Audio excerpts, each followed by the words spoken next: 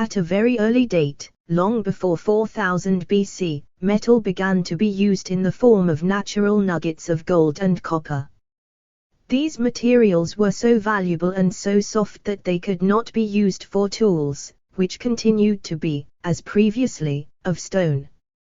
Ornaments, however, were made by hammering and later, probably after the discovery of smelting from ores, by casting.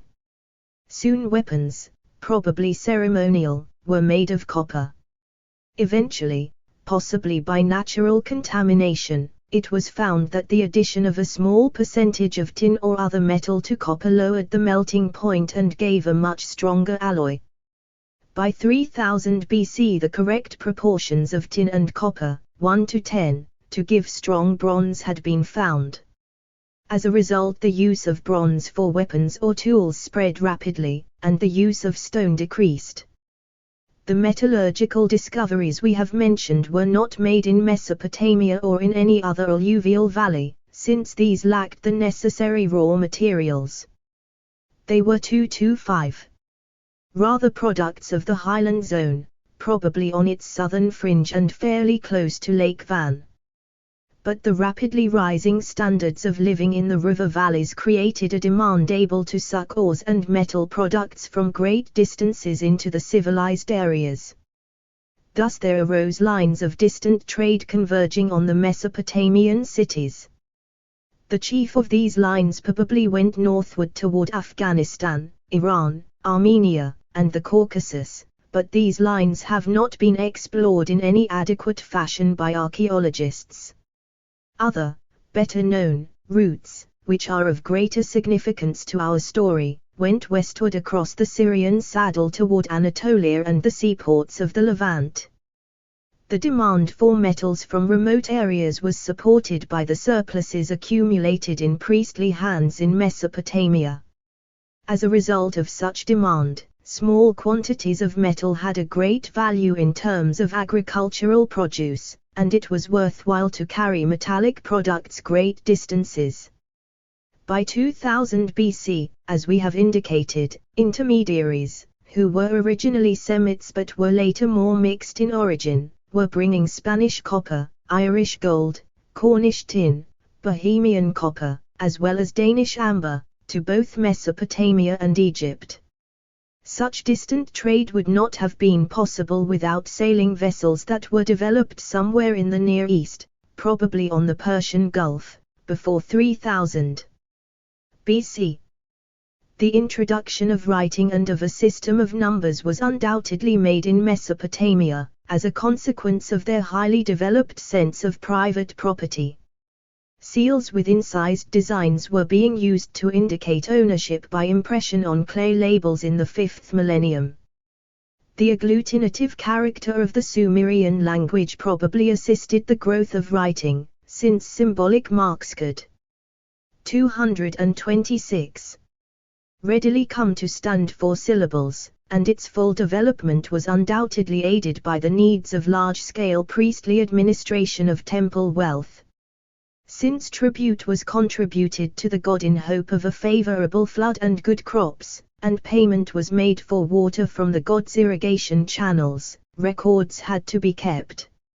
Long before 3000 BC this was being done by scratching on pieces of clay with marsh reeds. Soon this was done by stamp seals and later still by cylinder seals that could inscribe a continuous record of ownership by being rolled across wet clay. Slowly an arbitrary system of symbols came to stand for numbers, amounts, and commodities. Later other symbols came to stand for ideas and thus for syllables. Such ideographic or syllabic writings were not completely satisfactory because ideas and syllables are so numerous that a large number of distinct symbols was needed to express even quite simple messages. None of the River Valley civilizations ever made the next step to a system of writing in which a small number of symbols represented the relatively few basic sounds used in any language. The Egyptians came close to this achievement because they did have 24 symbols that stood for monosyllabic words consisting of a consonant and a vowel, and were used to represent the consonant alone. but the Egyptians continued to use hundreds of other symbols for ideas, syllables, or words, and thus never acquired the true alphabet. This great achievement, as we shall see, was made by the Canaanite civilization in the course of the 2nd millennium BC. The number system of Mesopotamian civilization, fully worked out by 2000 BC, was much more efficient than their method of writing. At first they used a system based on 10, but by the historic period they had added one based on 62 to 7. For scientific work, this was much more convenient to use because it eliminated most fractions. The base 10 is divisible only by itself and 1, 2, and 5. The base 60 is divisible by itself and 1, 2, 3, 4, 5, 6, 10, 15, 20, and 30. Fractions were difficult for these archaic peoples because they could not conceive of fractions except with numerators of 1, thus percent was written as VZ plus 14. A great advance was made about 2100 BC when the Babylonians adopted positional notation, such as we use.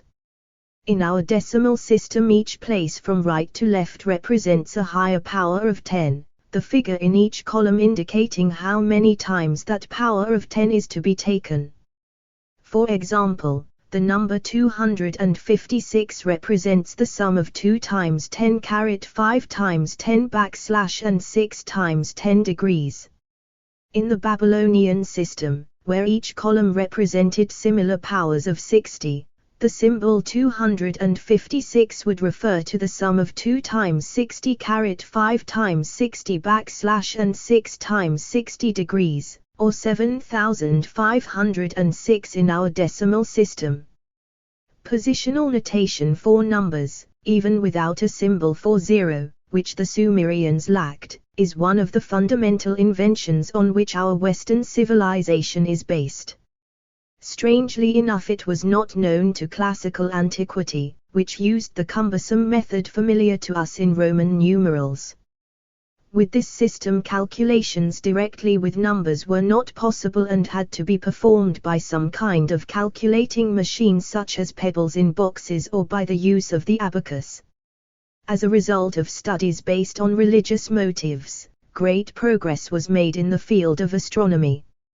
Originally, this interest came from the Sumerian priesthood's concern with the seasons, the solar year, and the date of the flood. It undoubtedly continued because of tradition, from a superstitious interest in astrology, and from the hope that Noel 225** edge of astral behavior would help the priests in controlling the credulous masses of the population. At no time was the Mesopotamian approach to astronomy scientific in our sense, and it became less so as time went on. Rather, it was empirical. In our scientific approach, we have an idealized picture of the interrelations of the heavenly bodies, and we try to forecast astronomical events by projecting the relationships of the heavenly bodies into the future from our knowledge of their present positions and future motions. The Mesopotamians made no use of such a picture. Instead, they kept accurate records over long periods of the occurrence of certain events and tried to forecast future occurrences by adding the average period between all past observances of the event to the date of the last observation of it. Since each observation gave them one more period to use in calculating the average period, their estimates became increasingly accurate right to the end of Mesopotamian civilization. This increasing accuracy, for example in foretelling eclipses, must not be taken to indicate a continued advance of science, since the whole system was empirical rather than scientific. But the results are impressive. The work of the late Chaldean astronomers, such as Naberamani, alive in 490 BC, or Kaidinu, alive in 379, is almost unbelievable. Naberamani gave lists of eclipses of the sun, including ones he knew would not be visible in Babylon. He gave the times on which these eclipses would begin, with errors of only a few minutes. He gave the positions of the planets far into the future with similar small errors. His successor Kaidinu gave the length of the sidereal year as 365 days 6 hours, 13 minutes, 43.4 seconds, which is only 4 minutes, 32.65 seconds too long. He gave the length of the Earth's movement 229. From its closest distance to the Sun, away, and back again as 365 days, 6 hours, 25 minutes, 46 seconds, the still accepted figure. He gave many other calculations with an accuracy that was not exceeded until the 19th century or is still accepted today. In spite of such observations, Mesopotamia never achieved a 365-day calendar as accurate as the Egyptian. All the alluvial civilizations were troubled by efforts to combine the old Paleolithic month based on changes of the moon with the new agrarian year based on movements of the sun. Since the phases of the moon take about 29v2 days, while the shifts of the sun take approximately 36,514 days, it is not possible to fit a round number of lunar months into a solar year. Originally both civilizations did this by making the year 360 days or 12 lunar months of 30 days each. In such a system, both the year and the month were incorrect. The Egyptians remedied the error in the length of the year by adding 5 days which belonged to no month. The Mesopotamians tried to remedy the error in the length of the month by alternating months of 29 and 30 days. This difference arose because the Egyptian economy was largely agricultural, and thus emphasized the sun and the year, while the Mesopotamians were constantly under pressure from Semitic pastoral peoples to whom the moon was more important than the sun. As a result, the length of the Semitic year came to be only 354 days long, and the seasons, which require 36,514 days to pass in review, moved slowly through the various months. To remedy this, a 19-year cycle was established in 747 BC by inserting 7 months in every 19-year period. Just as we insert a day in leap year. The older unreformed Babylonian calendar of 354 days was adopted by the Semites, and came through the Phoenicians to the Greeks. 230. This chaotic calendar continued to be used at Athens, although Democritus learned of the 19-year cycle on a visit to Babylon about 448, and Meton, in 433, tried to introduce it but could not win Athenian approval. The 354-day calendar of Mesopotamia is known to the Arabs to this day. The attempt to fit the lunar month into the solar year was continued until the time of Julius Caesar, 45 BC. The Romans used a modified version of an Anatolian calendar which they had obtained from the Etruscans, but they mismanaged it so completely that by the time of Caesar the civic year was about 3 months ahead of the solar year. Caesar adopted the Egyptian calendar of 36,514 days by inserting 2 months before March and rearranging the number of days in the months as we have them today.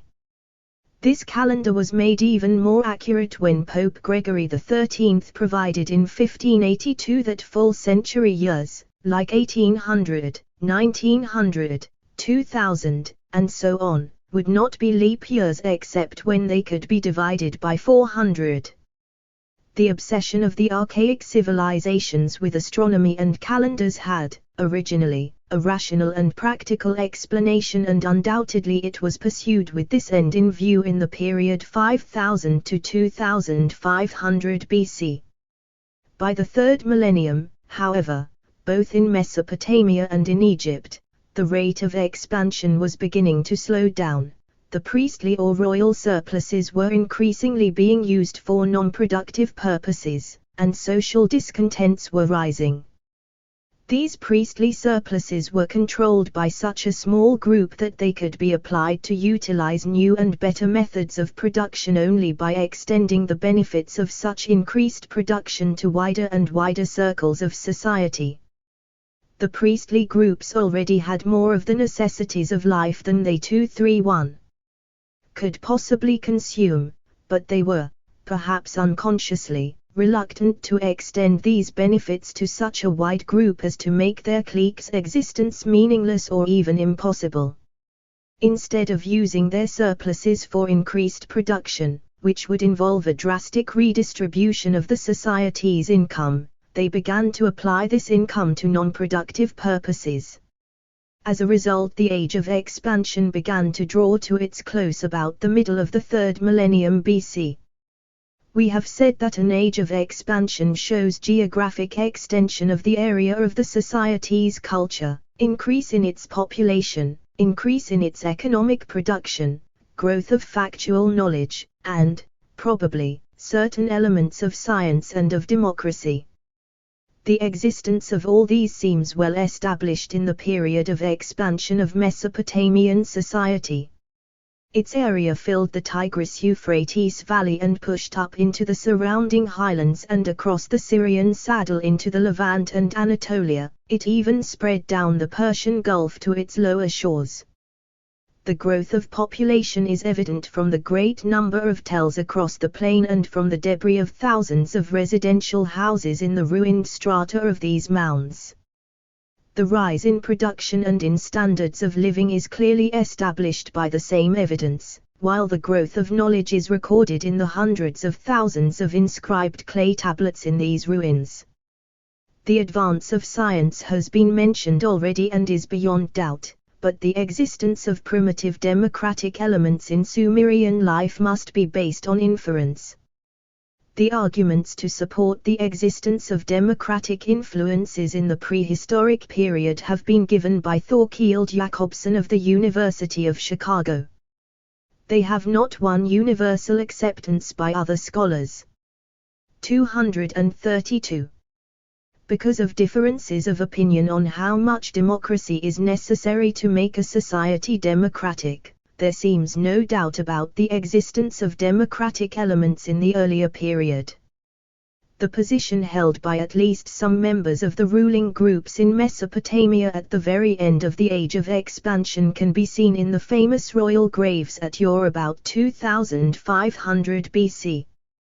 By that time the people believed that their priestly ruler, called Ensi, was the god's representative on earth and that his intercession was necessary to obtain the god's support for all the orderly periodicities necessary to human life on earth.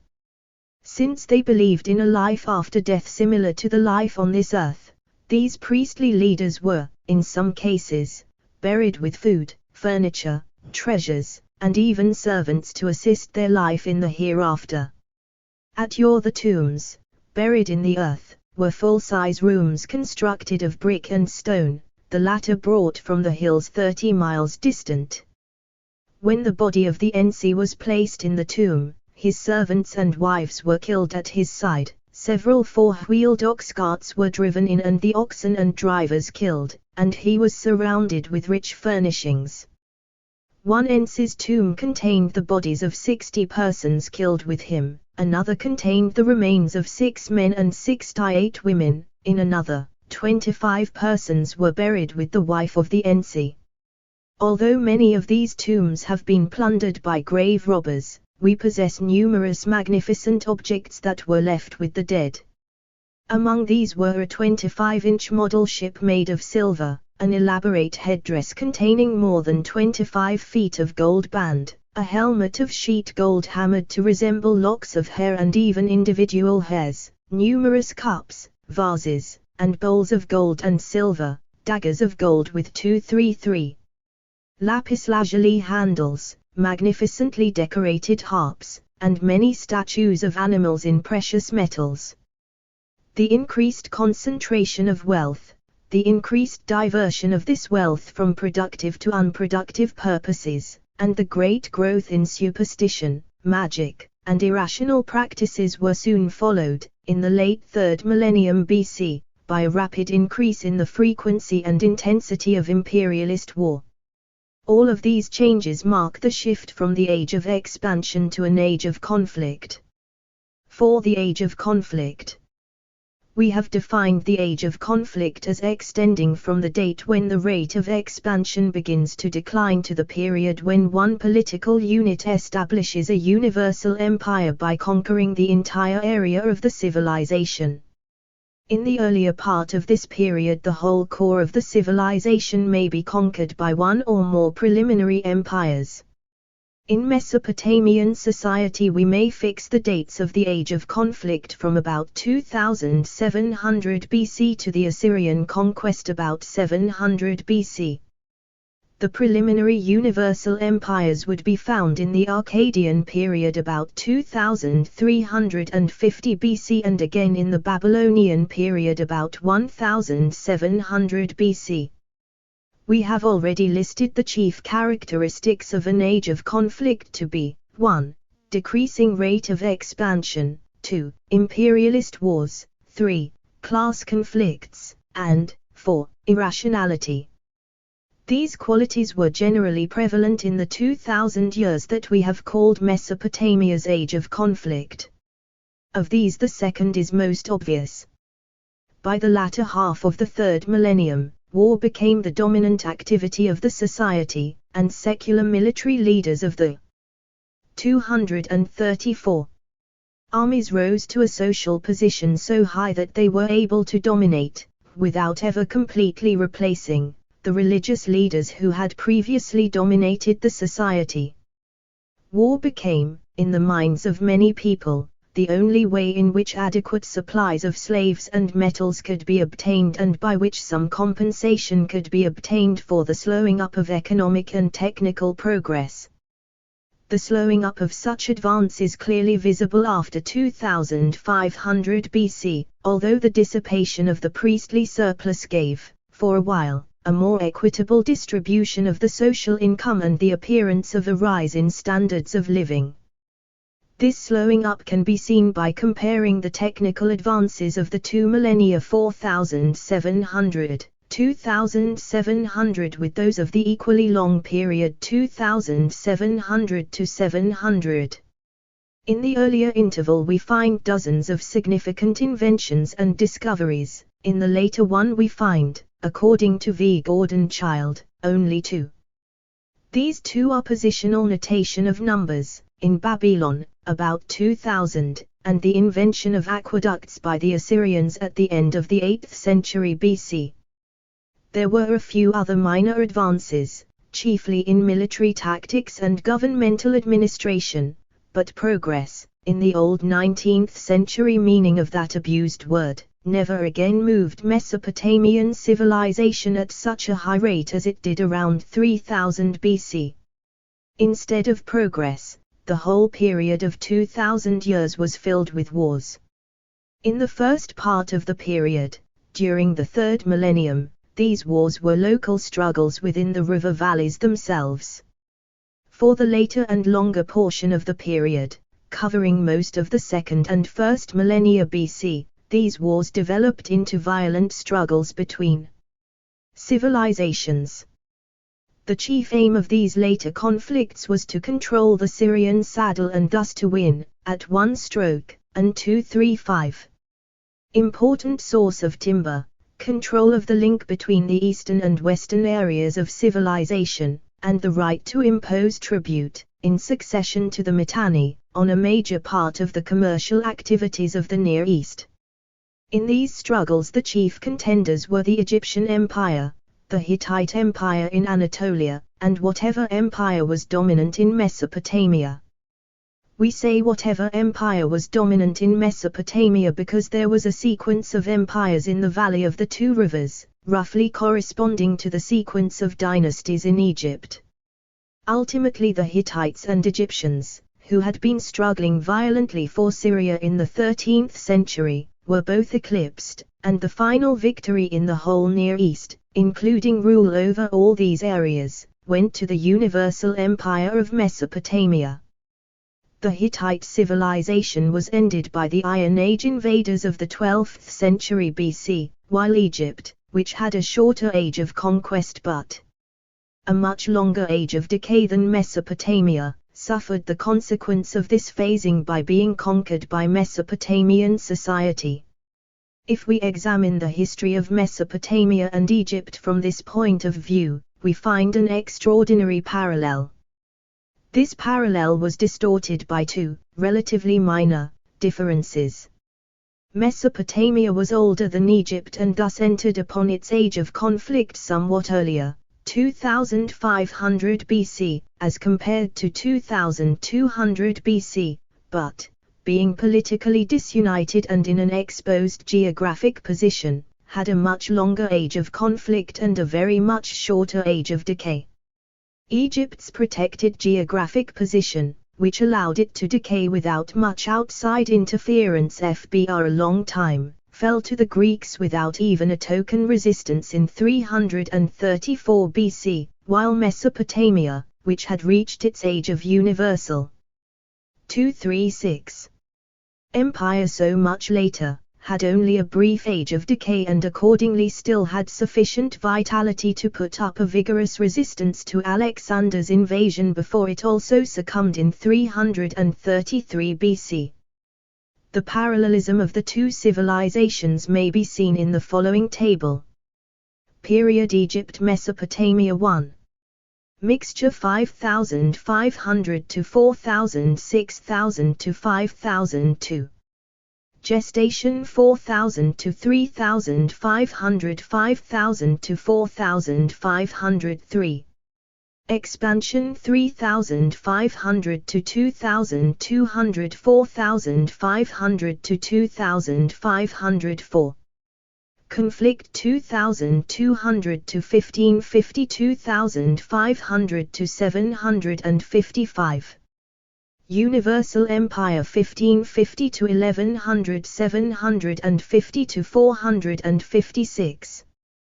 Decay 1100 to 350 450 to 357.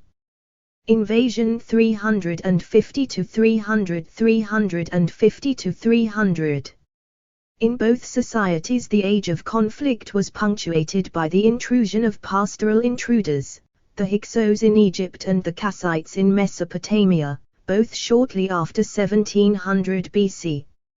In Egypt the Hyksos remained a people apart, with their center outside Egypt itself, at Avaris in Sinai, and occupying only a portion of the delta for exploitative purposes. They were more easily expelled, about 1567, and Egypt resumed its autonomous evolution, achieving its full universal empire in what we call the New Kingdom, 1570 to 1166. In Mesopotamia the process was more prolonged. The preliminary core empire of the Akkadians, 2250-2150, was overthrown to be followed by another Semitic intrusion, the Amorites, and a second preliminary core empire of Semitic domination centered at Babylon.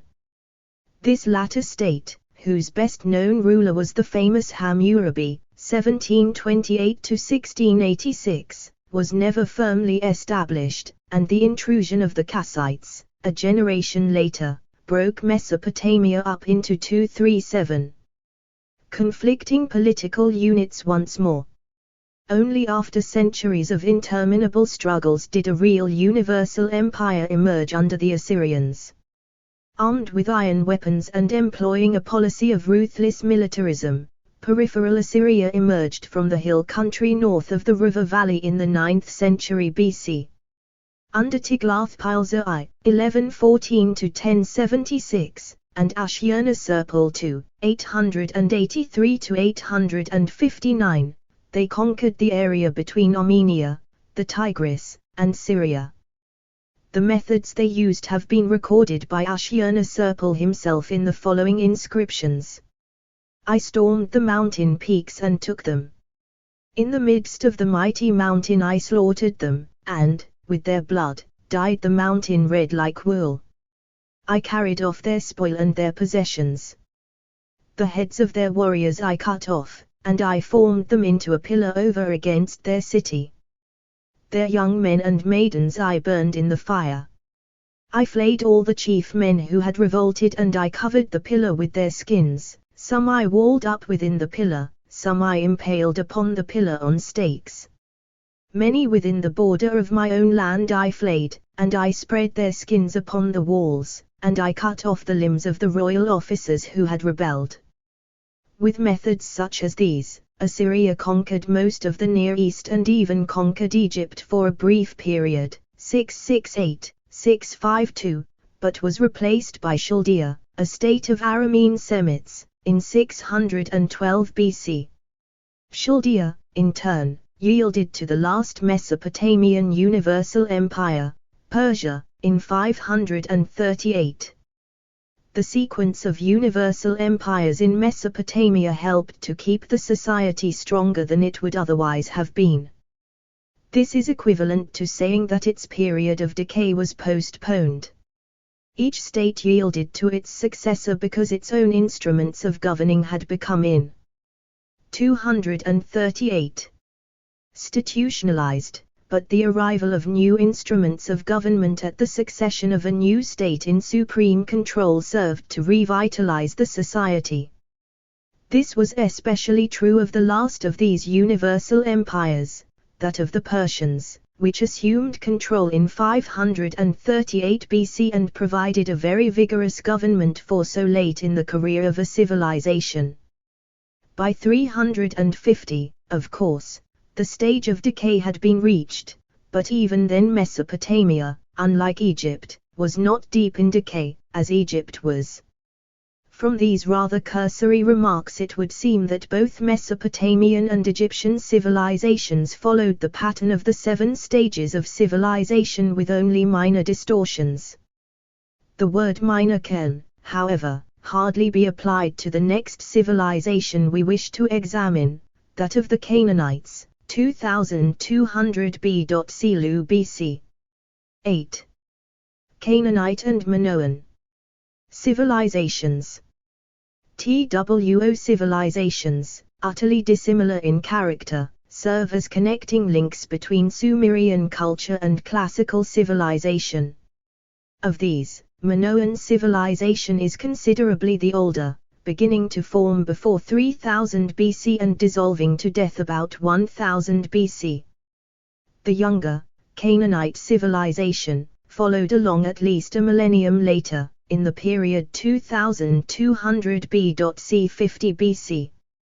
The difference in character of the two is almost as great as could be, the younger one being violent and bloodthirsty, especially in its religious ceremonies, to a degree exceeded by no other society, except perhaps the Meso-Mercian during the Aztec period, while Minoan society was gentle and peaceful, without temples or any known religious ceremonies. Chronologically, Minoan civilization should be discussed first, but logically it is better to reverse the order because of the close cultural relations between Minoan society and classical civilization to be discussed in the chapter to follow. A. Canaanite civilization.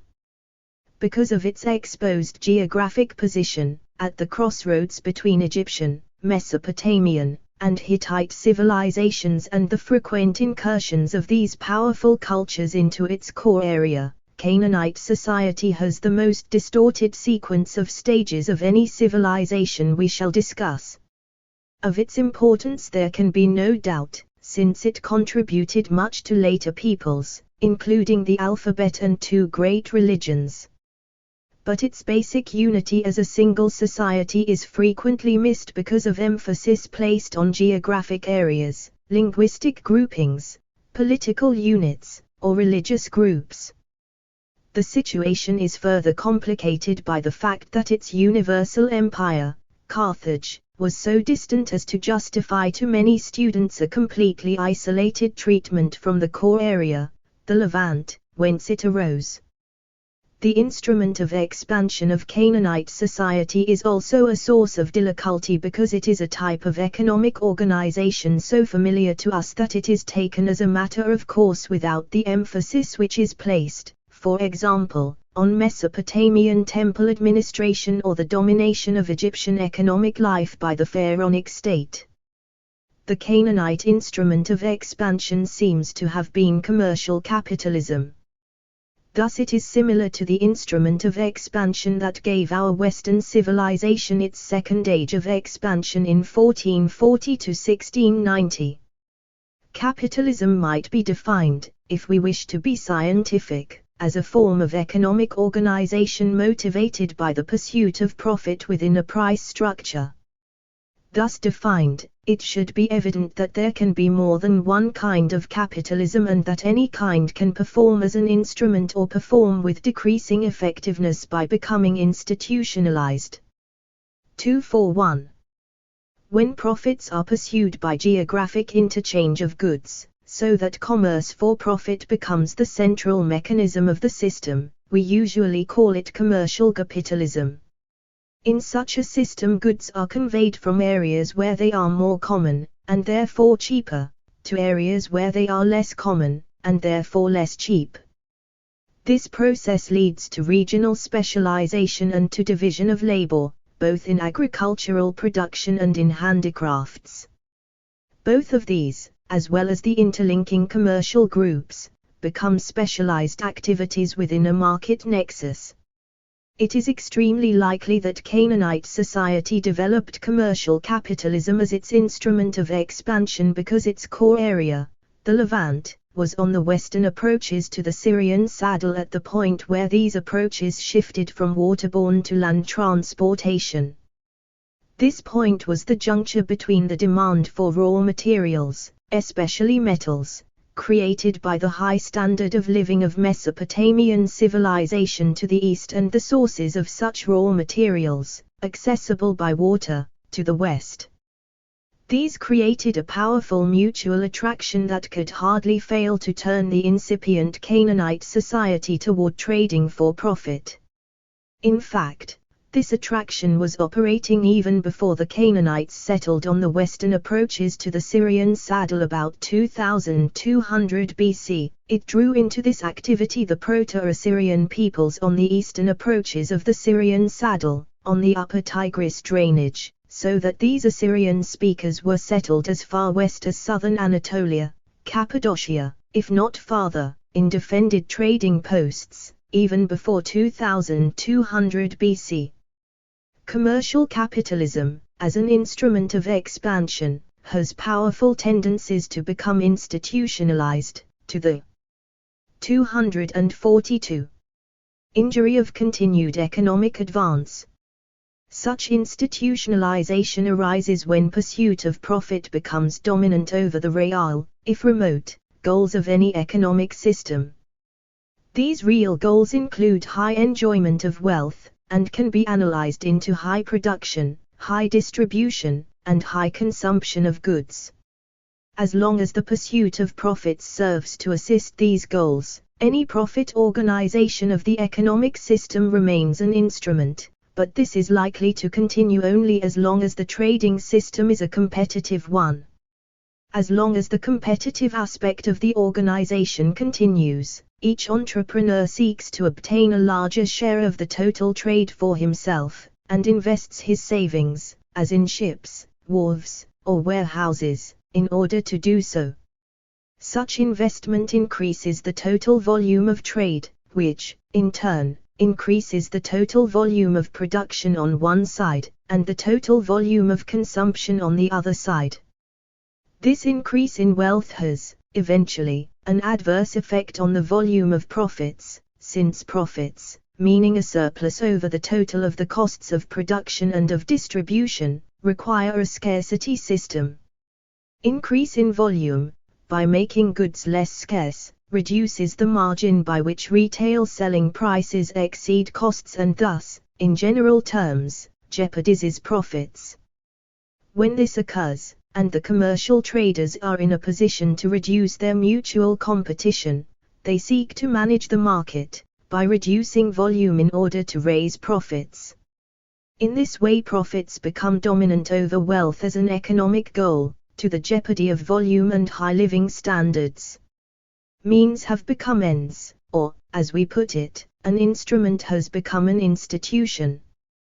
This process took place in our own Western civilization about the 17th century, and of that process we generally say that commercial capitalism, or the commercial revolution in the older 243 books, was transformed into mercantilism.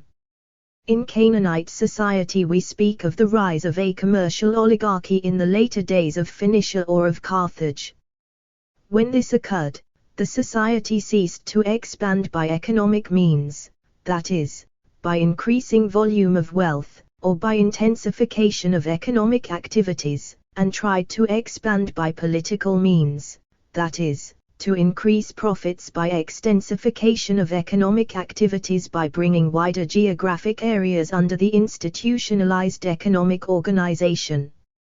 Thus, the economic imperialism and wars typical of stage 4 of any civilization replaced the earlier economic expansion, which also involved geographic expansion, but by exploration and colonization rather than by imperialist wars.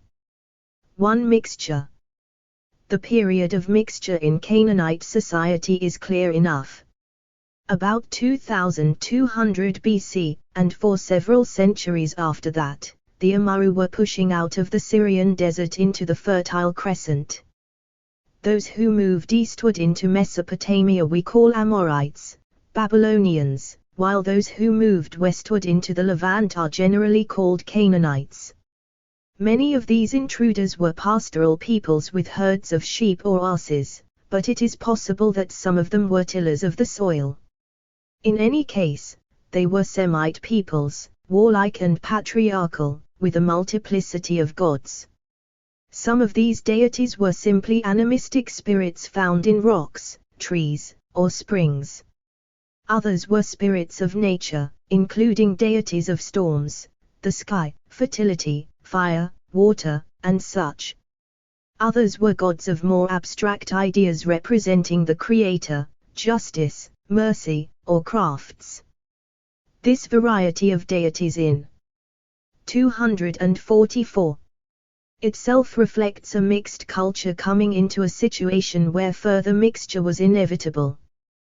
These other peoples came chiefly from Mesopotamia to the east and from Egypt to the south, but the Indo-European people from the north, known as Mitanni, and the Alpine peoples from the same direction, whom we call Hurrians, helped to contribute to what must have been a very complex mixture. And finally, during the middle centuries of the second millennium BC, there were pervasive cultural elements from the seaways to the west, especially from Crete.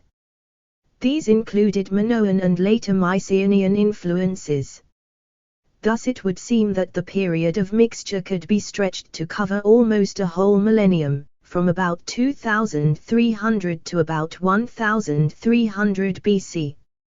In spite of this great mixture of different elements, Canaanite society developed its own distinctive outlook and character.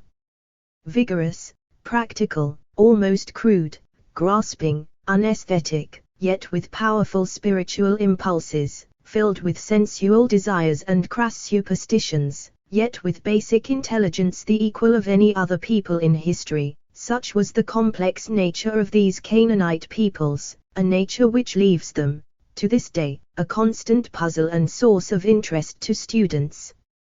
Whatever may have been the social organization of the Canaanites before they migrated, they came into the Fertile Crescent organized on the basis of blood groupings, either as families or tribes. Almost at once the more successful of these groups began to hack out areas of influence and create principalities organized on a somewhat different basis, since they claimed powers over peoples who were not related to the family of the prince. Thus, the idea of the state, coming perhaps from the city civilizations not far off, began to replace the older ideas of tribal loyalty and blood vengeance. 245. The second millennium was still in its early centuries when a series of Amaru princes ruled the whole Fertile Crescent from the Persian Gulf to the Nile and, as Hyksos were beginning to force their way into Egypt. Amorite names like Abram, Jacob, and Benjamin were recorded in cuneiform writing for the whole area. Tribal or family influence was still so powerful in most places that individual rights were very weak, and a strong family group was a better guarantee of personal safety or of individual rights than either personal prowess or princely power. In this rapidly developing society there were scattered persons whom the documents called Habiru or some similar term. They are recorded from Mesopotamia, Asia Minor, Egypt, and the Levant. The meaning of the term Habiru is disputed, but it seems to apply to persons whose social position did not provide them with the protection of blood relatives and of the threat of retaliatory feuding by their families. They were what Maitland called in the early Middle Ages in England, landless and kin-shattered men. The cause of this kin-shattered condition which left the Habiru in a precarious social condition is fairly clear. Any individual who had killed a member of his own family obviously lost the protection of that family and became socially isolated. Or again, any person who had made a formal agreement to become the bondsman of another had voluntarily renounced the protection of his blood relatives. Similarly, men who bound themselves to fight for money could not expect their families to stand by prepared to avenge any injuries they might suffer in their combats. Such persons, without family to protect them or to force the prince to extend his protection, needed some other protector. This was found by seeking the favor of Yahweh, the god of 246. Mercy, one of the lesser deities in the numerous Canaanite pantheon. Such allegiance to Yahweh by bondsmen, murderers, or other kin-shattered persons did not originally imply any renunciation of the other deities in the Canaanite pantheon, and the Habiru continued to worship, as seemed fit, the other Canaanite Baals, working downward from the greatest, El, God of justice and creator of the world. The economic activities of these Habiru were probably not much different from those of other Canaanites. But two comments might be made. As persons with weak or no kinship ties they probably wandered about from place to place more readily than other Canaanites. And there clearly seems to be, among the Habiru, a large proportion of wandering metal workers and music makers. Some of these metal workers were known as Kenites, a name traditionally derived from Cain, the son of Adam. It is worth noting that the mark the Lord put upon Cain was not a mark of damnation, as some believe, but a mark of protection. The Lord put a mark on Cain, lest any who came upon him should kill him. It would appear thus that the Habiru who became the worshippers of Yahweh and later strict monotheists began as a legal or social group, later, at the time of Moses, became a religious group, and still later, at the time of Joshua, began to develop into a political group. Much later, after the Assyrian destruction of the Hebrew state, they became, once more, primarily a religious group, although there always were tendencies to become a political group, by establishing Hebrew rule in some area, or to become a biological group, by insisting on endogamy. At any rate, the Hebrews always were a group within Canaanite society and never became a society of their own. 247. 2. Gestation. Because the process of mixture continued so long in Canaanite civilization, probably because of the very exposed geographic position of the Levant, we cannot fix any rigid date when mixture ended and gestation began. There was rather a series of advances and relapses not only in regard to these two stages but possibly in regard to the next as well. Moreover, the instrument of expansion we have posited for this society, commercial capitalism, is one in which there is no great interval between accumulation of surplus, plowing of this surplus back into the business, and increase of output arising from such investment. This process undoubtedly existed among the Canaanites at an early date in the second millennium, but it seems clear that the Levant was too closely dominated by Egyptian and Hittite influences for us to attribute much of its social dynamics to Canaanite organization until fairly well along in that second millennium. By 1300 Egyptian power was in full retreat from the Levant, and a century later the Hittite Empire was breaking up under the blows of the Iron Age invaders. At that point, about 1200, the period of expansion of Canaanite society was beginning. 3. Expansion. The period of expansion of Canaanite society began as the withdrawal of Egyptian and Hittite influence and the absorption of Hurrian and Mitanni peoples allowed this new commercial society to emerge. At that time we find a threefold situation: the Canaanite pagans in control of the south. 248. Levant were being squeezed between the Philistines coming in from the sea to the west and the Hebrews coming in from the desert to the east. The Canaanite pagans in this period were to be found not only in Palestine but also in Syria, where they were already engaged in the Levantine trading activities we associate with the Phoenicians. In fact, they were early Phoenicians, although historians usually call them by the names of their respective cities. Of these cities the best known are probably Ras Shamra and Al-Alak in northern Syria. The archaeological evidence from these, especially from Ras Shamra, the ancient Ugarit, shows a flourishing trade going on between Mesopotamia and the Mediterranean peoples, particularly the Mycenaeans from 1700 to 1200.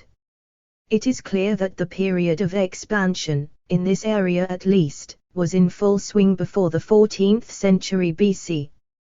By the end of that century, pressure from the Hittites and the damage caused by the great earthquake of about 1365 BC, had hampered these more northern seaports and provided an opportunity for more southern seaports such as Byblos, Sidon, and Tyre to break into the western trade.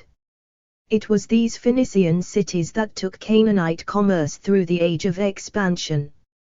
While these developments were occurring in the north, the Hebrew peoples were forming in the south. Some Habiru had accompanied the Hyksos into Egypt in the 18th century BC.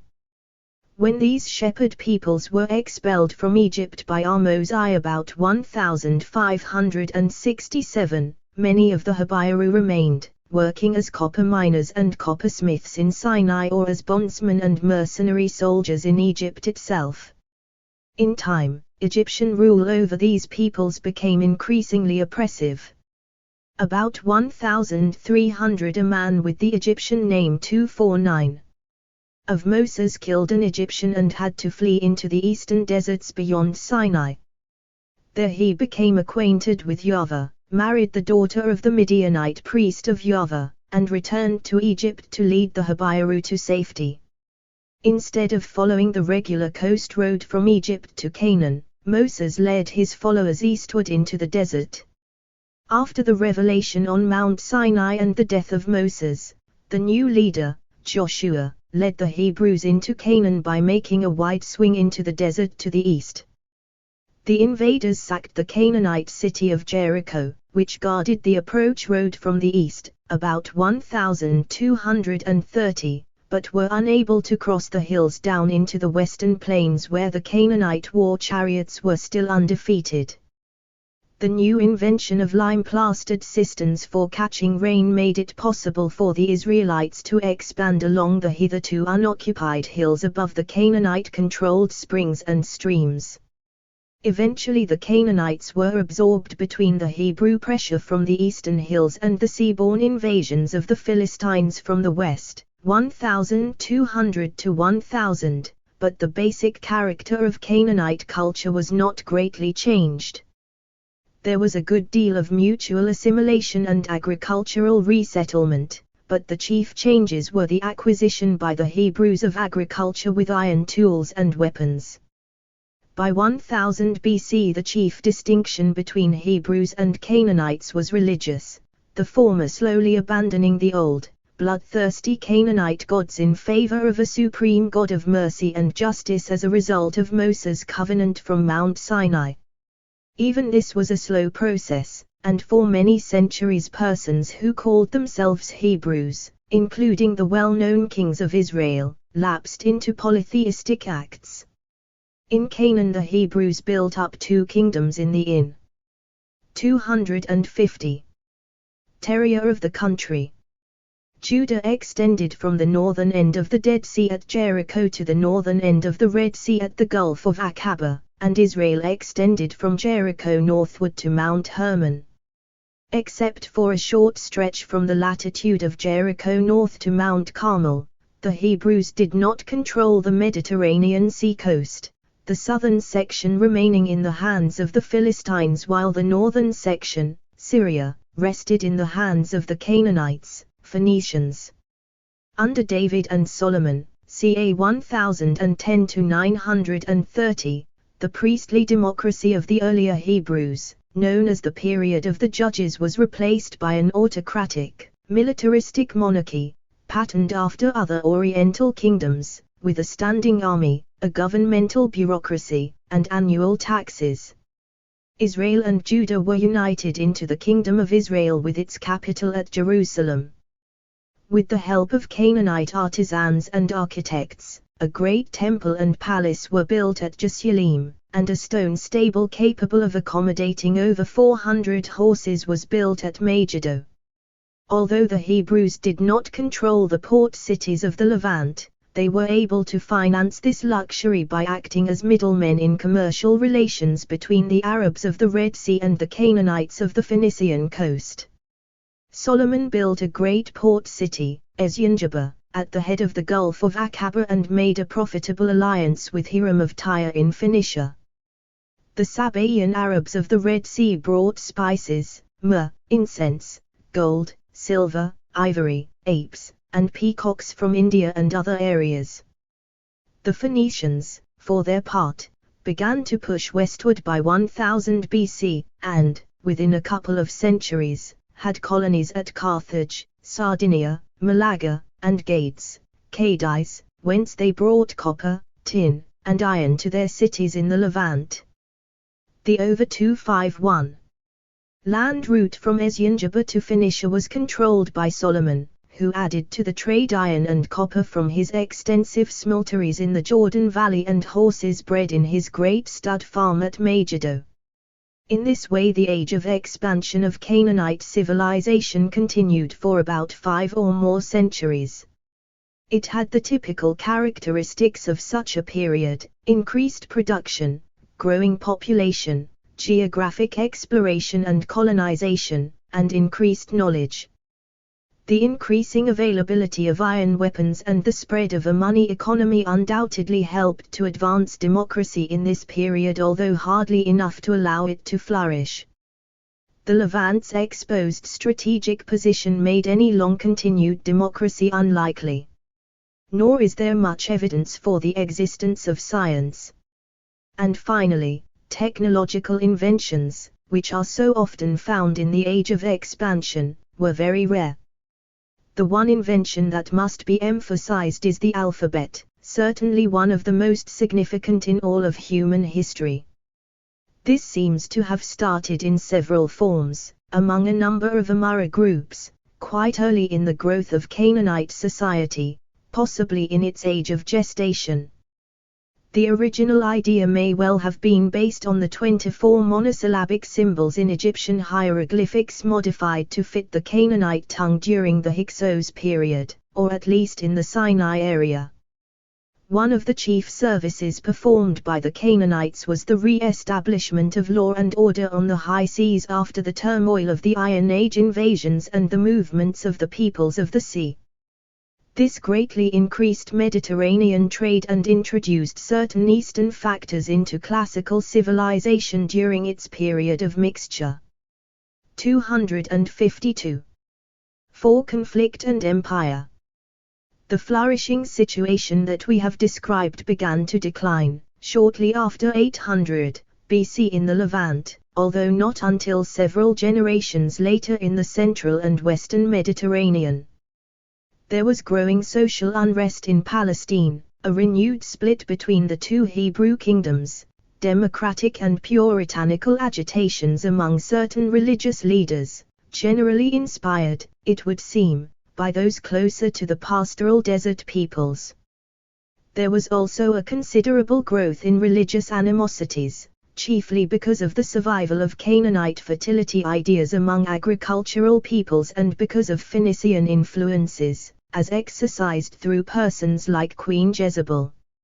In addition to these troubles, there were growing external dangers, including renewed Egyptian invasions under Necho, 608 BC, increasing Aramean pressures and, above all, the continued savage assaults of the Assyrians.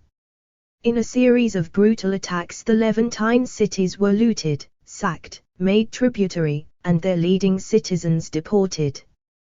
The northern kingdom of Palestine, then called Samaria, was destroyed in 722 and the southern one, Judea, in 586. The more prominent citizens, perhaps 1/10 of the population, were deported to Babylon, the rest, mostly peasants, being left in Palestine. As a result of their exile, the upper classes became increasingly rigid in their religious orthodoxy.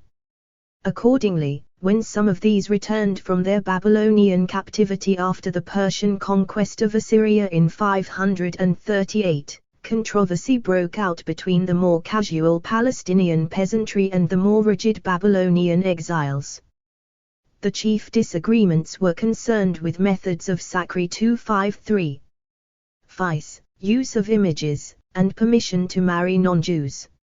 All of these things added to the conflicts in the core area of Canaanite society, until that society had been almost torn to pieces by 500 BC, although Tyre, situated on an island half a mile from the Levantine shore, continued to dominate the maritime commerce of the eastern Mediterranean until destroyed by Alexander the Great in 332 BC. In the meantime, the periods of expansion and conflict were occurring at somewhat later dates in the more peripheral West. The age of expansion probably continued there until about 600 BC, and was followed by a rather brief age of conflict. This was short, lasting little more than a century, because there was no other Canaanite state in the West in any position to challenge Carthage's claim to universal empire in that peripheral area, and because the social triumph of the commercial oligarchy within Carthage made class struggles insignificant. Carthage is to be regarded as the universal empire of Canaanite society despite its lack of political influence in the core areas in the Levant, since the strategically indefensible position of the Levant in the face of Assyrian power made it hopeless for Carthage to have any political ambitions there. A parallel situation could arise in our own Western civilization if Soviet domination of Europe left the United States as the only significant political force in the Western Hemisphere. There can be no doubt that Carthage, as a political unit, was a part of Canaanite society. The inhabitants spoke a Canaanite tongue and called themselves Canaanites, although we usually speak of them by the name of the city and refer to their language by the Latin term Punic. There. 254. Organization of expansion was the same institutionalized commercial capitalism. Their religion was clearly Canaanite, full of bloodthirsty superstitions concerned with various Baals, especially Moloch. This god, who was worshipped by throwing infants into his raging fires, was the principal deity of Carthage and Tyre and was not unknown in Palestine. There Solomon erected an altar to him, and other Israelites joined in his horrible sacrifices. This is only some of the evidence showing that Carthage, as a political unit, was in Canaanite culture. 5. Decay and invasion. By 500 BC the period of decay was about to begin. 20 years later, 480, in both East and West, the Canaanite peoples suffered severe military defeats that serve as historical pointers to the downward way. In the east, the Phoenician fleet in the service of Persia was destroyed by the Greeks at Salamis, while in the west Carthaginian forces were destroyed at Imera in Sicily by the forces of the Western Greeks. These two events, which folk tales placed on the same day, marked a collision between declining Canaanite culture in its age of early decay and rising classical civilization in its full flush of expansion. The final blow in this conflict did not fall until almost 4 centuries later. Canaanite culture slowly died in the east after Alexander destroyed Tyre in 332, and the same culture died more quickly in the west after Rome sacked Carthage in the Third Punic War, 146 BC. By the time of Christ, only a few remnants of this strange distorted civilization still survived. 255. B. Minoan civilization. It is unfortunate that we know so little about the Cretan, or Minoan, civilization, for it has a number of distinctions of considerable significance. It was the first civilization that was not in an alluvial river valley, and, probably as a consequence, it retained its Neolithic garden culture character more than any other. For one thing, it was peaceful, something that can hardly be said about other civilizations. It remained basically matriarchal, in the sense that women had at least social equality, if not social superiority. Its chief deity was female, and women undoubtedly had greater political influence than in any other ancient civilization. Its religion was so unformalized that it had no temples and, so far as our evidence goes, no formal religious ceremonies. And to complete a rather paradoxical picture, its instrument of expansion seems to have been a socialistic state, yet its people, instead of being oppressed and regimented, had an outlook that was remarkably happy, optimistic, and carefree. The statement that the instrument of expansion of Cretan civilization was a socialistic state is based on the fact that almost all handicraft production, commercial activities, and written records seem to be centered in large public buildings, such as the so-called palace at Knossos in Crete. The ruins of this prehistoric Pentagon building were excavated by Sir Arthur Evans after 1900.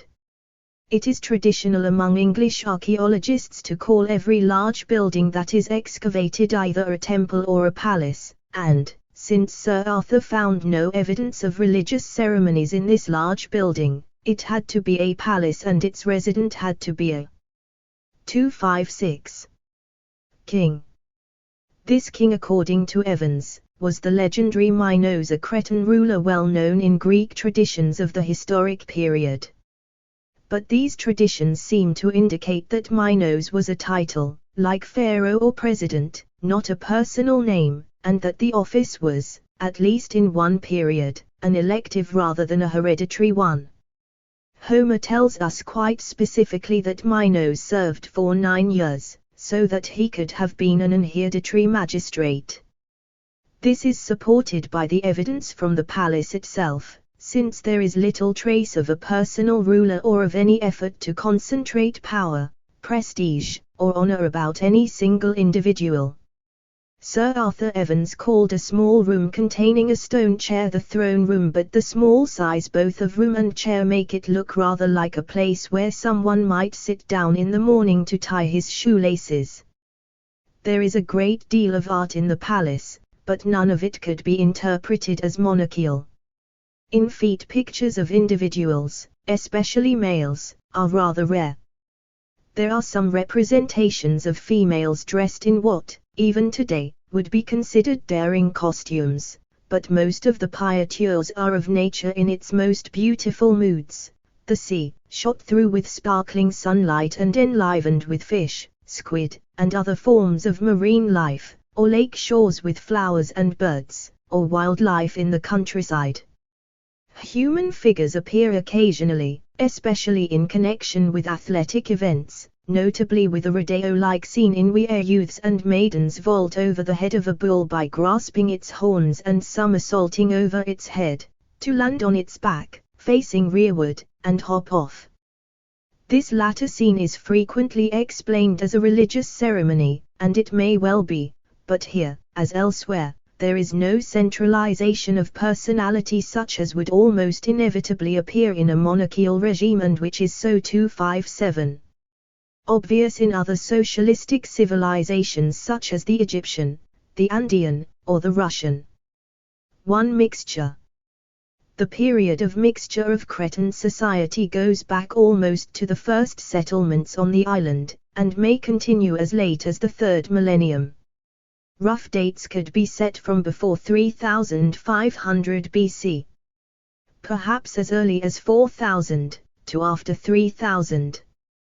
The elements that came together on this small island of Crete were, 1. A mixed group from Anatolia who may have been in the Mesolithic cultural stage, with a few early domestic animals and pottery made to look like leather bags. 2. A Neolithic garden culture of the usual type, the major ingredient in the subsequent Cretan culture. 3. A significant Asiatic influence, possibly associated with the megalithic diffusion, bringing knowledge of metals. And 4. An Egyptian influence, which is sometimes attributed, without evidence, to refugees from the unification of Egypt by Menes, just before 3000 BC.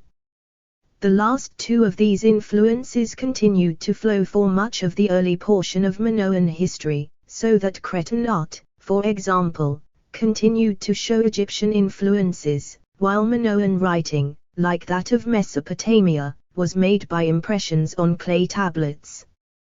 These civilizing influences did not change the basic Neolithic garden foundation of Cretan culture except by building upon it, and the new society remained peaceful and cooperative. The most significant question, which to my knowledge has never been answered, or even asked, is how it was possible for a known alluvial garden culture to adopt the fully sedentary life necessary for civilized existence. In 258. A blunt sentence: why did not the early Minoans exhaust the fertility of the soil and have to shift their fields as their Neolithic ancestors did? The answer probably is that they developed a new diet which put less pressure on soil fertility. This diet was based on olive oil, grape wine, fish, and wheat, and proved so successful that it has remained the staple diet of the Mediterranean area to the present time. It is a very significant diet in a number of ways beyond its biologic adequacy for man. Two of its elements were liquids, obtained from perennial plantings, while a third was derived from the sea. Oil and wine required sedentary farming and, at the same time, created a demand for pottery containers, which undoubtedly gave an impulse to craft specialization in this direction. In the palace at Knossos was row after row of man-high pottery jars that had been filled with oil, wine, and wheat. The use of fish for the protein element in their diet served to tie the economy to the sea and provided the watercraft and maritime skills that allowed the Cretans to become the commercial middlemen of the Mediterranean basin when the need arose. And it is possible, although not clear from the evidence, that the grain fields could have been refertilized by products from the sea, such as burned seaweed. At any rate, the Cretan people in their earliest centuries began to work out an economic system that moved them toward cooperation, specialized activities, and dependence on the sea without population pressure on the soil. 2. Gestation. As in so many civilizations, the period of gestation of Minoan society must rest on inference. The argument that 259. The instrument of expansion was the public authority is itself based on inference, although a fairly obvious one, but we can hardly go behind this inference to any more remote ones about origins. All that we can say is that the cooperative elements of Neolithic peasant agriculture were developed in the political security of an island existence and, probably under the influence of the sea, toward the development of a cooperative, non-monarchical, non-militaristic, and non-ecclesiastical public authority. We do not know if there was only a single such authority for the whole island or several of them. The archaeological evidence shows several centers in which urban centralized living developed on the island, at Knossos and Malea in the north and at Phaistos and Hasia Triada in the south. The existence of palaces in all of these does not necessarily indicate separate political units, especially if these buildings were administrative centers, as we have suggested. There is a basic pattern in them all, and the later ones may merely be decentralized administrative centers constructed by one political system. It has been suggested, largely because of the existence of a hard surface road across the island from Phaistos to Knossos, that these two were merely seasonal residences for the same ruler. None of this kind of supposition gets us very far. The only established facts are that these various centers were unfortified and clearly lived in peaceful relationships, and that the whole island, by the second millennium, was a single political unit. Since this political unity was achieved without clear evidence of warfare, it is possible that it grew up in the early periods of Minoan history. The lack of fortifications would also indicate that the island had a unified control of the sea and thus could protect itself against enemies from outside. 260. 3. Expansion. By 2300 BC, after 1,000 years of existence, Cretan society was launched on a brilliant period of commercial expansion, cultural progress, and artistic accomplishment.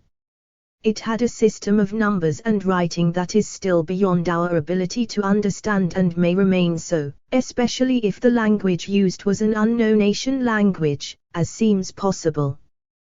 We know about 100 words in the language, many of them place names or names of objects used by later Greeks, but these do not seem to be related to any known languages. Words ending in inth like Corinth, hyacinth, plinth, and labyrinth, or words ending in asa like the Greek word for sea, thalassa, were originally Minoan. The writing, which was probably originally ideographic and rather pictographic, became increasingly linear, changing by jumps rather than by gradual development, as might be expected under a centralized political system. The commercial prosperity of Crete continued to grow in the first half of the second millennium and was benefited rather than harmed by the Bronze Age invasions.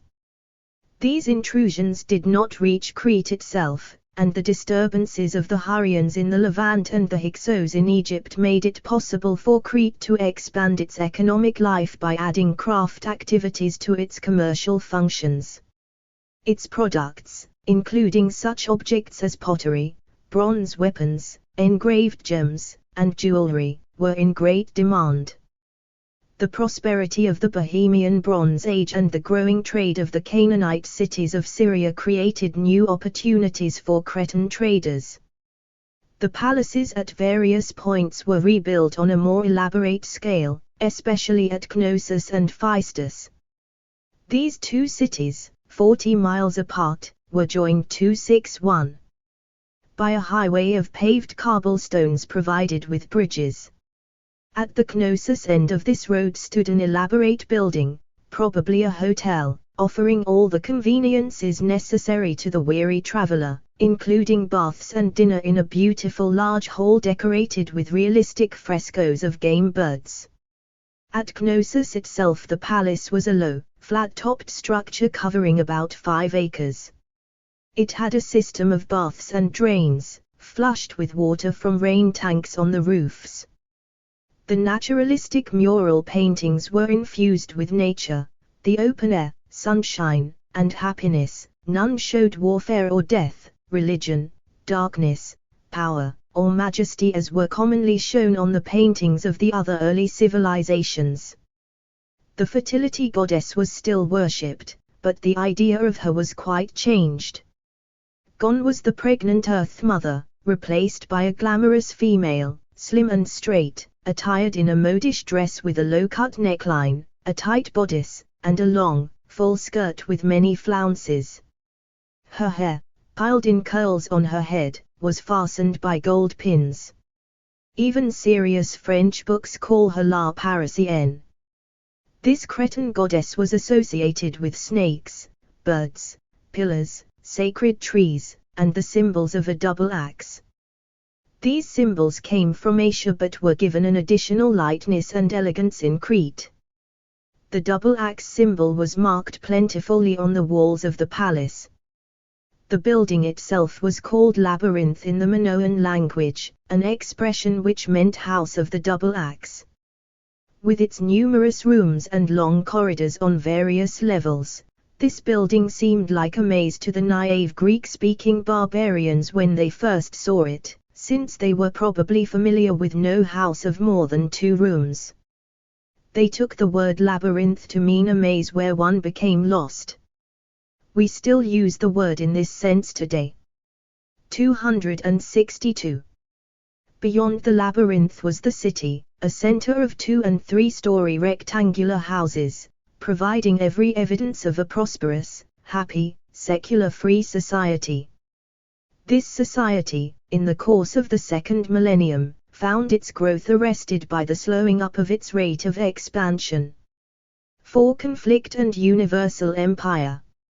It is very difficult for us to distinguish with any confidence the middle stages in the evolution of Minoan civilization. Our natural ignorance of the history of a society unknown through written evidence is intensified by the ambiguities to be expected in a civilization whose instrument of expansion was a socialist state. Of the general characteristics of the age of conflict, such as decreasing expansion, imperialist wars, class conflicts, and irrationality, we know almost nothing. There may have been class disturbances or even interurban wars, but the evidence does not allow us to say so with any assurance. Just before the middle of the second millennium, layers of ashes indicate severe fires in most Cretan urban centers, but we cannot be sure if these resulted from class disturbances or war, or from foreign invasions or even from earthquakes.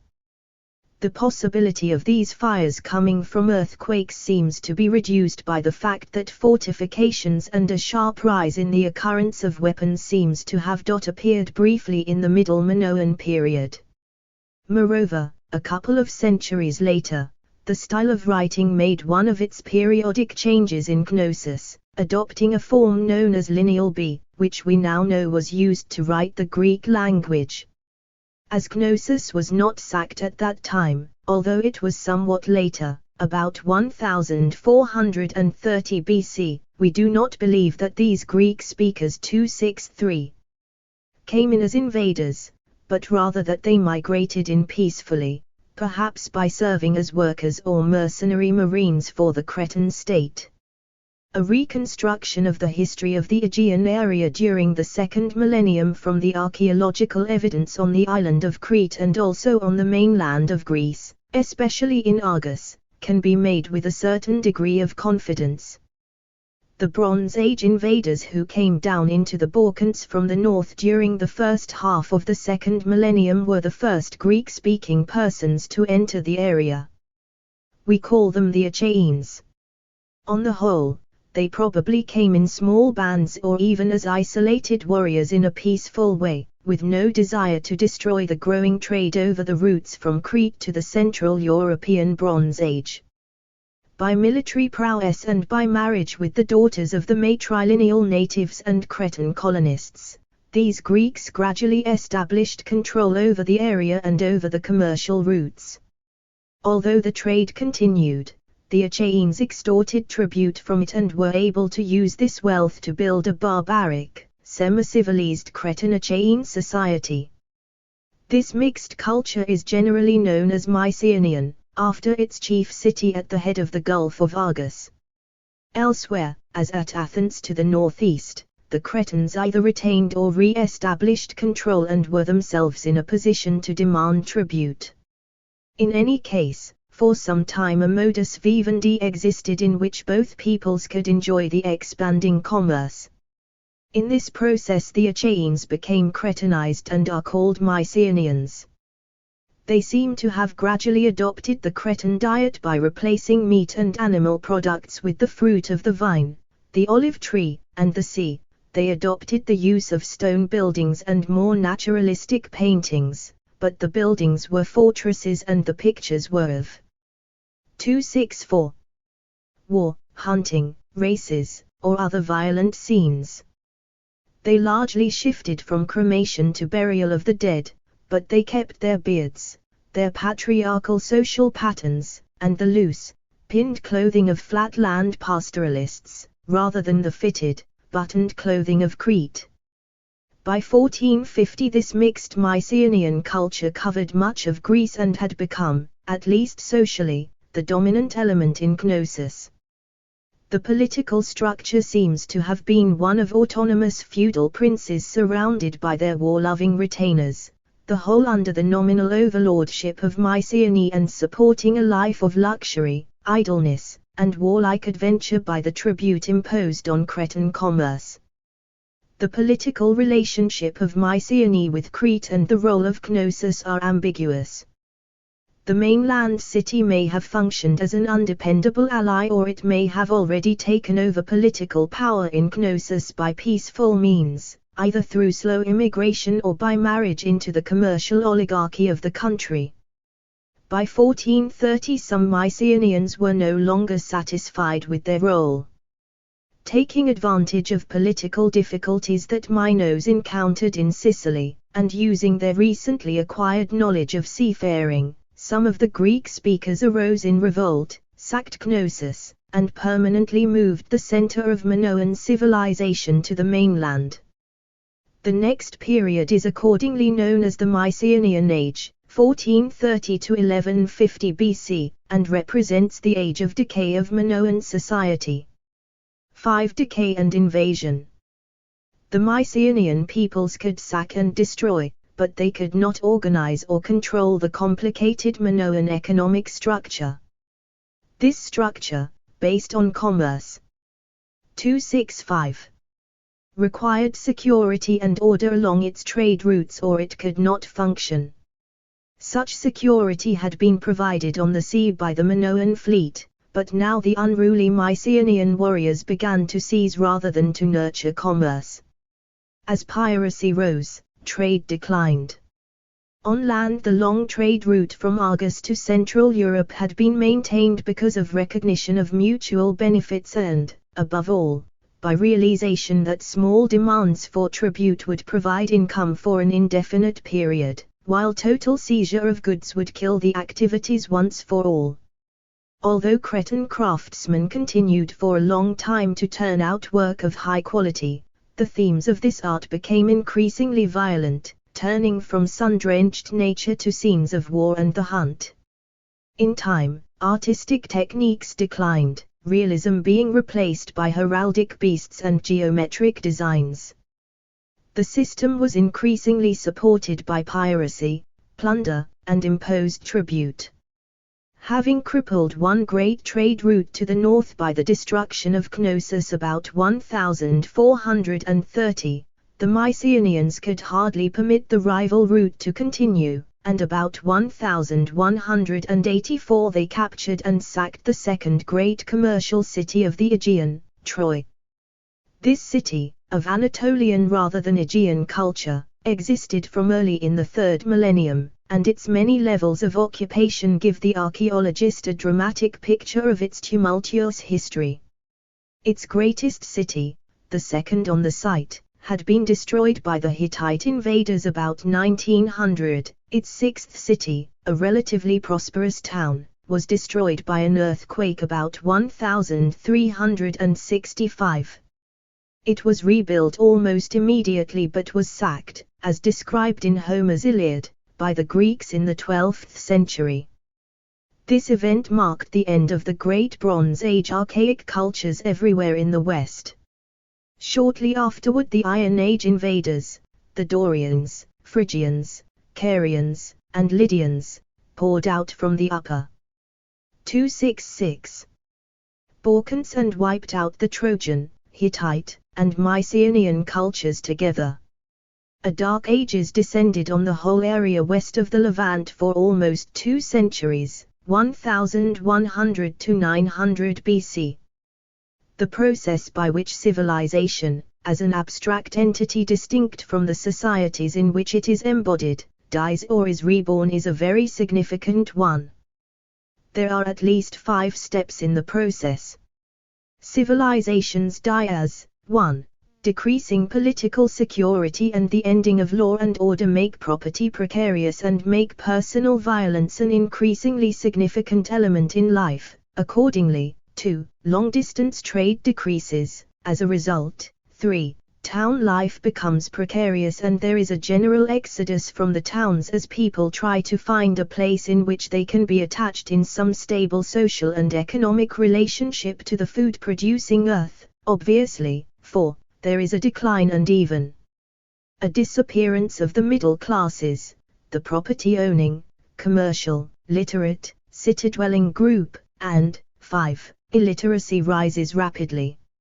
Civilization reappears through the same 5 steps, each in reverse. 1. Law and order are re-established. 2. Commerce increases. 3. Cities appear and grow. 4. A middle class, between soil tillers and fighting men, reappears, and 5. Literacy reappears as a technique of record-keeping and distant communication for the middle class. This process has passed through these steps several times, 2 of them at the 2 extremities of the life of classical civilization. This civilization, as is well known, had a Dark Ages at each end. The first, about 1100 to 900 BC, marked the division between Cretan civilization and classical culture, and the second, about AD 700 to 950, marked the division between classical civilization and Western. Each Dark Age is the period between the 5-step fall and the 2-6-7. 5-step rise of civilization of which we speak. In the earlier of the two, the political disorder that initiated the 5-step sequence is associated with the Mycenaean exploitation and the Dorian invasions. Then, generations later, law and order were re-established in the Mediterranean by the activities of the Phoenicians, and the 5-stage sequence continued until classical culture was established. The Second Dark Ages at the end of classical culture was initiated by the political insecurity associated with the Germanic invasions and the fall of Roman political power in the West. AD 476, it was ended, and Western civilization begun, by the same 5-step sequence beginning about AD 970. The Iron Age invasions on both sides of the Aegean Sea established the basis on which the subsequent classical civilization was to rise. In the Balkans itself the invaders, Dorians, came only a short distance from the north, but they came with such force and such destructive violence that the great mass of them ended up in southern Greece and in Crete itself. Thus in the classical period these were Doric-speaking areas and still retained the crudities of their ancestors. The chief state and leader of this group came to be Sparta. On the other hand, the Dorians drove southward so rapidly that they did not turn eastward into the islands and peninsulas of eastern Greece, and large enclaves of Mycenaean, that is mixed Achaean Cretan, culture persisted. In the classical period these survivals are known as Ionian, and became the highest representatives of later Greek culture, undoubtedly because of the survival of elements of Cretan culture. Some Mycenaeans, driven from their homes in Greece by the Dorian advance, crossed the Aegean and settled on the middle shores of the western coast of Anatolia, Asia Minor. These are also called Ionians, and the shore 268 on which they settled is known as Ionia. Thus, closely related Ionian peoples, with a similar culture and a common dialect, lived on both the eastern and western shores of the Middle Aegean Sea after 1000 BC. It was among these people, possessing strong elements of Minoan culture, that the new classical civilization was born. This culture was passed on to the later society, not only by surviving vestiges of social customs and personal outlook, but more explicitly through the works of Homer. These works, written in Ionia after the Dorian invasions, are based on memories of the great deeds of the Cretanized Achaeans before the invasions. 9. See Eleusical civilization, which occupied the shores of the Mediterranean Sea for almost a millennium and a half, 950 B.C.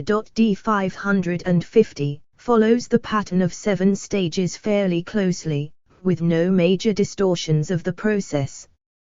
The only significant variation arises from the shape of the Mediterranean Sea itself, and this would not have given rise to a major distortion if it had not been reinforced by the fact that the Phoenicians, who provided the original impetus toward a revival of civilization in the Mediterranean basin, came from the extreme eastern end of the sea.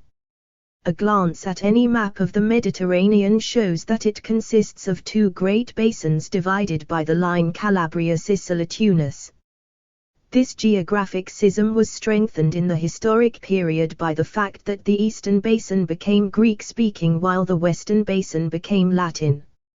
Most important of all, since classical civilization originated near Phoenician influence in the eastern part of the eastern basin and spread along the west-running seaways, the core area and the peripheral areas of Mediterranean civilization became separated from each other by more than the usual chronological lag.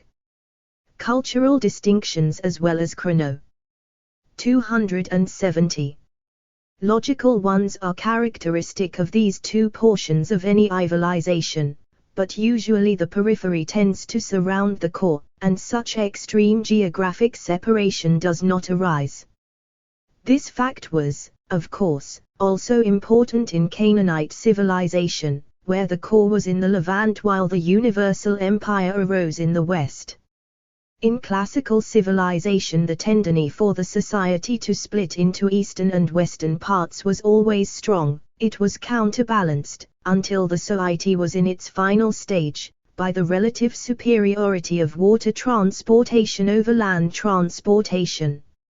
As a consequence of this, any part of the Mediterranean shore was likely to be more closely linked with any other part than it would be, by land communications, with its own hinterlands. The instrument of expansion of classical civilization was a social organization, slavery. This came into existence in the period of mixture as a consequence of the invasions of the Iron Age intruders.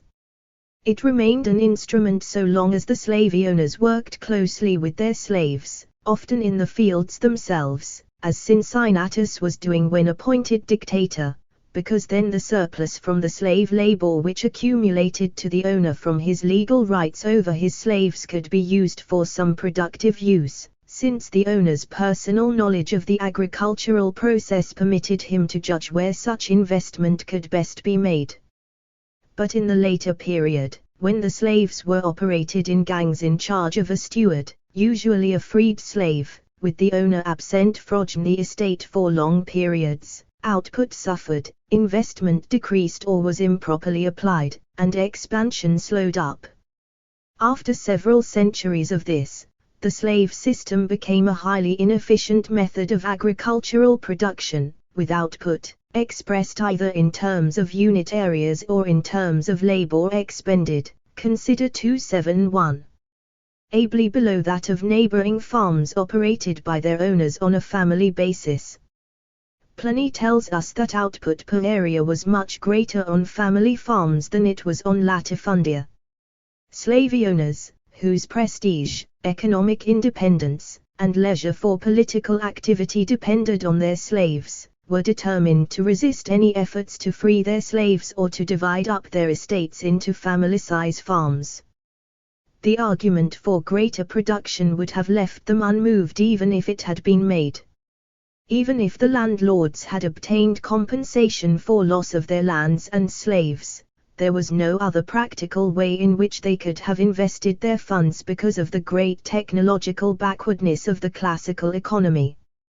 This excluded redistribution of land and freeing of slaves as practical large-scale alternatives to the latifundia system, and meant that the system could not be liquidated by any voluntary method but only by confiscation and violence, as finally occurred. But before it did occur, classical civilization had been destroyed by the struggles over this issue, and especially by the vain efforts of the slave-owning group to prevent their own liquidation as a social and economic group.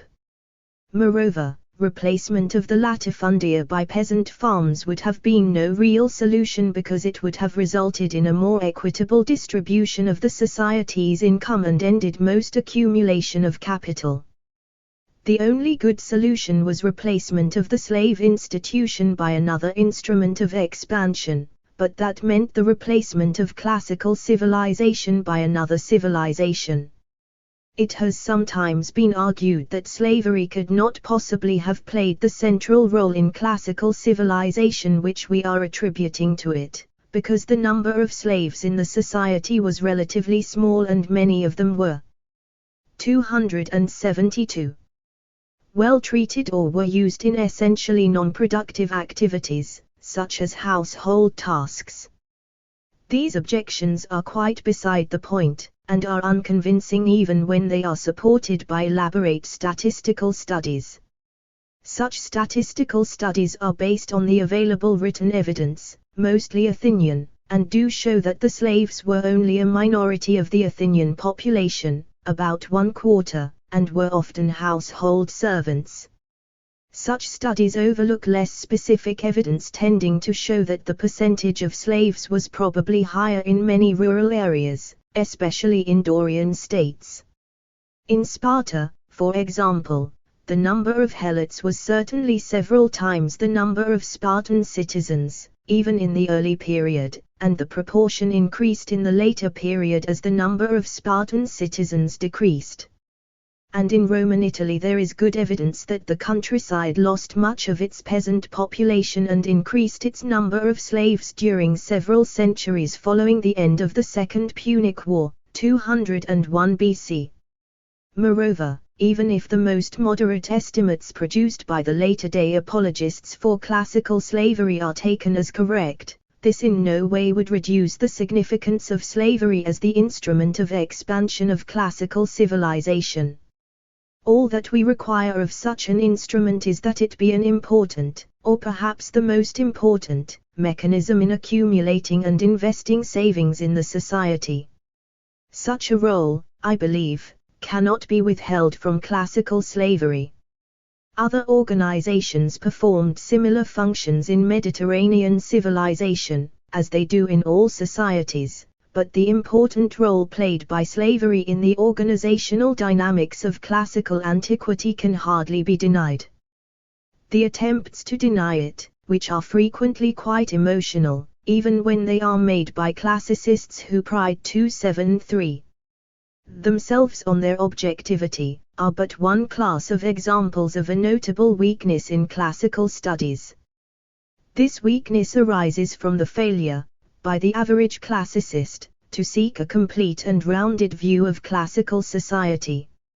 Instead, it is usual to specialize one's attention on a few aspects of the subject, preferably on literature or philosophy or archaeology, or even on only part of one of these, on Greek thought but not on Latin, on Plato but not on Virgil, on Aristotle but not on Theophrastus or Pythagoras or Archimedes, on Athenian excavations but not on Anatolian or on Etruscan ones. And, of course, students who deal with these humanist areas have little time for other aspects of classical society, such as science or mathematics or education, and are most unlikely to have any concern with such mundane matters as technology, economic organization, or the dynamics of social classes. Yet no adequate picture of classical antiquity can be reconstructed without attention to all its aspects. This is a weakness in classical studies that has been remedied to some extent in recent years, but certainly not sufficiently remedied. We still hear a good deal of emotional talk about the Greek miracle or the Greek genius. The Greek miracle is a term applied to the erroneous belief that Greek culture sprang up, fully formed, in no more than a couple of generations out of complete barbarism. This is based upon erroneous ideas about the nature of Greek culture, the speed with which it arose, and the background from which it emerged. To mention only one point, any culture that came from a mixture of Cretan, Phoenician, and Indo-European elements did not start from nothing, or from barbarism. As for Greek genius, there can be no doubt that for a brief period, for a select social group, in a 274 restricted area, there was a great opportunity for men to develop their higher capacities, but there is no need for awestruck tones implying that some hereditary, biological burst of genius hit, like lightning, among the Greeks in classical antiquity, without leaving any traces of its passage among their descendants over the next 2,000 years. The importance of the Minoan-Mycenaean contribution to Greek culture can hardly be overemphasized. From it came many later ideas about the gods and much mythology. Not only did the mythology provide the materials for later Greek art and literature, but Homer, who came from this earlier world, remained the inspiration and model of the Greeks throughout their history. This is of the greatest importance. Homer was not only the earliest figure in Greek literature, he was also the latest figure in an earlier literature. There is nothing primitive, experimental, or unsophisticated in Homer. His poems are not popular folk epics, they are aristocratic heroic sagas. Their chief figures are emancipated, free from social restraints, individualistic, far removed from any tribe or clan with its unexamined social customs or its clinging to the routine of static social life, and equally free from any materialistic concerns and from the superstitions and social taboos of economic gain. Their gods are humanistic, and their society is secularized. These are barbarians who have taken over the wealth of the Minoan society and are breaking it up, just as their own tribal units have already broken up. They are enjoying their new, and unearned, wealth, power, and freedom. They have a joy in life and pride in individual brilliance. They have freed themselves completely from the customs of their barbarian forebears. They have no understanding or sympathy for the customs of the submerged lower classes who support them. 275. They are completely unconcerned with problems of production, with the origin of the wealth they enjoy, with population pressures. Freed from such concerns, they occupy themselves with self-expression and the pursuit of honor and personal glory. This is an aristocratic outlook that ever after dominated Greek culture. This outlook was, as we have said, Mycenaean. But beneath it was an older, more elegant yet more irrational tradition, closer to nature and thus both more concrete, more colorful, but at the same time less free and much closer to magic, superstition, and the fertility rites associated with the mysteries of agricultural production. This is the Minoan tradition. From this Minoan tradition comes much that we regard as typically Greek: love of nature, of the sun-drenched land and the mysterious sea, but it also provided the rural superstitions, the mystery rites of fertility, the orgies dimly associated with the intoxicants of Bacchus or the behavior excesses of Dionysius. The best of this tradition is found in Homer's literary expressions, figures of speech, and use of images. Artistic representation of these can be found in the art of the Minoan period and in the words of Homer. From the latter it passed on to the Greeks, so that when they, for example, thought of death and resurrection they thought of the poppy drooping with its seeds as the Minoans depicted it or as Homer described it. Classical culture is a Greek creation, more accurately it is an Ionian creation and became Greek largely because the culture created by the Ionians was generally accepted by the literate and cultivated classes of all Greek-speaking peoples. This can be seen in the general admiration of Homer or Plato. Though this Greek culture was accepted by the Romans, it always remained for them an adopted cul. 276. tue, a garment that was put on and could be cast off without ever becoming an intimate or essential part of the wearer. Thus the history of the culture of the Romans, for example, in religion, is largely the history of how they found and adopted Greek culture. This history began only at a late date, about 200 BC, when the Romans began to learn Greek. It reached its peak about 50 BC in Cicero, because Cicero fell in love with Greek culture and acquired a deep knowledge of Greek thought and the Greek language, without, it might be added, allowing these ever to become his own nature and outlook. Roman cultural history began to decline when Cicero died in a typically Roman way, murdered 43 BC, and it moved downward exactly in step with the decrease in Roman knowledge of Greek culture, with their decreasing interest in its message, and, most obviously, with the decrease in knowledge of the Greek language among educated Romans. This decrease in knowledge of Greek by Latin-speaking people marked not only a decline in Roman culture, it also marked the beginnings of the split between the Latin world and the Greek world, which later appeared as a split between the Western Roman Empire, which disappeared in the 5th century, and the Eastern Roman, or Byzantine, Empire, which disappeared only in the 15th century, as well as the schism of the Christian Church into Roman and Orthodox branches, that continues today.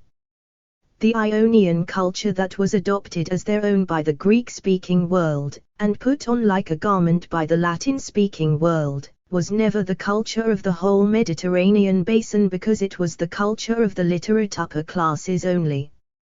These were the slave-owning minority who knew how to read and write, who had leisure, and who 277 used that leisure to read Homer, Plato, Cicero, and Virgil.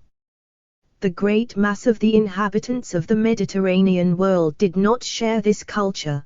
They were born, worked, had children, and died. This great mass included the rural inhabitants at all times and even the majority of city dwellers at most times. In other words, the classical culture we so esteem was the culture of a small minority of city dwellers except for a brief period of a century and a half. 480–330 BC, in Athens. In this brief period it may be that the majority of the inhabitants of that city had some idea of what we call classical culture. Otherwise, in other cities generally, and in rural areas always, the masses of the people lived in a morass of ignorance and superstition that is difficult for us to imagine. To them life was an irrational chaos of conflicting powers and forces of which the chief were a myriad of local gods and spirits. This substratum of irrationality and localism beneath the veneer of classical culture must always be kept in mind if we are to appreciate properly the great achievement of the small minority that possessed this culture and if we are to understand how this culture was destroyed when this minority was crushed and finally submerged by the rising tide of militarism, ruralism, and irrationality. Classical culture was a class culture and it was an urban culture. This was almost inevitable at a time when there was no general system of education, so that the majority was illiterate, and when all written material had to be copied by hand because of the lack of printing, so that it was too expensive for the majority to possess. Even for the minority most information came through conversation. Classical culture was also isolated from the economic activities of everyday life, because it was an urban culture at a time when the 278 city had no real economic function, but was completely dependent for its economic support on the agricultural activities of the rural areas. The city did not pay for its agricultural imports by industrial exports or by commercial activities as a modern city does, except in a few cases of which the chief, once again, is Athens during the period 480–300 BC. Otherwise, as a usual thing, the city existed as an economic parasite on the country and was able to import food because of its political or legal position rather than because of its economic activities. This is merely another way of saying that classical culture was a class culture, possessed by a small minority of city residents whose legal and political rights permitted them to make economic demands on the rural population, and who were able to build up classical culture because their legal rights gave them the leisure to do so. The key to this leisure and to their privileged position is to be found in slavery. Many years ago I took an amazing course in which the whole history of German culture, its literature, music, art, and sculpture, was covered in a single semester from September to January. The most amazing thing about this course was not the amount that was attempted or the professor who taught it, but how successfully it was done. As we raced along, Goethe was covered in 15 minutes, Schiller in 10, Fichte in 5. Later I tried to analyze how this had been done, and realized that the professor had a profound understanding of much that he discussed, and that he covered any topic simply by slicing it up into a small number of parts and giving a name to each part. The complex character and achievement of Goethe, for example, were divided into 6 portions, each was given a title, and, ever after, the whole of Goethe could be evoked merely by reciting 6 words. 279. The cultural synthesis that the Ionians created and handed on to the Greeks, and that, however modified, remained very largely the culture of all of classical antiquity, is surely more complex than Goethe, but I should like to outdare even my former professor by dividing this greater complexity into only 5 parts. It seems to me that classical culture was aristocratic, it was clarid, it was urban, it was balanced, and it was mundane. One of these words will not be found in any dictionary. When I say that classical culture was clarid, I mean that it was lucid, clear, rational, in some ways like the Mediterranean sunlight infusing the atmosphere to an astounding clarity. When we say that classical culture was aristocratic, we mean much more than that it was the possession of an upper-class minority. We mean that this culture refused to regard either profit or power as goals of life, but rather tended to regard honor and the esteem of one's equals as at least equally worthy goals. It was quite willing to accept a goal for life and an organization of life that functioned economically on a deficit basis, that could not be made available to all men or was not comprehensible to all men, but that had to be supported by many men who could neither share in it nor understand it. This point of view had an aversion to anything practical or vocational. It regarded its goal, honor, as one whose appeal is not, like wealth or power, automatically appreciated, but one that is achieved by breeding and discipline. It regarded man as by nature close to the gods but very remote from the animals. It did not accept the equality of men, but did insist on a fraternity of equals within the select group of participants. It emphasized the dignity of the individual, at first only the individual within the chosen group, but later, as democratic influences. 280. Spread, it tended to grant equality and individual dignity to all, not by bringing the outlook of ordinary men into the select group, but rather by spreading the outlook of the select group outward to ordinary men. To do this it was necessary, while allowing the select group to grow constantly larger, to continue to emphasize the superiority of the members of the group over outsiders. At first the group consisted only of those of noble birth, later it was the citizens of the city-state. As this group was expanded, emphasis continued on the distinction between free men and slaves, between Greek and barbarian, between those who had the political franchise and those who lacked it. Only when classical culture was in its decline, after the time of Christ, did it begin to accept the equality of all men. Even then it insisted that all men had human dignity, had a kind of divinity, and were worthy of respect. Thus to the very end. Classical culture kept certain elements of its aristocratic outlook, and never, like the Hebrews, came to regard man as a helpless and cringing worm. One last characteristic of an aristocratic outlook that classical culture maintained to the end was its belief in social retrogression rather than in social progress, and its conviction that the Golden Age was to be found in the past rather than in the future. This gave the culture an underlying pessimism redeemed by the fact that man's fate, however hopeless, must be borne with dignity.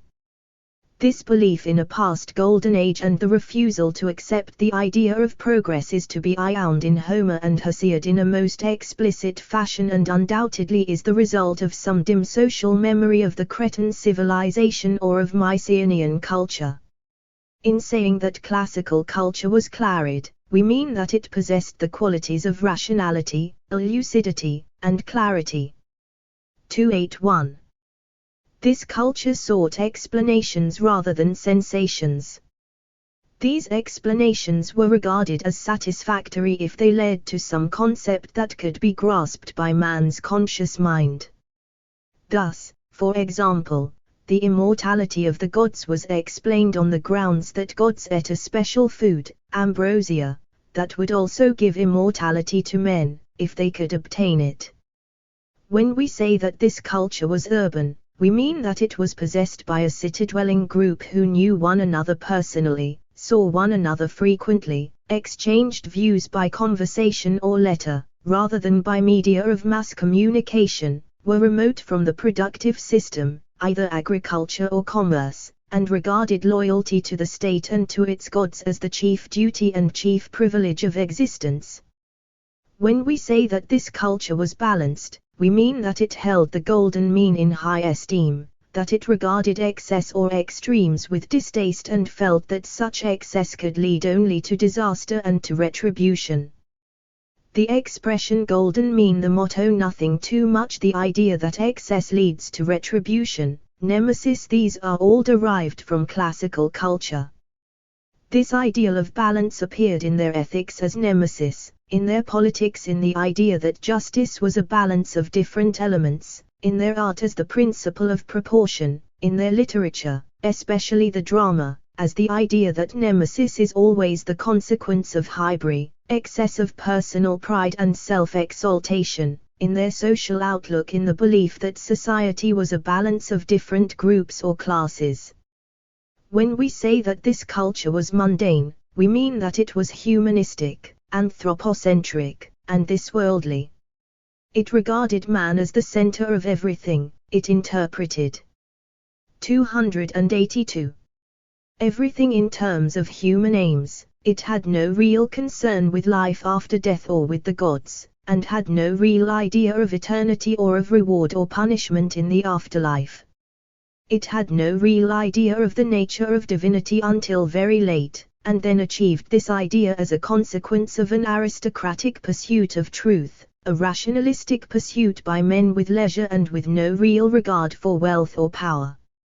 This mundane character of classical culture meant that this culture, in extreme cases, was materialistic in its outlook, but it was able to escape the ordinary consequences of materialism because of its ideals of aristocracy and moderation.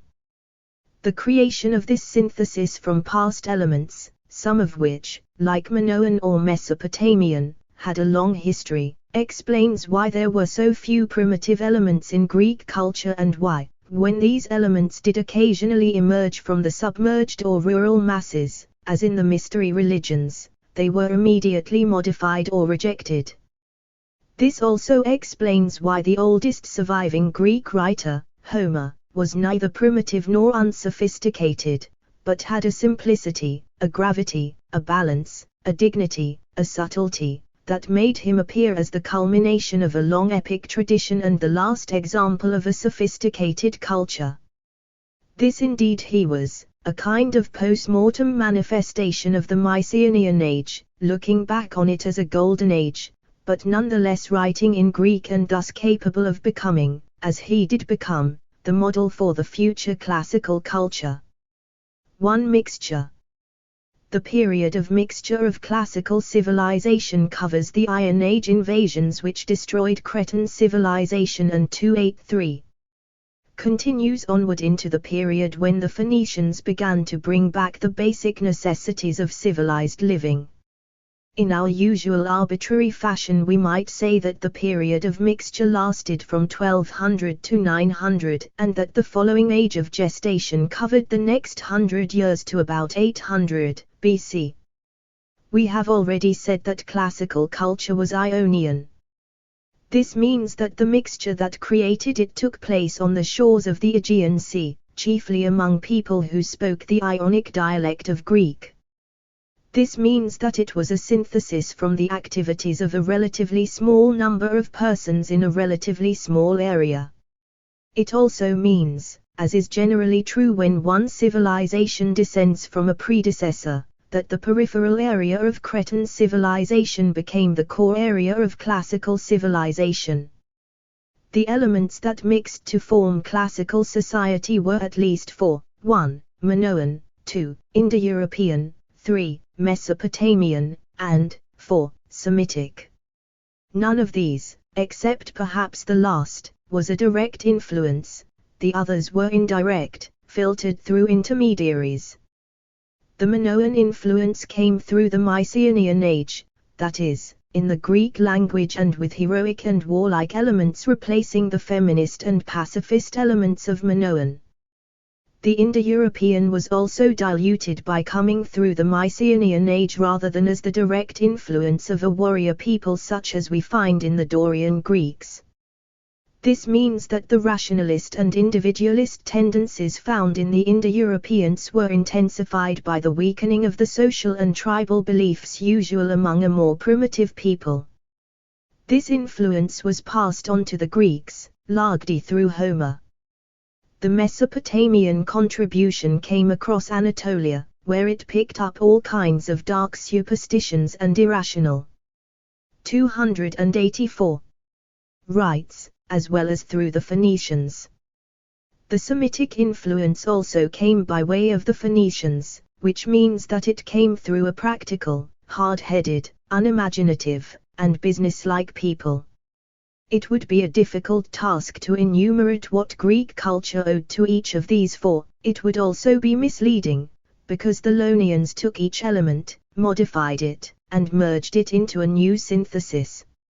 From the Mesopotamians came much science and astronomy, weights and measures, such as the 12-hour day and night, and the use of 64 fractional parts, and considerable technology.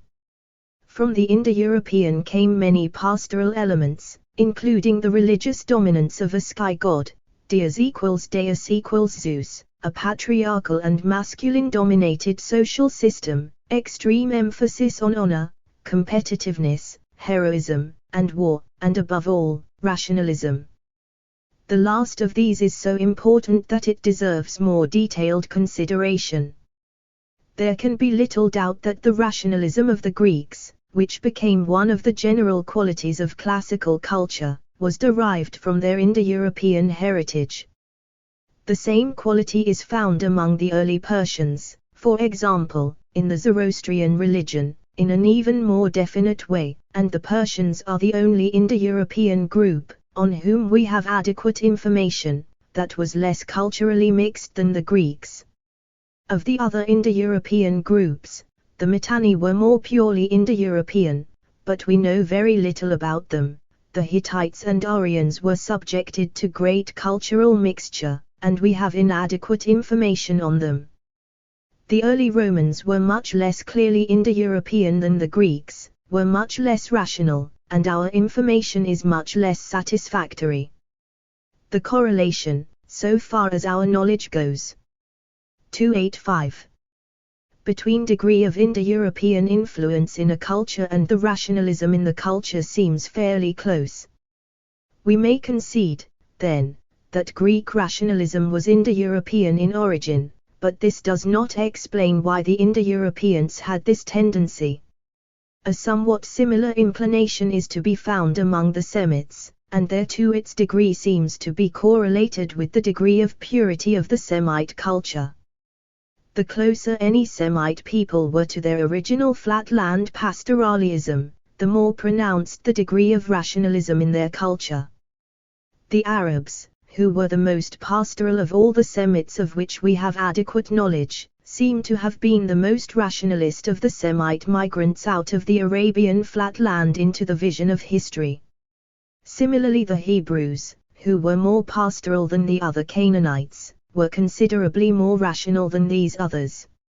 In fact, the Canaanites of the Levant had a very non-rational culture, so that the emergence of the Hebrews as a separate social group among the Canaanites was, to a considerable extent, marked by the development of a more rational and more historical outlook, as well as by monotheism. The generally irrational character of Canaanite society probably arose from its extensive cultural mixture with local agricultural peoples and with immigrant alpine peoples, such as the Hurrians. The rationalism of the Indo-Europeans appears in their basic thinking habits. Its most notable feature, of course, is the effort to find explanations of events in terms understandable to our conscious mental processes. This leads to pervasive but less fundamental characteristics, such as the tendency to polarize continua that, in turn, leads to the use of two-valued logic in explanations. This last characteristic shows most clearly in the acceptance of the principle of 286. Contradiction, the essential feature of any system of two-valued logic, in the analysis of observations, in addition to the already mentioned inclination to analysis itself.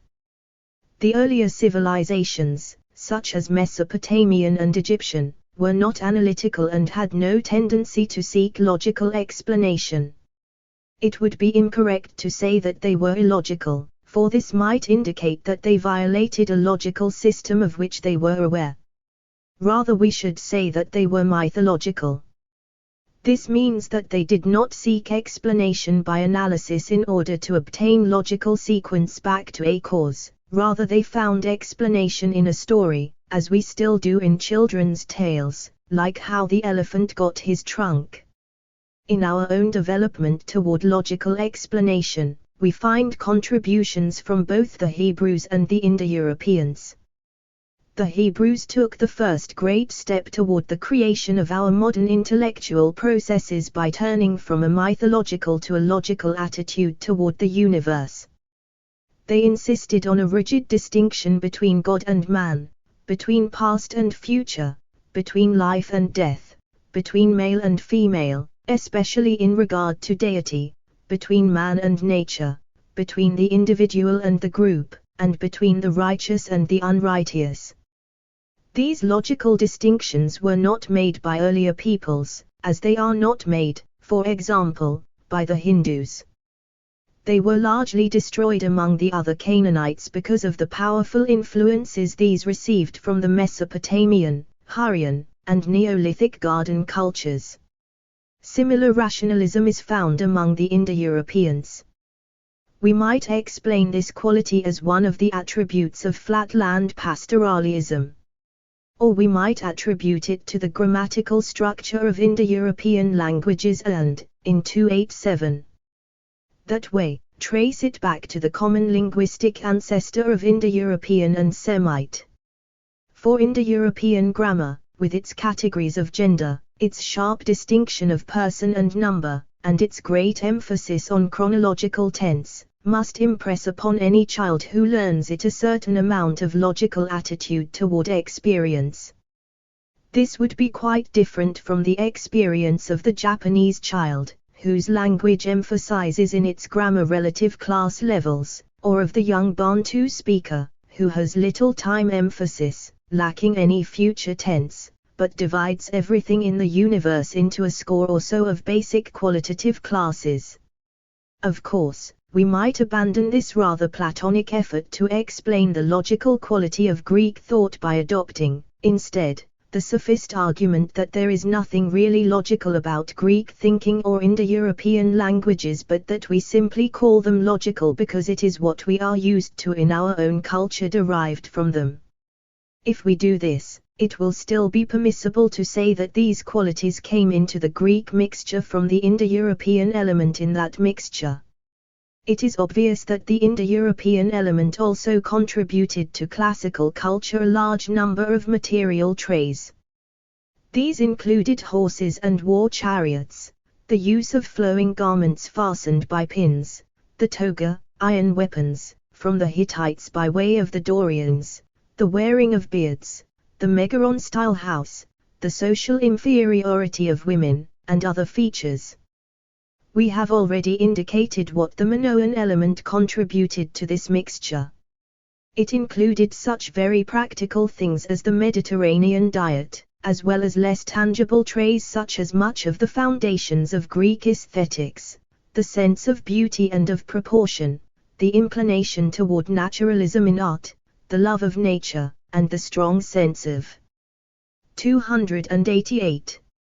Community that was such a significant element in the Greek city-state.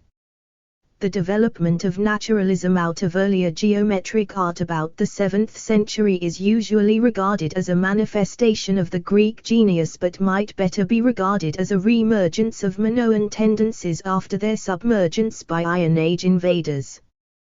The contributions of the Phoenicians to the period of mixture are well known. Coming late, they included the alphabet, many techniques in metalwork and other productive processes, including the goatskin bellows in ironwork, a considerable amount of mythology, such as Hephaestus, the god of craft skills, units of weight and measures, including money, and many musical instruments and techniques, generally attributed by the Greeks to Cinyras, the Canaanite Kinna. In addition, of course, the Phoenicians contributed the basic conditions that led to a revival of civilized living in the West, law and order on the seas, extension of distant trade, reappearance of city life, the recreation of an urban class, and the revival of writing. On these foundations ancient society was able to rear a new civilization because it had an instrument of expansion. This instrument was slavery. 2. Gestation. Slavery arose originally from the Indo-European conquest of the archaic peoples of the Mediterranean basin. Some of this may have come with the Bronze Age invasions, but the greater part undoubtedly arose as a consequence of the Iron Age invasions. These events created a kind of domestic slavery used in agricultural activities rather than 289. The kind of plantation slavery we generally think of because that is the kind we know from American history. This means that each family, except for the very greatest, had no more than a few or several slaves and that these lived with their owners' families under conditions of close personal relationships. In many cases the owner worked directly in the fields with his slaves, and he always supervised them, between intervals of military campaigns. Thus the owner had a personal knowledge of his lands, his slaves, and of agricultural techniques. If improvement in the use of these was needed, he was in a good position to know it. Moreover, he had an incentive to make such improvements, since any increased agricultural output would accrue to him. And, finally, he was in a position to mobilize capital to make such improvements, because he had the legal right and power to retain for his own use part of the output of each of his slaves. The slave owner, especially in the earliest period, had very local interests, and the society in which he lived consisted very largely of small, almost self-sufficient economic units, largely agrarian in their activities. The earliest types of expansion were also local and agricultural, such things as clearing of wastelands for new fields, provision of a more adequate water supply, draining of swampy areas, the building of defensive stockades on neighboring hilltops, and terracing. The best known of such ancient works were the draining of Lake Copace in Bottia and the many cuniculi of Etruscan Italy. The accumulation of surpluses of the ordinary necessities of life in the control of slave owners also contributed to expansion by creating a demand for luxury goods of remote origin. This demand, met by the activities of the Phoenicians, led to the beginnings of commerce and later to the rise. 290. Of towns. At least 3 times in history a society organized in small self-sufficient agricultural units has shifted to an urbanized commercial society by the growth of a demand for luxury goods of remote origin because of the accumulation of surpluses of necessities of local origin within the self-sufficient agrarian units. This occurred about 4000 BC in Western Asia, it occurred after 900 BC in classical antiquity, and it occurred after AD 1000 in Western civilization. Without a little thought on the subject we might be tempted to believe that a tradeless society consisting of self-sufficient agricultural units would begin to develop trade by the growth of local trade in necessities, but history and logic demonstrate quite clearly that the earliest commerce to appear in a tradeless society is in luxury goods of remote origin. There would be no possibility of any local trade in necessities among units that were self-sufficient in necessities. Only later, when remote trade in luxuries has given rise to urban concentration of commercial people who lack necessities, does such local trade develop. The growth of such commerce became a principal manifestation of expansion in Mediterranean civilization, and was clearly established before 800 BC. It was preceded and then accompanied by an intensification of agricultural practices. Both of these required the accumulation of capital, based on slavery, to which we have referred. The agricultural expansion was originally a shift toward growing emphasis on crops, with decreasing emphasis on pastoral activities. The proportions of cattle, sheep, even horses and all other livestock except goats were reduced. Grazing areas were turned into crops, lands held in common became individually owned, there was a growing pressure on the land, and land ownership became increasingly inequitable. 291. This economic inequality helped accumulation of capital but gave rise to explosive social and political pressures such as those described in the earliest periods of Greek or Roman history. They were relieved, thanks to men like Solon, by diverting both manpower and capital into commerce and city building. These provided full-scale expansion. 3. Expansion. Full-scale expansion, by diverting political and social pressures into peaceful and constructive directions, reduced social conflicts and warfare. It was manifested in the usual 4 ways, as growth of population, accelerated production, geographic expansion, and increased knowledge. These all occurred in the Eastern Mediterranean at least a century before they appeared in the Western Mediterranean, so that it is convenient to give slightly different dates for this period in the East and the West. We might say that the age of expansion in the Eastern Mediterranean was from about 850 BC to about 450, while in the Western Basin it was about 700 to 250 BC. The growth of population and of production in the classical age of expansion is beyond dispute. Much of it appeared as the growth of cities in both numbers and size and in the growing specialization made possible by increasing commerce. As Greek colonies were established in grain-growing regions, such as the Black Sea shores or in Sicily, these newer areas began to ship back grain and metal ores to Greece itself, seeking as payment olive oil, wine, and metal products. Of these 3 Greek exports, 2 were liquids, a fact giving rise to a demand for pottery containers. 292. That could hardly be met by Greek craftsmen. Thus vigorous crafts activities in ceramics and in metals, particularly arms, appeared in the Greek commercial cities. At the same time the shift in agricultural activities from food grains to wool, wine, and oil increased the tendency toward large estates, since these could be produced more effectively on larger than on smaller holdings. This trend toward larger land units continued into the following 2 stages, the ages of conflict and of universal empire. Geographic expansion of classical civilization in Stage 3 widened ancient geographic knowledge from the narrow area, surrounded by monsters, that was known by the contemporaries of Homer, about 725 BC, to the much wider knowledge possessed at the establishment of the museum at Alexandria in the 3rd century. Part of this increase came from the intense period of colonization before 500 BC. This was carried on by the Phoenicians as well as by the Greeks. The former established colonies in North Africa, like Carthage, in Sicily, like Utica, and in Spain, like Cadiz. Greek cities, like Miletus, Ephesus, Corinth, and Megara, also sent out colonies.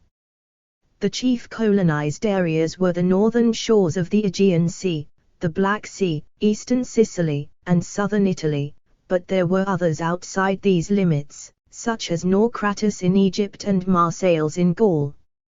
In fact, the Greeks penetrated almost everywhere except the Tyrrhenian Sea, including northwestern Italy and Corsica, where they were excluded by the Etruscans, and west of Sicily, where they were excluded by the Phoenicians and Carthaginians.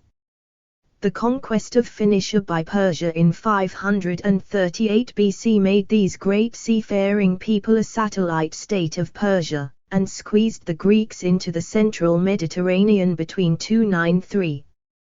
Persian pressure from the east and Carthaginian pressure from the west.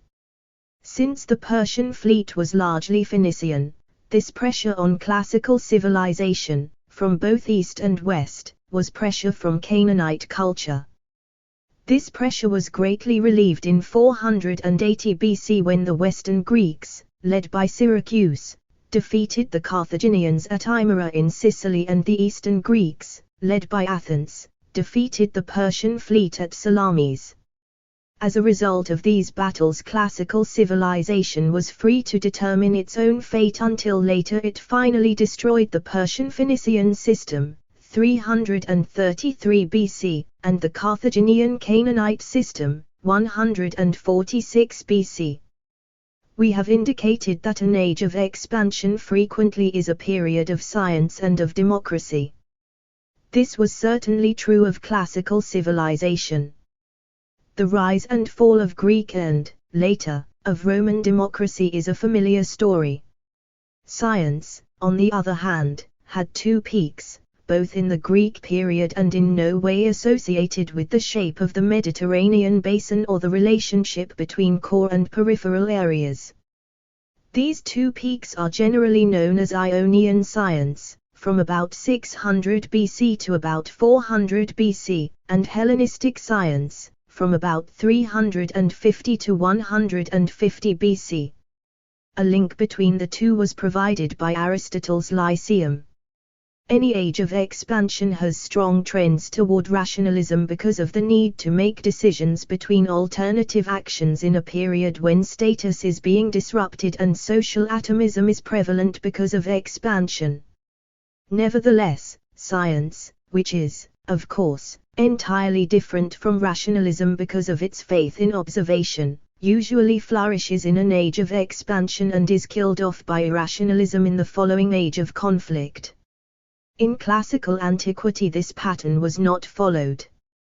The rationalism 294 was very strong in the age of expansion and began to attack science while this period was still in progress. In the following period, science was destroyed, not by irrationalism, but by rationalism. The reason for this aberration in the pattern lies in the fact that in classical antiquity rationalism became allied with oligarchy and shared in its victory over both science and democracy. The importance of this on subsequent intellectual history, especially our own, can hardly be overemphasized. It deserves a more detailed examination. We have already said that reality is not completely rational because it consists of continua. Such continua are non-rational and non-logical. They can be handled by various techniques, all of which ultimately fall back on observation through the senses. Such continua can be dealt with simply by action, so that when a man runs or plays tennis we can say that he is dealing successfully with the continua of space and time. Such activity is based on the use of the senses, observation, plus unconscious, neurological, mental processes. These unconscious mental processes are, of course, non-rational, although not always irrational, and non-logical. Or, in the second case, we can deal with such continua rationally and logically by dividing them, as we did with the rainbow, by arbitrary and imaginary divisions into gamuts to which we attach rational labels. We then deal with these labels, or categories, by rational processes, but the verity of the conclusions reached by these processes must be checked through sensual observation. A third method of dealing with reality is by pure rationalism, but before we consider this we must say a few words about the Greek effort to use the second method to develop a scientific approach to reality. 295. It is generally recognized that science, as we understand it, was born, but never fully developed, among the Greeks. It began to develop among the Ionians about 600 BC with the work of men like Thales of Miletus, ca 624 to 547. About a century later the optimistic beliefs of the Ionian scientists began to be challenged by a number of thinkers who argued that reality was much more complex than was believed and that its nature varied with the point of view of the observer, so that, for example, what seems warm to one observer seems cool to a different observer, or even to the same observer at a different time, so that we cannot say what is really warm or cool. The chief figure in this development of profound doubt was Heraclitus of Ephesus. Heraclitus was obsessed with the dynamic qualities of observed reality, or, as we should put it, with the inability of man to deal with continua by any processes based on sensual observation. All is flux, he said. Or again, you cannot step into the same river twice. By this last statement he meant that the river is always changing. If we step into a river even a second after we stepped into it the first time, it is a different river. The first time we step into it, it is the river we have not yet stepped into, while the second time we step into it, it is the river we have already stepped into. These are clearly different rivers, but they are different for other reasons as well. The second time, it is a different river because some of its water has flowed to the sea and been replaced by different water, the fish and plants in it have moved, and its bed and banks have worn away, however slightly. Obviously, it is not the same river. Although our senses can discern the changes only at the end of a long time, it has changed somewhat in any time however brief. Similarly, it changes in space. We walk along its bank and 296. Say, here is the river. But soon it is very narrow, and we say, here is the brook. Yet nowhere can we find a spot or a line which separates the river from the brook or the brook from the rill. We say that John's body is renewed every 7 years, its material being completely eliminated and replaced by new material. This process must go on constantly so that at the end of any time, however small, John is a different person. We thus have no right to expect debts to be paid, because we can never find the exact person to whom we made the loan, and anyone has the right to refuse to repay a loan on the ground that it was made to someone else. If we seek repayment after a long interval, say 10 years, why should he not say, you have the wrong person? I do not have in my body a single molecule of the person to whom you made the loan 10 years ago. Of course we might argue, in such a case, that the molecules might have changed but their configuration has remained the same, and the loan was made to the configuration, not to the sum total of molecules. The point of such a distinction between molecules and their configuration, somewhat like Aristotle's distinction between matter and its form, is that matter can be observed by the senses while the form has to be inferred by some mental process. According to these Greek non-scientific thinkers of the 5th century BC, we can say nothing true or know nothing certain about the physical world of appearances. In this world all is flux. But behind this material world there must be some non-material unchanging reality that can be found by rational thought. According to Heraclitus, this reality behind appearances must be logos, a pattern of logical rationality. On the basis of arguments such as these there arose a 297 school of rationalists following the teachings of Pythagoras, ca. 580 to 505 BC. To these Pythagorean rationalists the diversity and dynamics of the material world made it unknowable and outside the realm of possible discussion. But behind this appearance of things which was really illusion, was reality. Such reality was rational and logical. Accordingly, reality could be found by reason and logic alone, without any appeal to the senses or to observation. In fact, such an appeal to observation would merely distract a person from the unchanging, knowable, unity of rational reality to the constantly changing, unknowable, illusion of appearances. This dichotomy between appearance and reality became basic in the outlook of the Pythagorean rationalists such as Pythagoras himself, Socrates, Plato, or the early Aristotle. They insisted that knowledge could be obtained not by approaching the material world through the senses but by turning away from the material world, which was unknowable illusion, to reality, which was rational and knowable. Reality was to be found by the use of reason and logic alone, because it was rational and logical. This involved the unstated assumption that man's rational and logical mental activities run parallel to reality and reflect it without any physical link between them. According to the Pythagorean rationalists, the rational and logical reality behind the world of appearances and found by the use of reason and logic without observation was the eternal, rational, and unified field of mathematics. Our knowledge of these things was not based on observation but on reminiscence. Learning does not consist of putting anything into the mind but in recalling to the mind from its hiding place in the memory what the mind really knew all the while from 298. Some earlier existence or merely from its own structure. This process of remembering mathematics is demonstrated in Plato's Meno.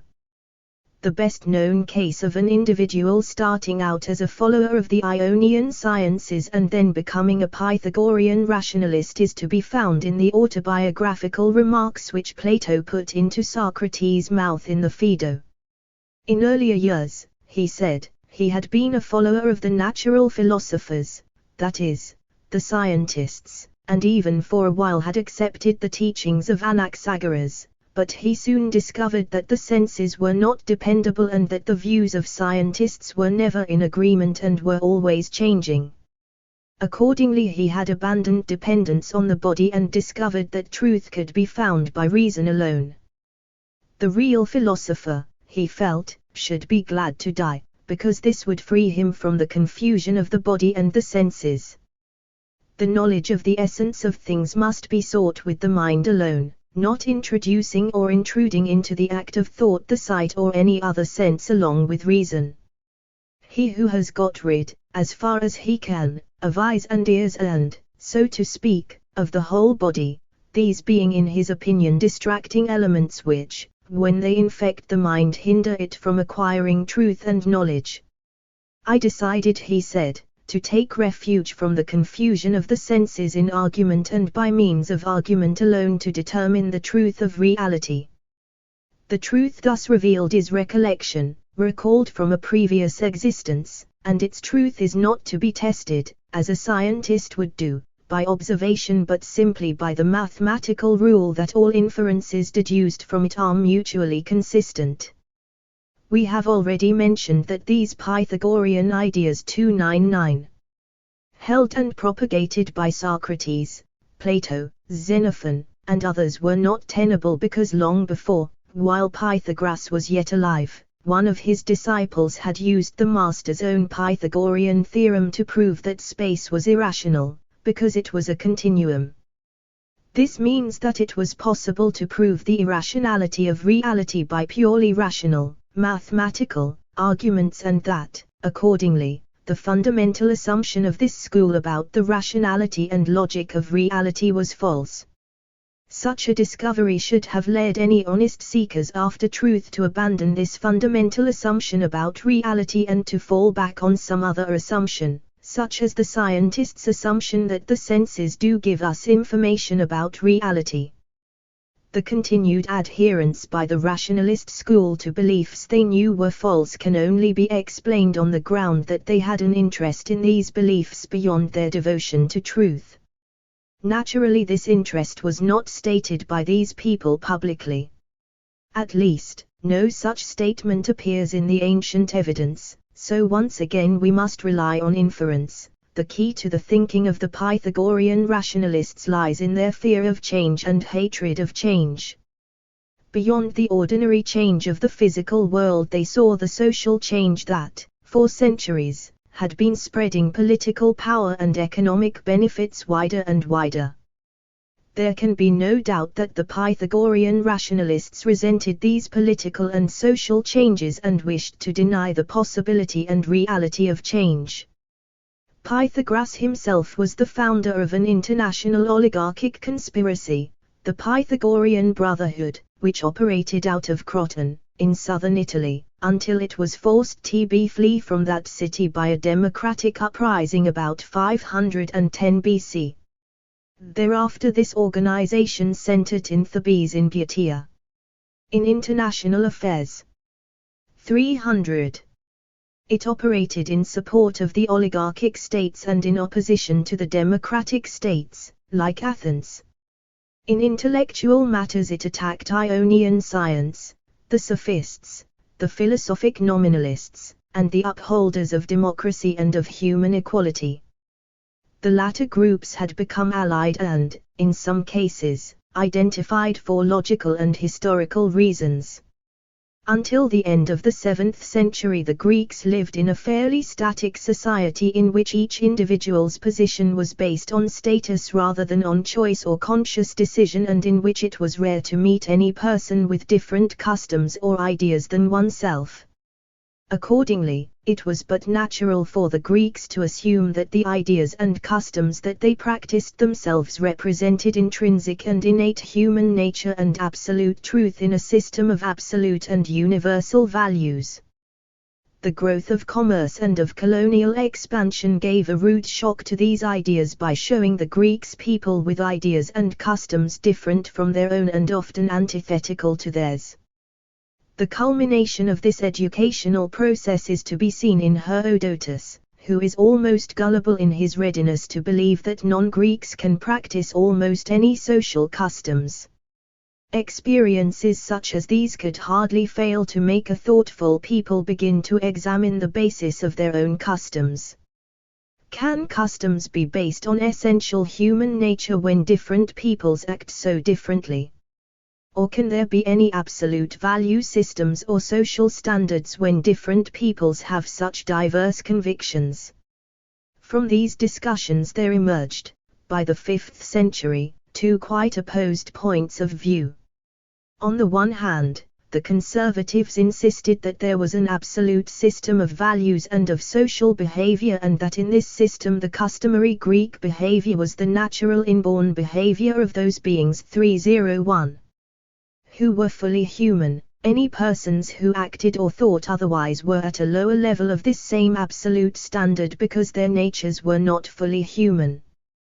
These conservatives saw the universe of living beings as a kind of hierarchy in which animals acted like animals, barbarians acted like barbarians, Greeks acted like men, and demigods acted like demigods, each according to its real nature. From this point of view developed two powerful theories that are still with us today. 1. That all differences between kinds of objects are real, eternal, and objective distinctions, and 2. That all differences between men are equally real, unchangeable, and objective. the result of biological, that is hereditary, differences. The first of these theories led, most obviously, to the corollary that species distinctions are real or, as the philosophers put it, universals are real. This is known as philosophic realism. The second, closely related theory, led to the belief that human personality is identical with human nature, each being based on the individual's biologic heredity, and that, accordingly, social distinctions, such as those between noble and worker or between free man and slave, are based on real differences rooted in nature. The point of view opposed to this absolute thinking was more relativist. It regarded differences in social customs as merely conventional differences indicating no real difference between barbarians and Greeks, between nobles and workers, or between free men and slaves. The external differences between these were merely accidental occurrences, resulting from different environment or upbringing, and signifying no really fundamental differences between the basic natures of the persons concerned. The customs of tribes or the positions of individuals were mere conventions, arising from history. 302. And were thus capable of change in the future as they had changed in the past.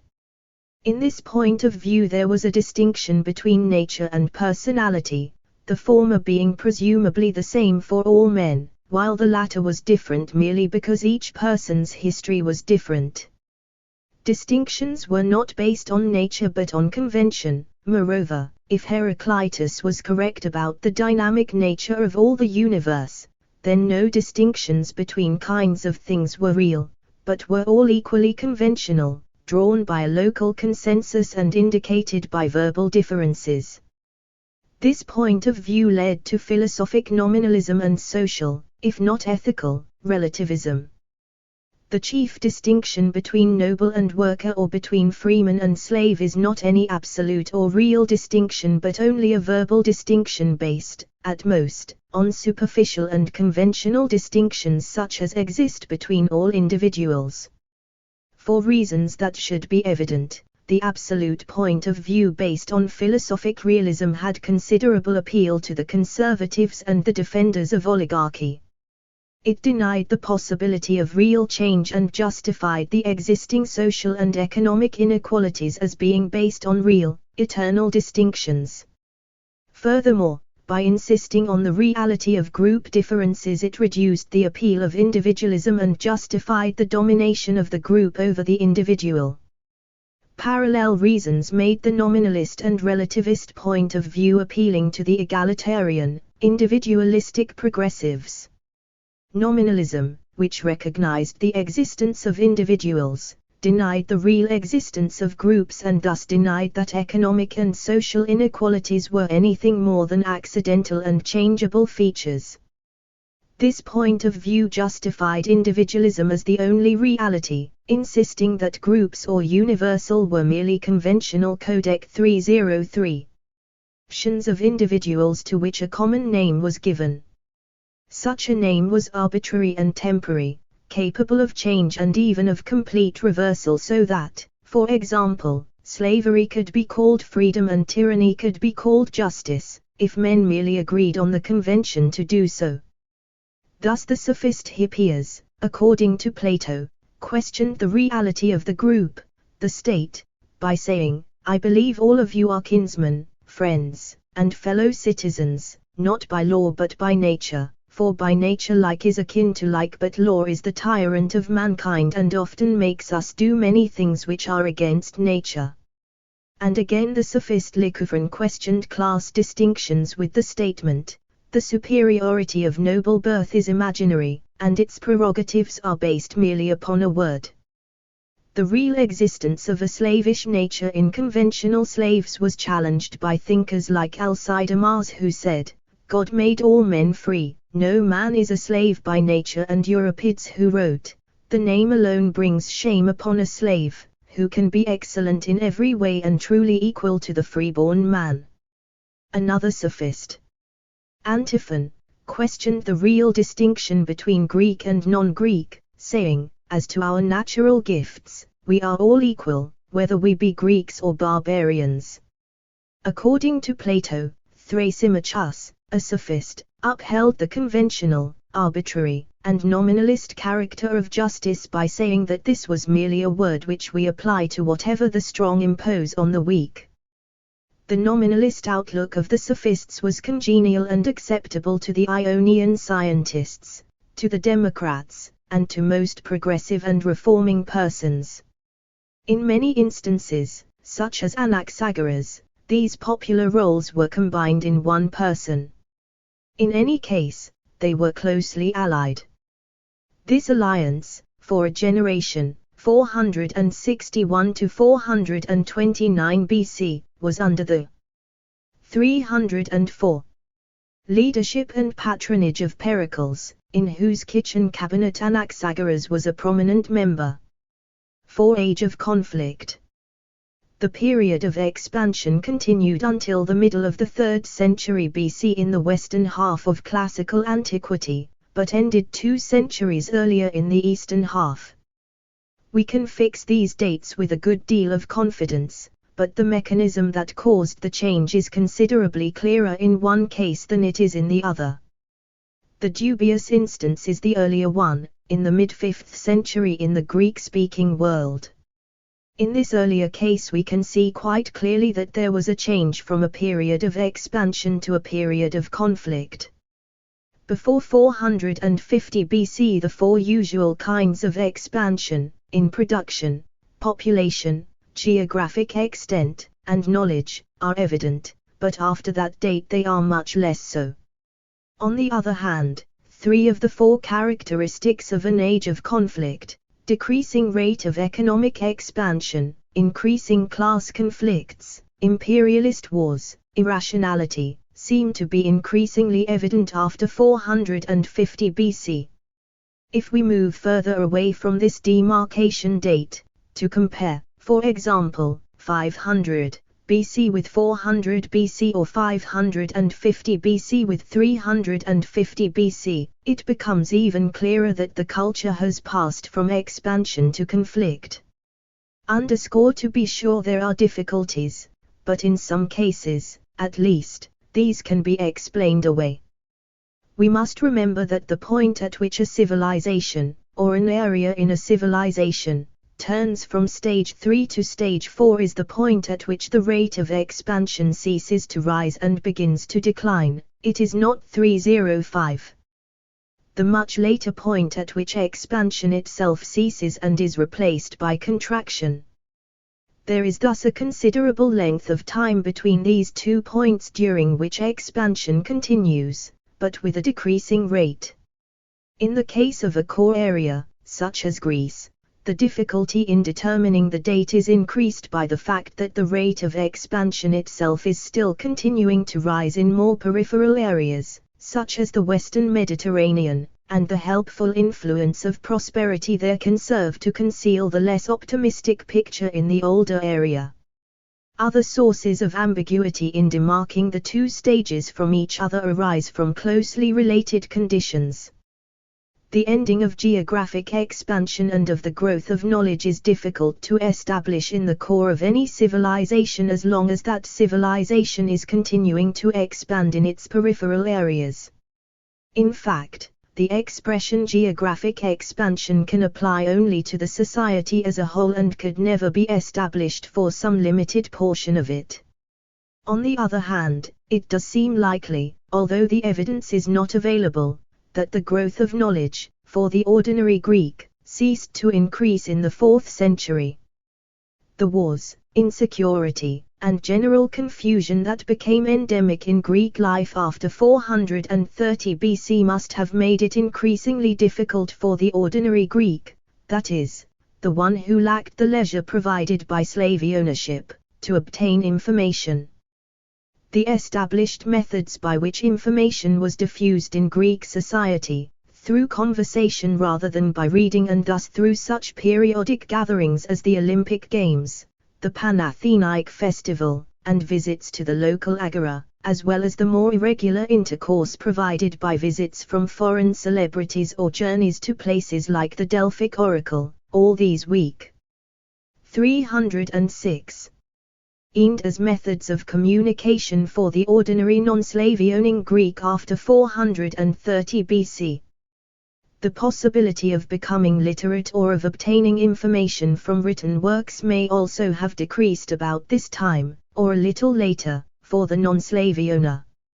On the other hand, these written sources of information may well have increased in availability for leisured slave owners for a long time after the 5th century BC.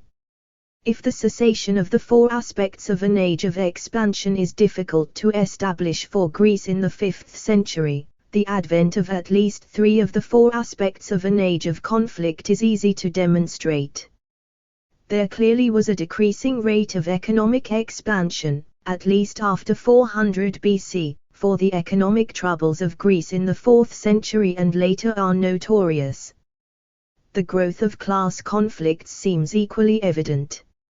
Of course, it might be argued that such class struggles were always present in Greece, and, within limits, that is true. Social tensions had reached a very high peak in the period of transition from gestation to full expansion but had then subsided only to rise again at the transition from expansion to conflict. In Athenian history, where our historical evidence is more adequate than elsewhere, there can be no doubt that social tensions reached a high point in the period between Draco and Solon, say 600 BC, and then subsided to a low point about 500 BC.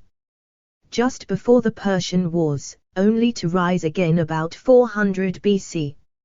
Moreover, the kind of class conflict was different in the earlier period than it was in the later one. In the former, the struggle was between the forces of dynamicism of the age of expansion and the efforts of the older dominant groups to prevent change and to maintain the static social conditions of the period of gestation. Draco and his supporters wished to 307.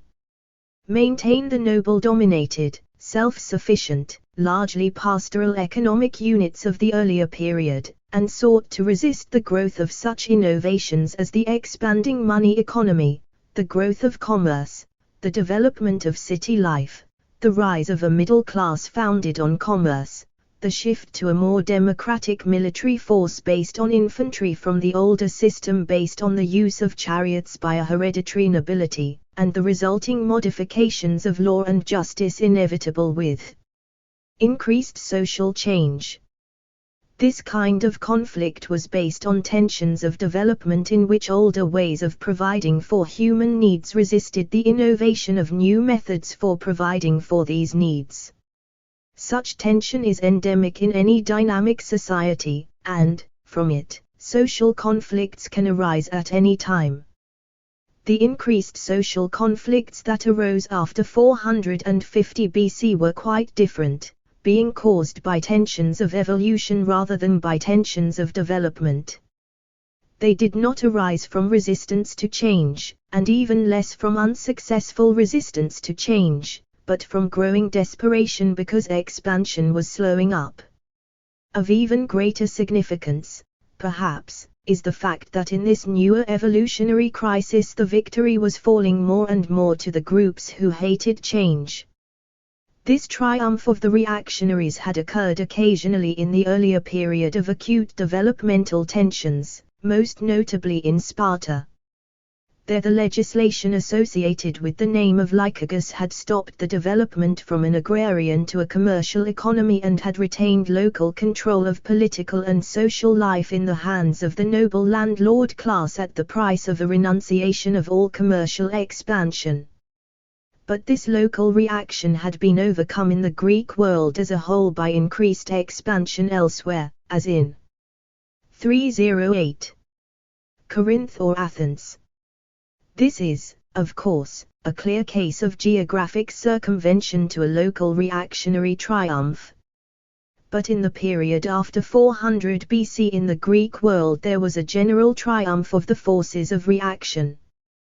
This can be seen in the victories of Sparta, Thebes, Macedonia, and Rome, all of whom supported the oligarchic groups over the democratic groups in each state they attacked. The growth of class conflict in the period after 430 BC can be seen in the writings of the enemies of democracy such as Aristophanes, Xenophon, or Plato, but is most clearly shown in Thucydides. The latter describes the way in which each state became divided into two classes, the democratic group favorable to Athens and the oligarchic group favorable to Sparta. The bloody reprisals these two groups inflicted on each other provide some of the most violent pages in Greek history.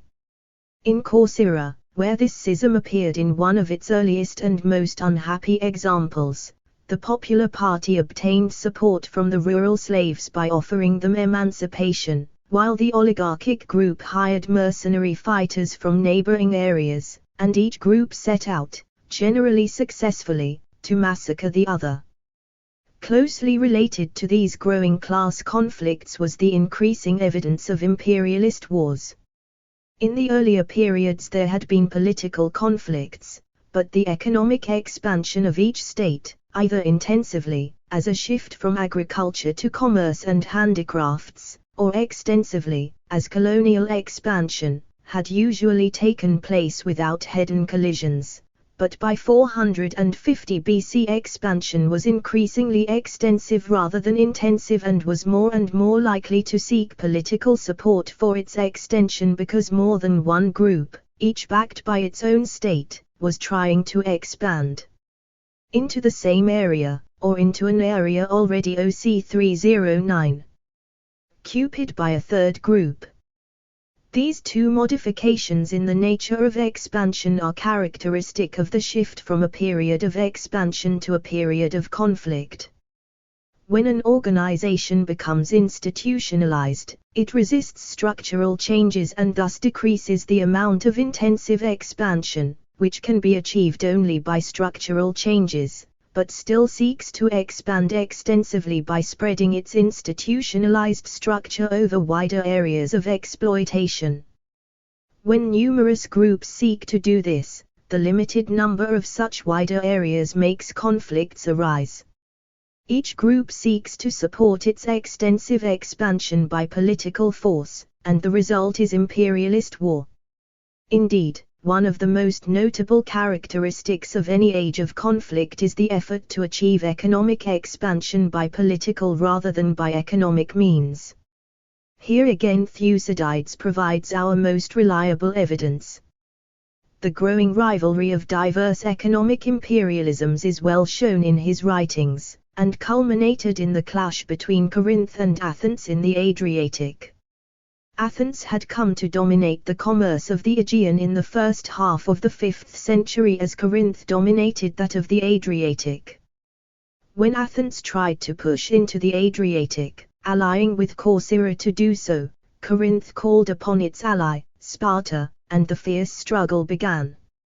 It is clear that this Athenian effort to push a fairly primitive commercial economy into an area already occupied by a similar economy was unnecessary and was a result of the institutionalization of that system, but we do not know enough about the Greek economy of the day to say exactly how the system was institutionalized and how it could have been reformed. We cannot ask of any economic system that it expand beyond the limits of its own technical knowledge or of its own social traits, but we have the right to expect that it 3.10. Utilize these before it seeks to expand by taking wealth from its neighbors. From this point of view it seems quite evident that Greek agriculture was far from exploiting its available resources when the imperialist wars began in the 5th century. At that time grain, usually barley, was grown in a two-field system in which the field was left fallow alternate years. This was equivalent to tilling only half the land each year. The fallow was left to recover the nutritive elements in the soil, nitrogen, and to a lesser extent the moisture. The latter could undoubtedly have been increased to some extent by irrigation, but a lack of private enterprise hampered this. As for the nutritive elements, these could have been increased sufficiently to reduce the fallowing to 1 year in 3 or even to eliminate it completely. The Greeks were fully aware of the nitrogen-providing qualities of leguminous crops.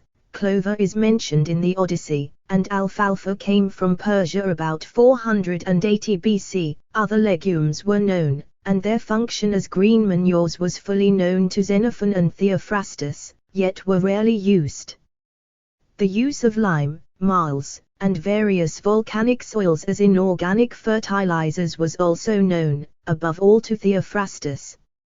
Yet these improvements were generally neglected.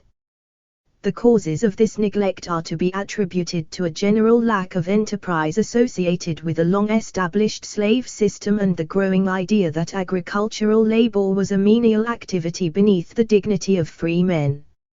A wider use of legumes and of irrigation could have been made the basis for a more intensive use of livestock, and this, in turn, could have led to a considerable increase in the use of meat and cheese in the Greek diet.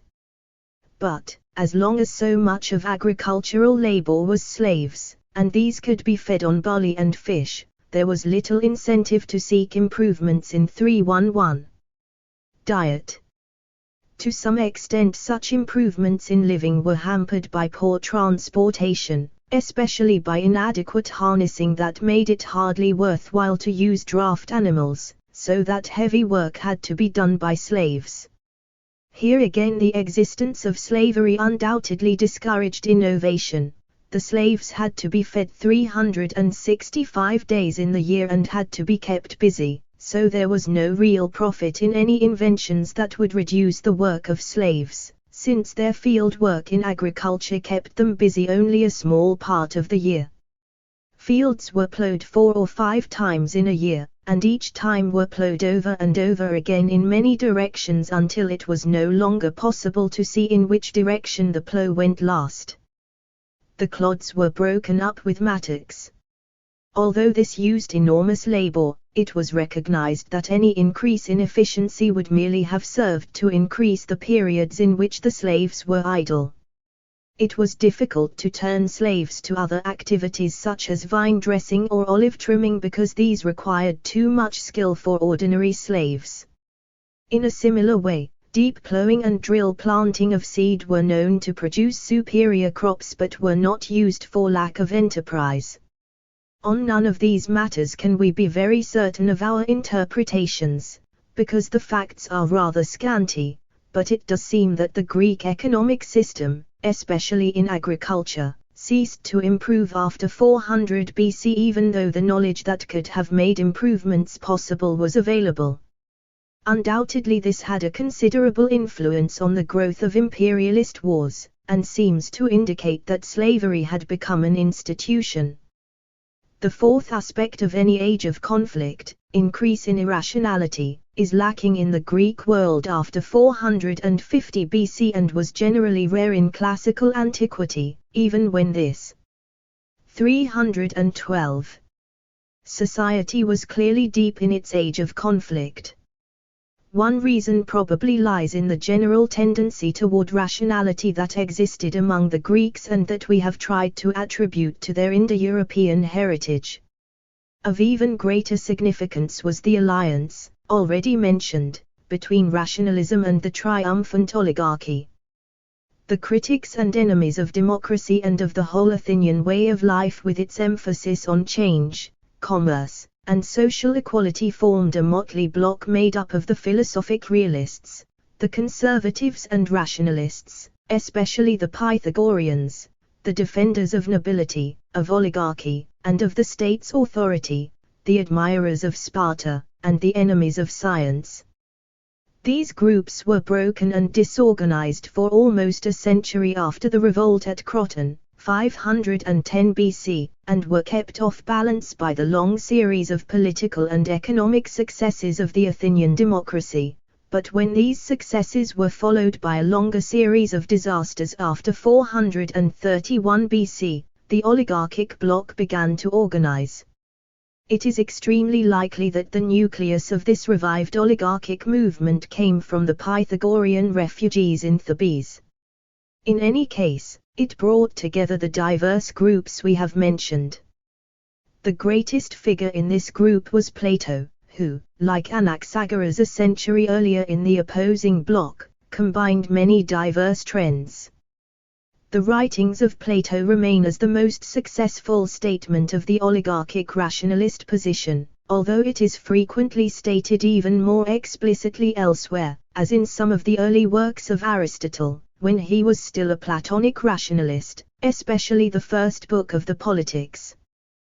The rivalry between these two blocs appeared repeatedly in the public controversies of Athens during the century 450 to 350 BC and even later. The condemnation of Anaxag 313 Auras about 450 BC was as much an event in this struggle as was the trial and conviction of Pericles in 430 BC. So also was the execution of Socrates, 399 BC, and Plato's reaction to this deed by founding the Academy on Endowments that continued for 914 years, 385 B.C.A.D. 529. There were three basic ideas of this oligarchic group: 1. That change was evil, superficial, illusory, and fundamentally impossible; 2. That all material things were misleading, illusory, distracting, and not worth seeking; and 3. That all rationally demonstrable distinctions, including those in social position, especially slavery, were based on real unchanging differences and not upon accidental or conventional distinctions. These three ideas together would serve to stop all efforts at social change, economic reform, or political equality. These ideas, which we might sum up under some such comprehensive term as Pythagorean rationalism, were, of course, not irrational, yet they led, ultimately, to mysticism and served the same purpose of providing an ideology for the vested interest groups that irrational thinking usually does in the age of conflict of any civilization. In the age of conflict of classical antiquity, these ideas generally triumphed, although they were challenged, generally with little effect, by the later Aristotle, after 343 BC, by Epicurus and Lucretius, and by numerous minor thinkers in the late Hellenistic and Roman periods. When, in the latter period, some of the sophist ideas, such as the conventional nature of slavery, became widely accepted, they were combined, as in Stoicism, with resignation and acceptance of the external appearances of things to a degree that entirely cancelled the dynamic and progressive influence they had possessed when advocated by the sophists. 314. It might be pointed out at this time that the triumph of the vested interest groups, the oligarchy, in the struggles of the age of conflict of classical civilization resulted in the social, political, and economic triumph of the oligarchy over the progressive and revolutionary forces. This led to the survival of the works of the intellectual supporters of oligarchy, such as Plato, Xenophon, and Cicero, and to the loss of most of the works of the opposite side, such as the writings of the sophists and Ionian scientists. The rich were willing to pay for making copies of works favoring their position and would not pay for copying of opposition works. Thus we have today the writings of Pindar and Xenophon, but have lost those of Anaxagoras and Epicurus. Moreover, it should be pointed out that the oligarchic victory over the forces of progress and equality did not ensure survival to the victors in the long run, or the ending of the opposition's ideology. Quite the contrary. The military tyranny that arose as a consequence of the oligarchy's efforts to maintain slavery and social inequality by force eventually took over the control of classical society in its own name and liquidated the oligarchy and the classical culture it had maintained. In a similar way, the ideological writings of the supporters of oligarchy survived, but many of the ideas of their nominalist opponents became generally accepted. Thus individualism, the natural equality of all men, the conventional and unnatural character of slavery, and the belief that social distinctions rested on force rather than on real differences became generally accepted in the stage of universal empire, but without in any way destroying the continued existence as institutions of slavery, social inequality, law, or public authority.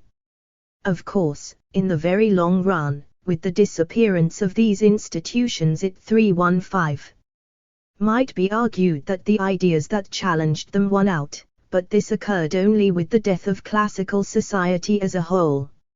It would seem then that the period after 450 BC, in the Eastern Mediterranean at least, had the chief, if not all, features of an age of conflict.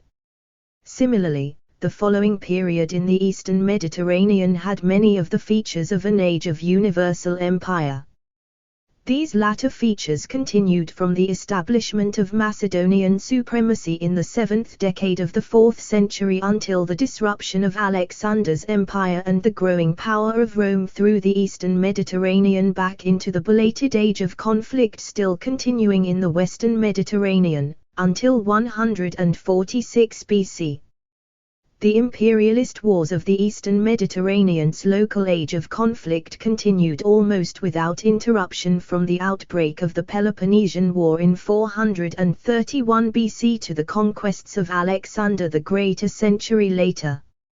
Chief events in this period were the Spartan triumph over Athens in 404 BC, the Theban victory over Sparta in 371 BC, and the Macedonian conquest of all Greece at Chaeronea in 338 BC.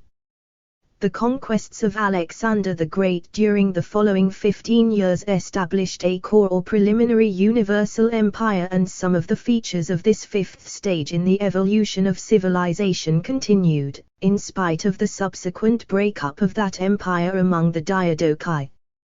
The chief of these features was the creation of a far-flung commercial unity that encouraged distant trade and geographic division of labor. In a full universal empire, such as existed in the Roman Empire under the Aritonins, this would have been carried on to include a single monetary system, a unified legal system, and other aspects of unified rule, and would 316 have given rise to a period of peace and prosperity to which we apply the term Golden Age. In Alexander's system, this Golden Age was never reached because the core empire was disrupted and its temporary beneficial effects were obliterated by the intrusion into the Eastern Mediterranean of the age of conflict still going on in the Western Mediterranean. The age of expansion in the Western Mediterranean lasted from the 7th century to the middle of the 3rd century, and thus continued for 200 years after expansion had begun to decline in the East. It was, on the whole, somewhat different from the earlier expansion in the East, being more agricultural than commercial and more dependent on slavery. Moreover, non-indigenous peoples like the Etruscans and the Carthaginians made very considerable contributions to it. From the Etruscans, for example, came valuable contributions in regard to irrigation and drainage, while the Carthaginians developed the use of plantation slavery, especially in Sicily. Plantation slavery, which refers to the use of gangs of slaves on large estates, was always rare in Greece but became in the West the admired form of agrarian organization. It also became the mechanism by which the slave system was changed from an instrument of expansion to an institution of conflict. In the earlier period, when agrarian units were still small, they were worked by citizen soldiers, frequently helped by slaves. Hesiod in Greece, about 700 BC, and Cincinnatus in Italy would be examples of such farmers.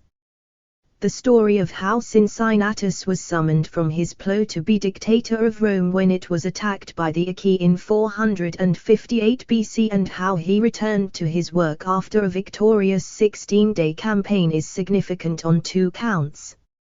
It shows the amateur and temporary status of Roman soldiers at this 317 early period, and it shows that an important citizen worked in the fields himself. By 200 BC the citizen soldier and the family-size farm were both beginning to vanish from Italy.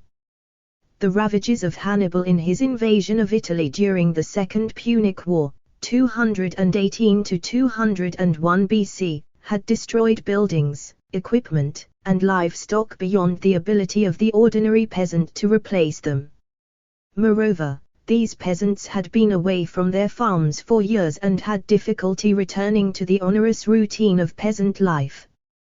The overseas conquests resulting from the war required a permanent standing army. This was recruited from the uprooted peasants of Italy.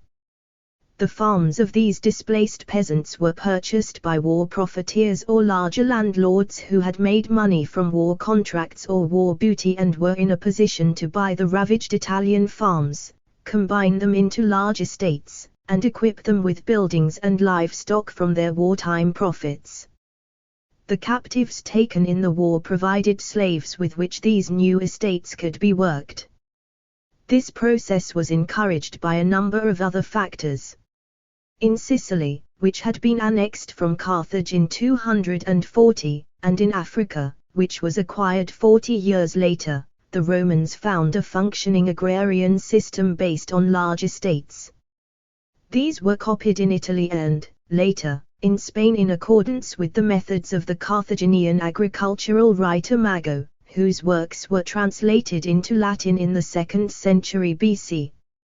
The Roman government was unable to pay off the debts incurred during the Second Punic War except by alienating public lands to the speculators and profiteers who were the chief creditors. Other public lands were transformed into latifundia by tenancy or by simple usurpation. Once Sicily and Africa were acquired. 318. Italy found it difficult to compete with these new territories in raising grain. Accordingly, the farmlands of Italy were shifted from grain to the production of olive oil, wool, and wine.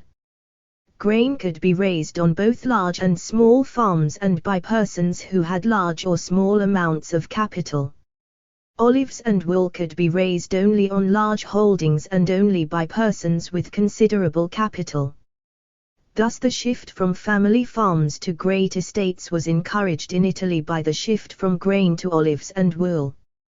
One last but important factor in this change to large estates was the fact that land ownership carried an appearance of aristocracy and social prestige, since the nobility were by law excluded from commerce, and restricted their economic activities to agriculture. As a result, every parvenu who made money in commerce, industry, speculation, or war contracts sought to win public sanction of his rise in the social scale by acquiring a large estate, the larger, the better. In this way many persons with no direct knowledge or interest in farming became owners of latifundia worked by slaves in charge of a steward. In consequence there grew up a pattern of ostentatious display of landed luxury, great debts, and separation of management from ownership. This new pattern of agrarian organization created a demand for slaves that could hardly be satisfied. No slave system has ever been able to continue to function on the slaves provided by its own biological reproduction because the rate of human reproduction is too slow and the expense from infant mortality and years of unproductive upkeep of the young make this prohibitively expensive. This relationship is one of the basic causes of the American Civil War, and was even more significant in destroying ancient Rome. The normal method for supplying the slave needs of Class 319. Equal antiquity was by sales of war captives. But even this was not sufficient to meet the demand. It was, however, sufficient to make war an endemic element in Roman life. The supply of slaves had to be supplemented by other means. The Senate, which was the chief organ of government and in control of the landed rather than of the commercial classes, permitted piracy to flourish in the Mediterranean because it supplied captives to the slave marts. This continued until the middle of the 1st century BC when the revolutionary threat from the discontented to break up the latifundia forced the owners of these estates to seek support from the commercial groups by wiping out piracy that preyed on commerce. The ease with which piracy was suppressed by Pompey in 67 BC is evidence of the lack of effort made in this task earlier. The supply of slaves was also increased by systematic plundering of the Roman provinces and the territories of allied states. Cicero tells us that each provincial governor had to return after his brief rule with 3 fortunes peculated from the province. One went to pay the bribes that had obtained his appointment, a second went to obtain acquittal from the charges brought against him on his return, and the third was for himself. A similar behavior was found among lesser provincial officials, especially the tax collectors, who often left an area ruined and depopulated. Allied territories were not treated much better than provinces. About 104 BC, Marius called upon the allied king Nicomedes of Bithynia to provide auxiliary troops for services against the Cimbri. The king replied that he was unable to do so because of the depopulation of his country by the slave raiding of Roman officials. When this message reached Rome, the Senate ordered that enslaved freeborn 320 citizens of Roman allies who were being held in Roman provinces should be freed, but after 800 were freed in Sicily within a few days, the landlords were able to exercise sufficient political pressure to stop execution of the decree. As a consequence of such methods, the number of slaves increased greatly in the period of the late Republic, and the danger of slave revolts increased accordingly. William L. Westerman and Tenny Frank agree that at least 250,000 war captives were enslaved in the first 50 years of the 2nd century BC. Livy tells us that 70,000 slaves participated in the Sicilian slave revolt of 135 BC, 20,000 were armed by the rebels in the Social War in 90 BC, while Spartacus, who refused help from many, led 120,000 against the city in 72 BC. In 37 BC, Octavius Caesar trained 20,000 slaves obtained from his supporters to be oarsmen in his struggle with Sextus Pomptus, and, after his victory, he restored to their owners 30,000 slaves who had been serving with his defeated opponent. This great increase in the number of slaves after 250 BC did not reflect any increase in their productive use. On the contrary, all the evidence indicates that larger and larger numbers were used in quite non-productive activities, attending their masters, lolling about urban residences, or carrying letters and packages. Moreover, between Cato, who wrote his De Agricultura about 160 BC, and Varro, who wrote his Rerum Rusticum about 37 BC, there was a definite shift from a rigorous profit motivation to a more humane and leisurely attitude toward slaves. Even on the land itself there was a decrease in efficiency. The shift of managerial decisions from an owner on the spot who had a personal interest in efficiency to a freeman 3-1. Overseer who had no such interest does much to explain the mechanism by which the slave-based agricultural system changed from instrument to institution. The owner, of course, had a personal concern in increase of output because each increase accrued to him. But an overseer had an interest in a stable output year by year, something quite different. If an agricultural unit is operated at peak human efficiency, its output will fluctuate from year to year by a considerable amount, depending on climate conditions. In such a case the overseer of an absentee landlord would have obtained only a modicum of praise in good years, since the high output was attributed to the weather, but would get a maximum of blame in poor years, on the argument that he should have been able to anticipate or compensate for adverse weather conditions. Under such fluctuations the overseer would have a precarious tenure and would frequently have been discharged. On the other hand, if the farm had a fairly consistent output year after year within narrow limits of fluctuation, the owner would have secured an annual income on which he could depend and the overseer would have a relatively secure tenure. For this reason there was a general tendency for each agricultural unit to approach a fixed annual output.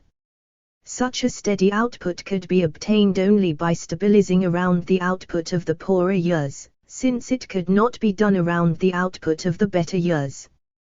This means that the overseer drove his slaves hard if a year's output seemed likely to fall below his preset annual output figure, but relaxed discipline whenever it became clear that the year's output was likely to exceed the same preset annual output goal.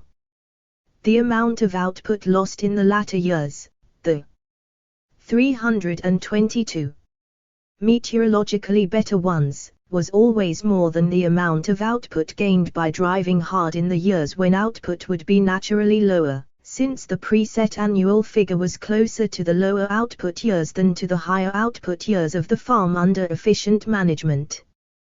The net result of all this was a reduction and stabilization of output on large estates of absentee owners. As the number of such estates increased, the output of the whole economy suffered. This reduction of output for the system as a whole probably did not occur until after the time of Augustus or even later, and was concealed for a long time by the fact that the Roman political system was expanding geographically over larger and larger areas and thus obtaining control of larger and larger absolute amounts of agricultural produce even when the economic system as a whole was not producing more each year but less. It is, however, very likely that the Mediterranean economic system as a whole reached its highest rate of expansion before 300 BC and was operating at a decreasing rate of expansion by 250 BC. From 200 BC to AD 200 its absolute output increased only slightly, and by the latter date economic decline in absolute output had begun. Accordingly, the age of conflict for the Western Mediterranean began by 250 BC and the period of decay for the whole civilization began about AD 200. 5. Universal Empire. The universal empire of classical civilization was achieved with the establishment of the political supremacy 323 of Rome throughout the Mediterranean in 146 BC. The rise of Rome had little to do with the age of expansion. Rome began as an Etruscan bridgehead on the south bank of the Tiber at a place where several hills on that bank made it possible to defend a ford that crossed the river by way of an island. Thus from its earliest origin the Roman organization was militarized. Its political expansion, coinciding with the decline of the Etruscans, was dominated by military considerations. By 250 BC, when the shift from an age of expansion to an age of conflict gave an increased role to any militarized system, Rome was ready to play that role. Until that moment the usual features of an age of expansion were obvious: increased production, increased population, increased geographic area for classical culture as a whole, and increased knowledge. Of the lesser attributes of this period, democracy is manifest, although science is less so. After 250 BC the attributes of an age of conflict became clear: class conflict, imperialist wars, irrationality, and declining democracy. All these acted and reacted on the agrarian slave system, increasing the number of slaves and the size of estates. This monopolization of the land led to a depopulation of the Italian countryside. Many peasants decided that they could live on the dole in Rome easier than they could win a living from the soil. As Seneca wrote about AD 50, country districts which were once the lowlands of whole villages are now worked by a single band of slaves, and the power of stewards is wider than the realms of kings. He also wrote, great troops of slaves whom their owner does not know by sight and the slave prisons echoing to the sound of the lash have no attraction for me. Elsewhere the situation was even worse. Pliny tells us that in the time of Nero, AD 54 to 68, 6 men held half the province of Africa. 324. Conditions became worse after 50 BC when Italy's industry, which had previously produced metal products and tasteless pottery for export, was unable to compete successfully with the industrial activity of the provinces, especially Gaul. One cause of this may be found in the fact that the craftsmen of Italy were mostly slaves, while those of Gaul were largely free. As a result of this, commerce, which had been flourishing under the Republic, began to decrease under the Empire, the imperial trade being replaced to a considerable extent by local and provincial commerce, except for the trade in luxury goods and in grain. The latter continued to pour into Italy from the provinces, especially from Egypt, which was also the source of papyrus. Under the Republic, Italy still paid for these imports by metal goods, redware pottery, and other products, but under the Empire Italian exports decreased in importance, and imports had to be paid for in gold or silver. This began a steady flow of precious metals from Italy, especially from Rome to the provinces. These metals had to be brought back by new conquests extending the frontiers and by ransacking of the provinces by the provincial governors and armies. Thus the army, the imperialist wars, and the corruption in provincial government were necessary for the economic survival of the Roman system. Plunder kept the system functioning until the military weakening of Rome made it impossible to extend the frontiers further, and neither the supply of slaves nor the restoration of specie could be maintained. Thus, by 146 BC the Roman state had become the universal empire of classical civilization, although it required another century and a half before class conflicts and imperialist wars were reduced in frequency.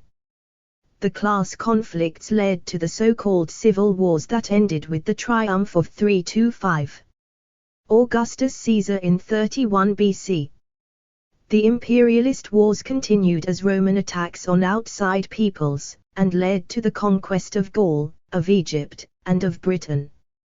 By AD 96 the universal empire of classical civilization had reached its golden age, a sub-period that continued for about 3 generations, 96 to 180, under the 5 good emperors. Of this period Gibbon wrote, "If a man were called to fix the period in the history of the world during which the condition of the human race was most happy and prosperous, he would, without hesitation, name that which elapsed from the death of Domitian to the accession of Commodus." But, as Gibbon knew well, it needed but a slight change for this golden prosperity to become the brown of overripeness and decay. 6. Decay. By AD 200 classical civilization had reached its period of decay. With the end of continual warfare and the clear inability of Rome's military forces to extend its frontiers further, the supply of both slaves and booty ceased. The unfavorable balance of payments of Italy became more acute. Trade began to decrease sharply, and a tendency for each province, even each large estate, to move toward economic self-sufficiency began. There was a return to grain growing in Italy. Craft activities began to move from the towns to the estates. The towns themselves ceased to grow, and later declined.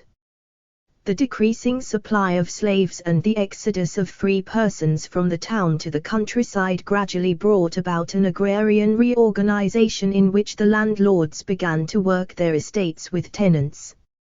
326. Requiring payment in kind and labor services on their own holdings as part of the rent. These tenants were called colony. Efforts to overcome the chronic economic depression by government action led to a much enlarged governmental bureaucracy and to an increased tax burden. This fell primarily on the landlords because of the dwindling commercial and craft activities, because the army was no longer paying its way from the booty of war but remained an expensive financial burden, and because landed wealth was something the tax collector could lay his hands on. The scarcity of manpower and the efforts of tenants to move from one landlord to another seeking better terms gave the landlords an excuse for refusing to pay taxes. To obviate such excuses, laws were passed forbidding the colony to move from their tenancies, making these hereditary, and making the landlord responsible for his tenants' taxes, since he could be found by the tax collector more easily than they could, and his lands would be surety for payment. Thus the colony tended to become serfs. In time they tended to look to the landlord for protection and for settlement of their disputes. At the same time, as the government became weaker and more remote, the free villagers, or vici, also began to look toward powerful local landlords for these same services of protection and justice. The government passed laws to prevent this growing system of patronage, but without stopping it. The decline of slavery led to decreased accumulation of capital, but investment, as we have seen, had declined earlier and more rapidly. The vital issue was no longer expansion but survival. The political disorders of the 3rd century can be measured by one fact: in 16 years 4327, 6 emperors or would-be emperors met death by violence. Such disorders, intensified in the 4th and following centuries by the barbarian migrations, led to a flight from the towns to the country. Everyone wanted an established relationship to the food-producing land. As all municipal life decreased in vigor, agrarian units increased in self-sufficiency. The shift of real power from the Senate to the armies began as early as 100 BC, but was not legally recognized until AD 195, when, for the first time, an emperor ruled without any senatorial election. Control of the imperial position became a clear power struggle between army commanders. Because such commanders could no longer retain the loyalty of their forces by periodic distribution of provincial booty and foreign slaves, they rewarded them from the chief remaining source of wealth, the landed holdings of their political opponents. This gradual liquidation of the landed class and their replacement by army leaders sprung from the more remote and backward areas of the empire entirely destroyed the town-dwelling landed elite who had been the carriers of the classical culture. As this aristocratic, clarid, urban, moderate, mundane culture was destroyed, it was replaced by a welter of unprincipled violence, grasping materialism, crass ignorance, crude illiteracy, and narrow, rural provincialism. In reaction against this, there eventually arose a new spiritualism and asceticism, a flight from worldliness, mingled with all kinds of new religious feelings and dark superstitions, but also containing much exalted spirituality. Both of these movements were fatal to the classical ideology.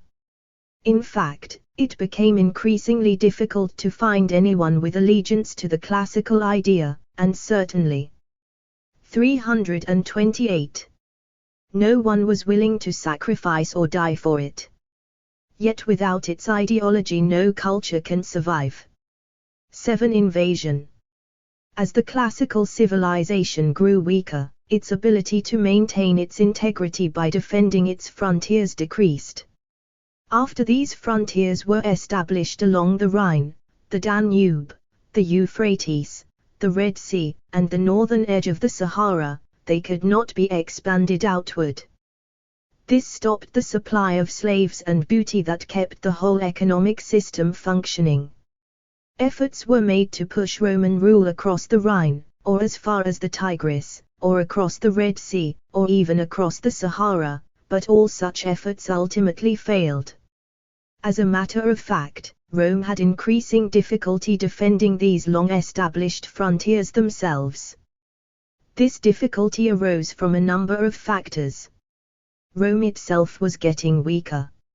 Its ideology was losing allegiance everywhere, morale was evaporating, the economic system was declining, the political system was finding it increasingly difficult to get its orders obeyed, the social system was disintegrating.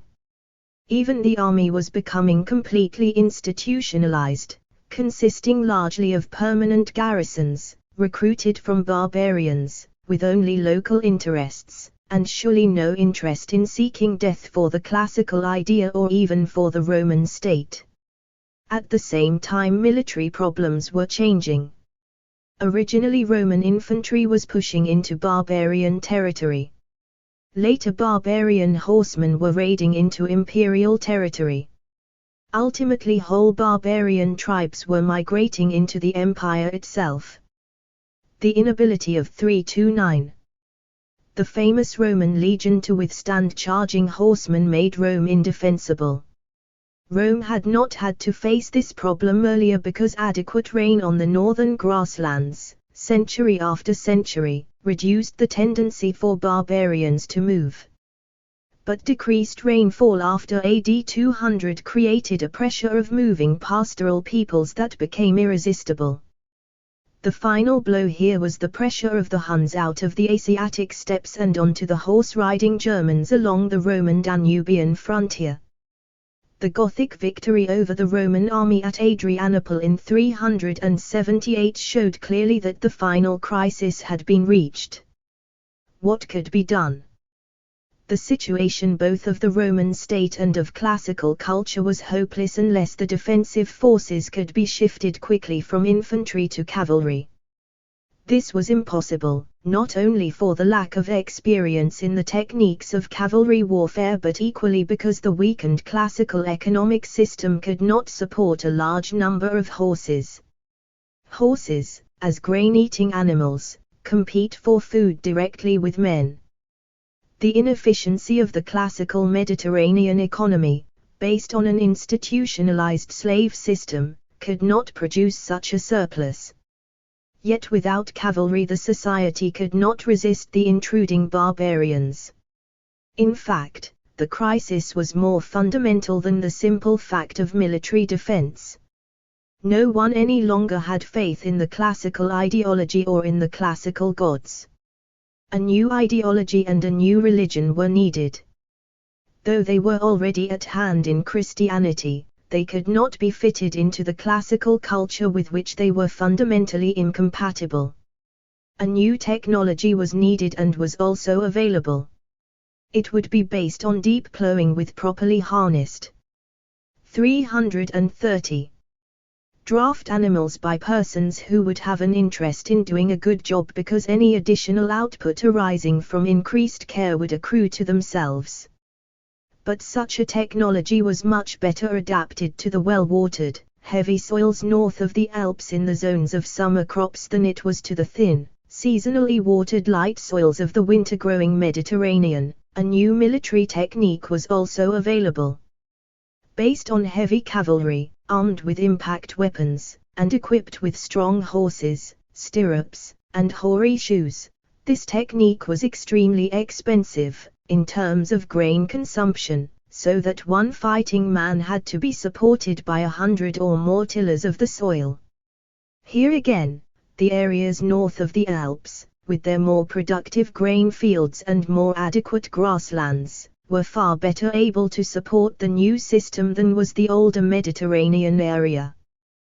The bringing together to form a single culture of these various techniques for satisfying man's basic needs required a new society.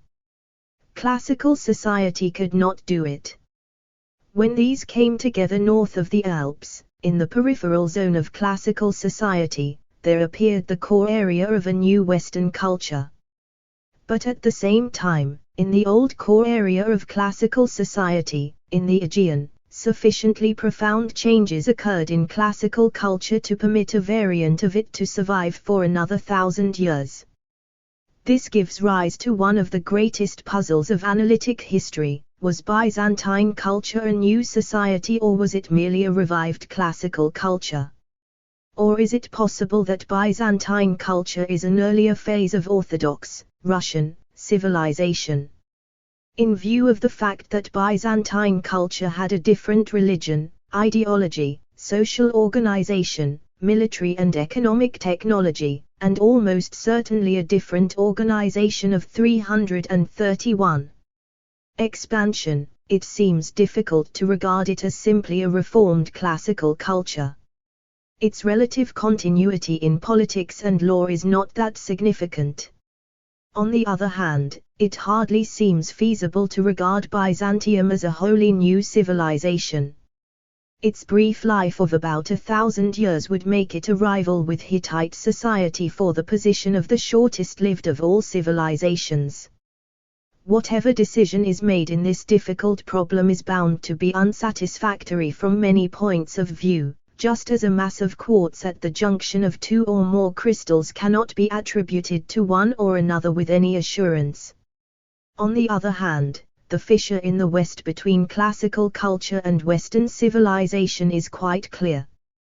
The death of one society and the birth of an entirely new civilization in the peripheral area of a previous one is quite definite. On every level of culture, from the most material technology on one extreme to the most abstract ideology or religion on the other extreme, these two civilizations are different. 10. The death of classical civilization and the barbarian migrations that accompanied it left the shores of the Mediterranean Sea and an extensive hinterland behind them in cultural chaos. The area was filled with shattered social groups and cultural wreckage bobbing about on swirls and eddies as if a great ship had sunk in a quiet sea. In the next 300 years, 500 to 800, these peoples and cultural debris began to integrate to form core areas of three new civilizations. All of these were on the extreme periphery of the older classical society. To the southeast, in Arabia, appeared Islamic civilization. To the northeast, in the northern flatlands, appeared Orthodox Russian civilization, and in the northwest, in France, appeared Western civilization. Each of these had its distinctive outlook and organization, as all societies do, and the relationship between the three became one of the continuing problems of the next 1500 years. Western civilization presents one of the most difficult tasks for historical analysis, because it is not yet finished, because we are a part of it and lack perspective, and because it presents considerable variation from our pattern of 334. Historical change. The first two of these difficulties are obvious enough. If Western civilization is still in its course, its future is not yet settled and its past is, accordingly, capable of diverse interpretations. Moreover, our own involvement in it handicaps our interpretation because many of its most significant features are so familiar to us that we accept them without statement or even recognition. The importance of these two difficulties will appear in our own analysis. Moreover, the analysis of Western civilization in terms of the 7 stages is difficult because it clearly does not follow the straightforward pattern of 7 simple stages. Of course, any student in any society has an inclination to regard his own culture as being in some way exceptional, but in this case, more than others, there seems to be objective justification for such a feeling. No culture has ever exceeded Western civilization in power and extent. Our society now covers more than half of the globe, extending in space from Poland in the east to Australia in the west. In the course of this expansion, most of it during the last 5 centuries, the power of Western civilization has been so great that it has destroyed, almost without thinking of it, hundreds of other societies, including 5 or 6 other civilizations. As we have already indicated, the history of Western civilization to the middle of the 20th century is not a simple story of rise and fall, but rather a series of at least 3 successive pulsating movements of expansion. Each period of expansion has been followed by an age of crisis, but in 2, and probably in all 3, of these crises the organization of expansion has been circumvented or reformed sufficiently to provide a new instrument of expand 335. Shorn and accordingly a new period in stage 3. We have already given these 3 periods of expansion the rough dates 970, 1270, 1420 to 1650, and 1730 to 1929. Each of these ended in an age of conflict. Any such analysis as this is bound to lead to disagreement among students of the subject and, as a consequence, it may be necessary to give in this chapter some references to scholarly research, something we have managed to avoid in the earlier chapters of this book. Although Western civilization emerged from the wreckage of classical antiquity, it differed from it in every important aspect of its culture. Even in its first 3 stages it had a different military system, based on specialized cavalry rather than on infantry, a different technology, based on animal power rather than on slavery, a different economic organization, a different political organization, formed about rural castles rather than around municipal acropolises, and, above all, an entirely different religious system and basic ideology. The only level where a certain similarity between the two cultures could be found is on the social levels, where both civilizations began with a two-class society of fighting nobles and agricultural peasantry organized in self-sufficient economic units, genos and manor, and slowly changed, in both cases, by the insertion of a town-dwelling commercial middle class between the original two. We have already spoken of this similarity. The differences between the two societies on most levels of culture are either well known or will be explained in the present chapter. But the most important difference, that on the intellectual level, is too significant to be discussed in this cursory way.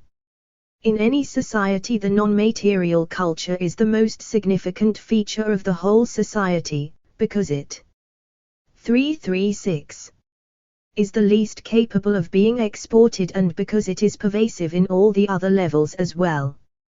In this particular case there is the additional necessity for exposition of this aspect, because of widespread ignorance or misunderstanding of it. We might begin by saying that Western ideology is optimistic, moderate, hierarchical, democratic, individualistic yet social, and dynamic. All these terms refer only to aspects of the whole and do not really get us to its essence. This essence might be summed up in the belief that truth unfolds in time through a communal process. Before we attempt to analyze this rather cryptic statement, we should say a few words about the more superficial aspects. The Western outlook is optimistic because it believes that the world is basically good and that the greatest good lies in the future. This covers all the ideas E. Engelson included in the term Christian optimism. The classical ideology began by being mundane and ended with a dualism in which it saw the universe as an evil material world opposed to a good spiritual sphere. Western ideology believes that the material is good and the spiritual is better, but that they are not opposed to each other, since the material world is necessary for the achievement of the spiritual world. The world and the flesh are good because they were both made by God, as in the Old Testament. The material world is necessary to the spiritual in 2 ways. 1. No soul exists without a body, and 2. No soul can be saved except by its own efforts and cooperative actions with other persons, both of which can be achieved only by bodily actions in this world.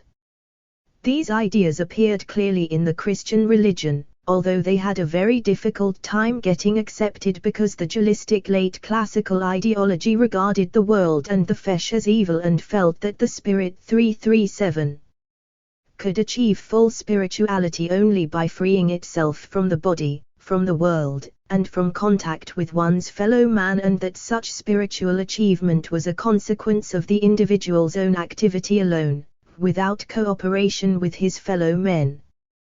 This attitude appeared very clearly in Persian thinking about 600 BC, came into classical antiquity through the Pythagorean rationalists, and was given a clear, explicit, and influential statement in Plato's Phaedo about 385 BC. Although quite incompatible with the classical outlook, these ideas became increasingly influential and became the generally accepted philosophic outlook after the 3rd century of our era. This led to a phenomenal outgrowth of Anchoritism in the 3rd to 6th centuries. It must be recognized that this philosophic position was basically incompatible with the religious ideas of Christianity. The latter has been threatened ever since by dualistic heresies, like Arianism, Catharism, or Jansenism, derived from this philosophic background. Western ideology believed that the world was good because it was made by God in 6 days, and that at the end of each day he looked at his work and said that it was good.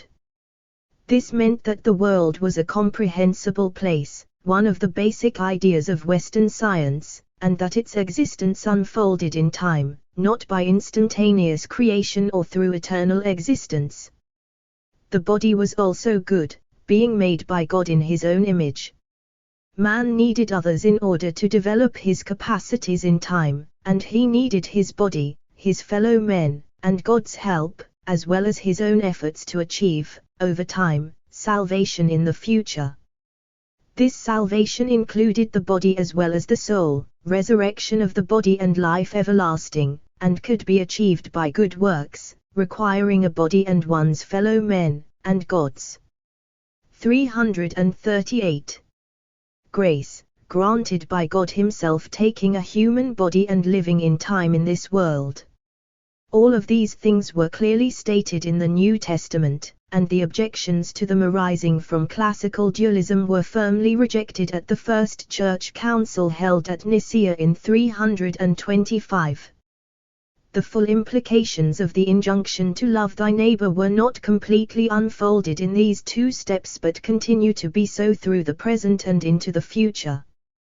While the aristocratic classical culture had put the Golden Age in the past, more democratic Western culture put it, and salvation, in the future. This optimistic and hopeful attitude applied to most aspects of Western life. Its hierarchical aspect appeared originally in the belief that the spiritual rested on the material, not opposed to it, and also came to apply to much of life. This led to a basic distinction, now largely lost, between necessary and important, in which material things were necessary but spiritual things were important. The democratic and individualistic aspects of the Western outlook were always present, and go back, like other aspects, to the New Testament. They rest on the belief that all men have souls fit for salvation and, in the long run, have equal opportunity to achieve salvation. These ideas also appear in Christ's concern with the downtrodden and oppressed, in the belief that the first and greatest sin was pride, the sin of Lucifer, and that the greatest virtue was humility, in the Beatitudes and in many parables, such as that of the lost sheep. It is worthy of note that all these points are concerned not only with the individual's relationship to himself and to God but also with his relationship to his fellow men. All these, along with the emphasis on good works and the importance of sacraments, show the significance of the 339. Social element in Western thought. The same significance was underlined in the idea that man can be fully man and fully please God only in society. This idea was reflected in religion in the idea of the Church, the Societas Perfecta, the belief that salvation could be obtained most readily through the Church, the idea of the sacraments, all of which require the presence of at least 2 persons and most of which require 3, the efforts, in the 6th century, to replace anchorites with monks, that is, to replace a late classical aberration with a system more compatible with Western sociality. All these different aspects of the Western outlook cluster about the essence of the outlook that we have tried to express in the statement that truth unfolds through a communal process. The outlook to which this statement refers lies at the foundation of Western culture and is reflected equally in its religion, its politics, its science, and its economics. This outlook assumes, first, that there is a truth or goal for man's activity. Thus it rejects despair, solipsism, skepticism, pessimism, and chaos. It implies hope, order, and the existence of a meaningful objective external reality. And it provides the basis for science, religion, and social action as the West has known these. Second, this attitude assumes that no one, now, has the truth in any complete or even adequate way, it must be sought or struggled for. Thus this outlook rejects smugness, complacency, pride, and personal authority in favor of the Christian virtues and a kind of basic agnosticism, with the implication we don't yet know everything, as well as the idea of achievement of good through struggle to reach the good. The earliest great work of German literature, Parzival, has as its subtitle The Brave Man Slowly Wise. This is 340. Typical of the Western ideology's belief that wisdom, or any real achievement, comes as a consequence of personal effort in time. The same idea is to be found in Dante's Divine Comedy, in Shakespeare's tragedies, taken as a whole, and in Beethoven's symphonies. There are two important ideas here. One is that no one has the whole truth now, but that it can be approached closer and closer in the future, by vigorous effort, and the other is that no single individual does this or achieves this, but that it must be achieved by a communal effort, by a kind of cooperation in competition in which each individual's efforts help to correct the errors of others and thus help the development of a consensus that is closer to the truth than the actions of any single individual ever could be. We might call these two aspects the temporal and the social. They are covered in our maxim by the words unfolds and social. There is also a third idea here, namely, that the resulting consensus is still not final, although far superior to any earlier or more individual version. Thus the advance of mankind or of any single individual is an endless process in which truth, or any achievement, even the development of an individual's personality, is constantly approached closer and closer without ever being finished or reached. We might mention also another phase of this outlook, namely, the idea that the cooperative effort that unfolds truth through a continuously developing consensus is a competitive process. More accurately, it is cooperation through competition, as a game is. This refers to a social process that is superficially competitive but fundamentally cooperative, or, viewed in another way, a situation in which individuals compete and even struggle together for a higher social end, the consensus. This is a dialectic process, and 341 is one of the heritages from classical antiquity, where this idea of the emergence of truth from pluralistic debate in the marketplace is found in the earlier dialogues of Plato and of other thinkers. It is worthy of note that Plato, while retaining the form of the dialogue, really abandoned its function in his later writings, the Republic and those following, by using Socrates as the spokesman of his own ideas that contain the whole truth, while the other speakers contribute nothing to the final achievement since their ideas are erroneous and must be corrected by Socrates. This idea of the fruitful debate from which truth grows is the basis for the method of medieval intellectual advance, in spite of the erroneous theory so widely accepted that medieval ideas were rigid systems imposed by authority. This conception is of course found behind medieval exposition as in Abelard's Sic et non or Aquinas' Summa Theologica, but it is much more fully realized in the process by which medieval ideas were reached than in the form in which they were presented. However, in both there was a fundamental assumption that each presentation was temporary and not fully perfect and was subject to improvement in a later revision as a consequence of criticism. The idea, so widely spread today that the Summa Theologica was a final, complete, and permanent presentation of its subject, was not held at the time by anyone, least of all by Aquinas himself. After all, the angelic doctor offered the world at least 3 versions of this subject, the Summa Contra Gentiles, the Summa Theologica, and the incomplete but really much improved Compendium Theologiae.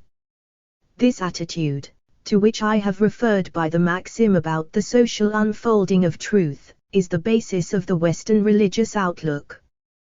This outlook believed that religious truth 342 unfolded in time and is not yet complete. The Old Testament, for example, was not cancelled or replaced by the New Testament but was supplemented by it.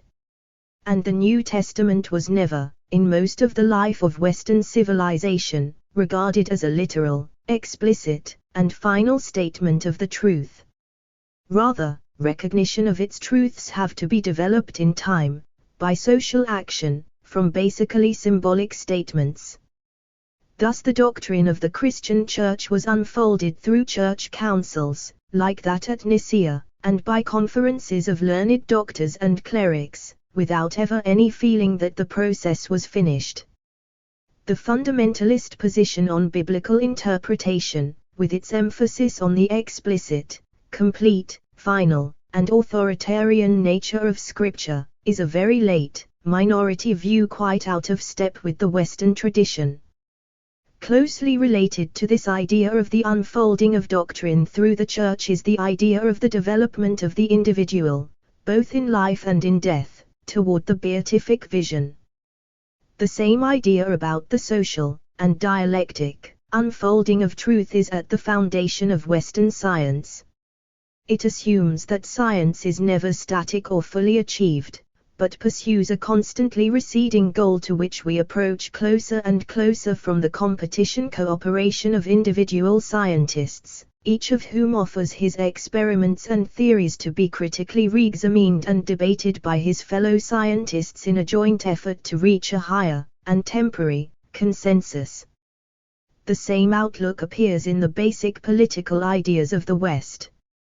These are liberal and not authoritarian. They cannot be authoritarian because no individual or institution has full and final truth. Instead, a fuller and more complete truth emerges as a guide to social activity from the free 343. Debate in free assembly of all men's partial truths.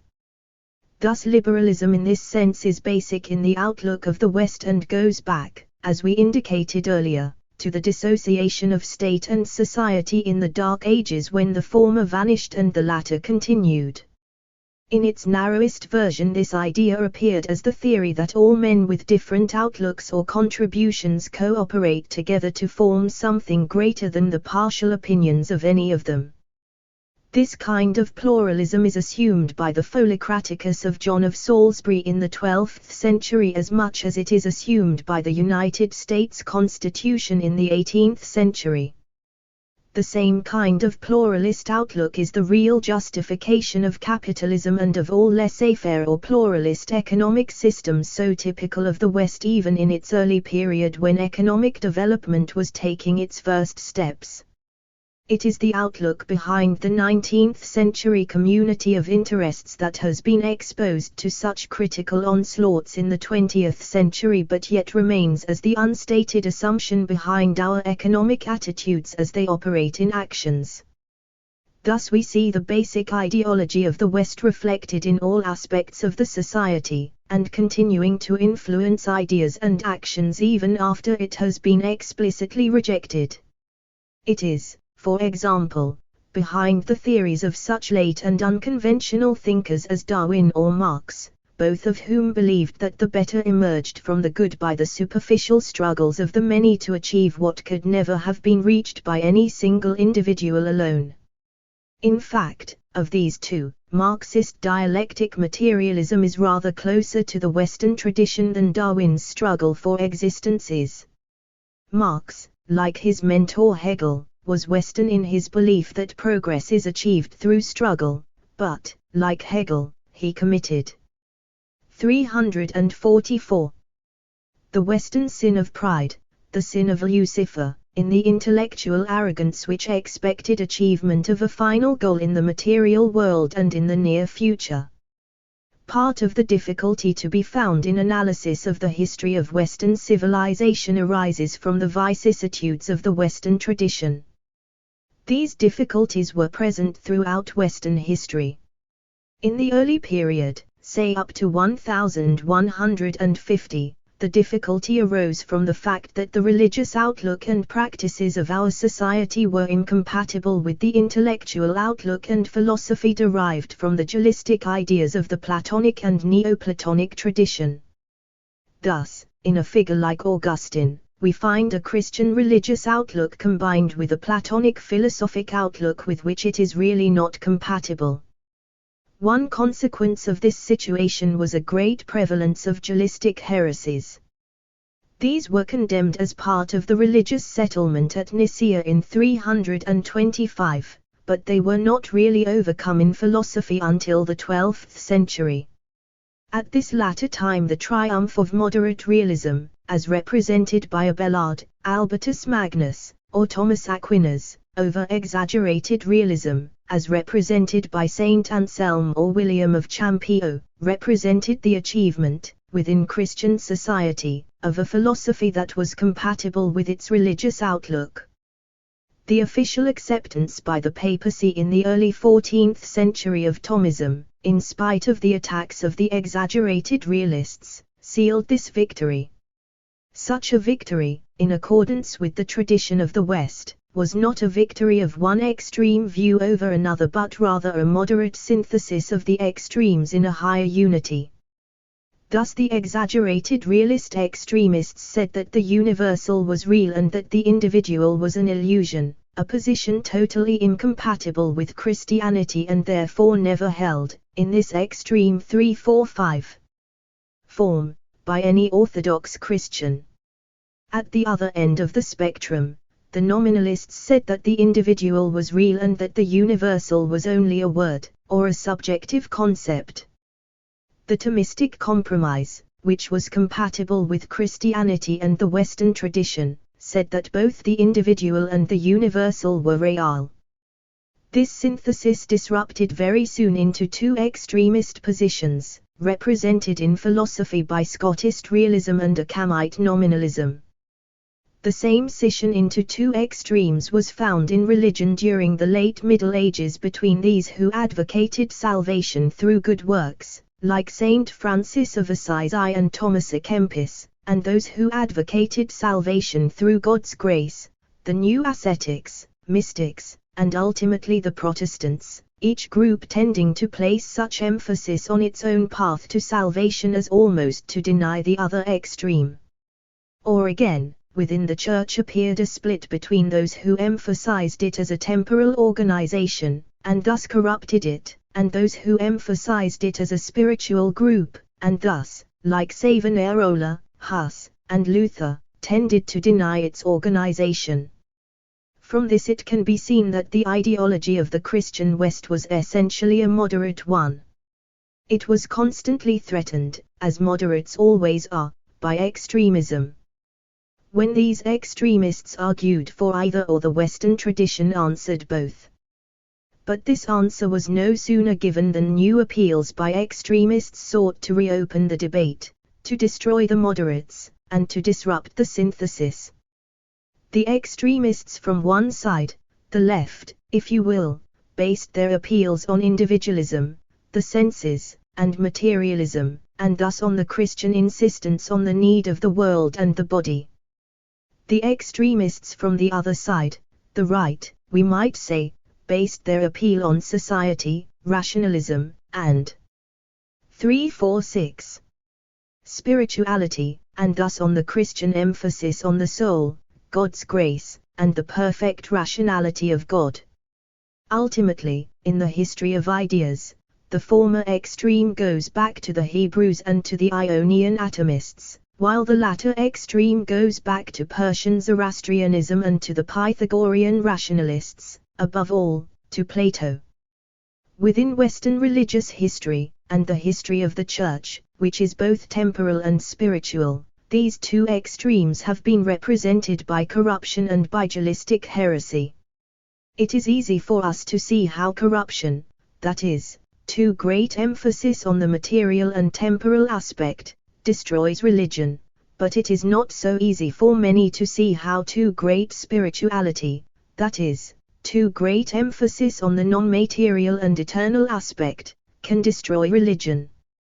This condition arises because religion is a linking, from ligaria, to join together, as in English ligament or ligature, of the two extremes, man and God, that cannot exist if either extremity is absent.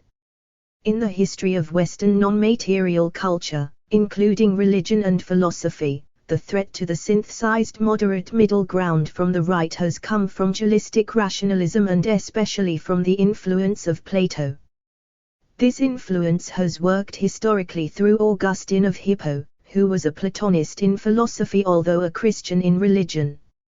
In the field of religion itself, this influence has given rise to dualistic heresies of which the chief, as might be expected, have appealed to Augustine. Augustine himself was not a heretic. He said, man is saved by God's grace, but he never said, man is saved by God's grace alone, since the orthodox position, the middle ground, was that man was saved by God's grace and his own good works among his fellow men. Augustine's statement was incomplete but not wrong, that is heretical. Only when 347. This partial statement was accepted as a whole, complete, and final statement did it become heresy. But the tendency for the rightist extremists to do this was very strong, and this tendency was most irresistible among those who were closest to the Augustinian tradition. Thus Luther, who was an Augustinian monk, did believe in salvation by grace alone, and the last great heresy, from the spiritual extremists, was Jansenism, which grew out of Jansen's book The Augustinus, a study of Augustine's theology, 1632. This spread through figures like Pascal and the Port Royal group and was condemned as a heresy by the papacy in the Bull Unigenitus in 1715. Of course, the threat to the Western ideology based on synthetic moderation came equally, if not more easily, from the left, from the materialists and nominalists. But this is a well-known story that needs to be mentioned here only because the loss of the ideology of Western civilization, like the earlier loss of the ideology of classical civilization, will rest rather on the overemphasis on materialism and selfish individualism than it will on overemphasis of rationalism or spirituality. In most civilizations, as we have already shown, there is a strong tendency for the basic ideology of the society to become lost and misunderstood during the age of conflict and to be abandoned totally in the age of decay. Since Western civilization has gone into an age of conflict 3 times, the threat to the society's ideology has been practically endemic. Anyone who wishes to recover this ideology can do so by reflecting on the word moderation or the expression reconciliation of extremes or, more abstrusely, on our maxim about the unfolding of truth through social activity over time. When our old professor said of Goethe, 348, that he was conciliatory, he was saying that he was a figure in the Western tradition. But when we say that Hitler was an extremist or a fanatic, we are equally clearly excluding Hitler from the real Western tradition. 1. Mixture. The mixture of cultural elements that formed Western society came from 4 chief sources.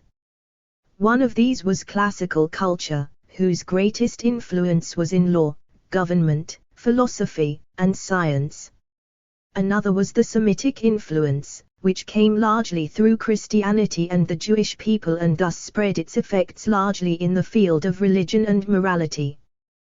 The third influence, that of the barbarians, was a very diffused one, and is chiefly notable in social relations and technology, while the last, coming from the Saracens, consists mostly in incidental items and served also as an intermediary in the transfer of classical influences.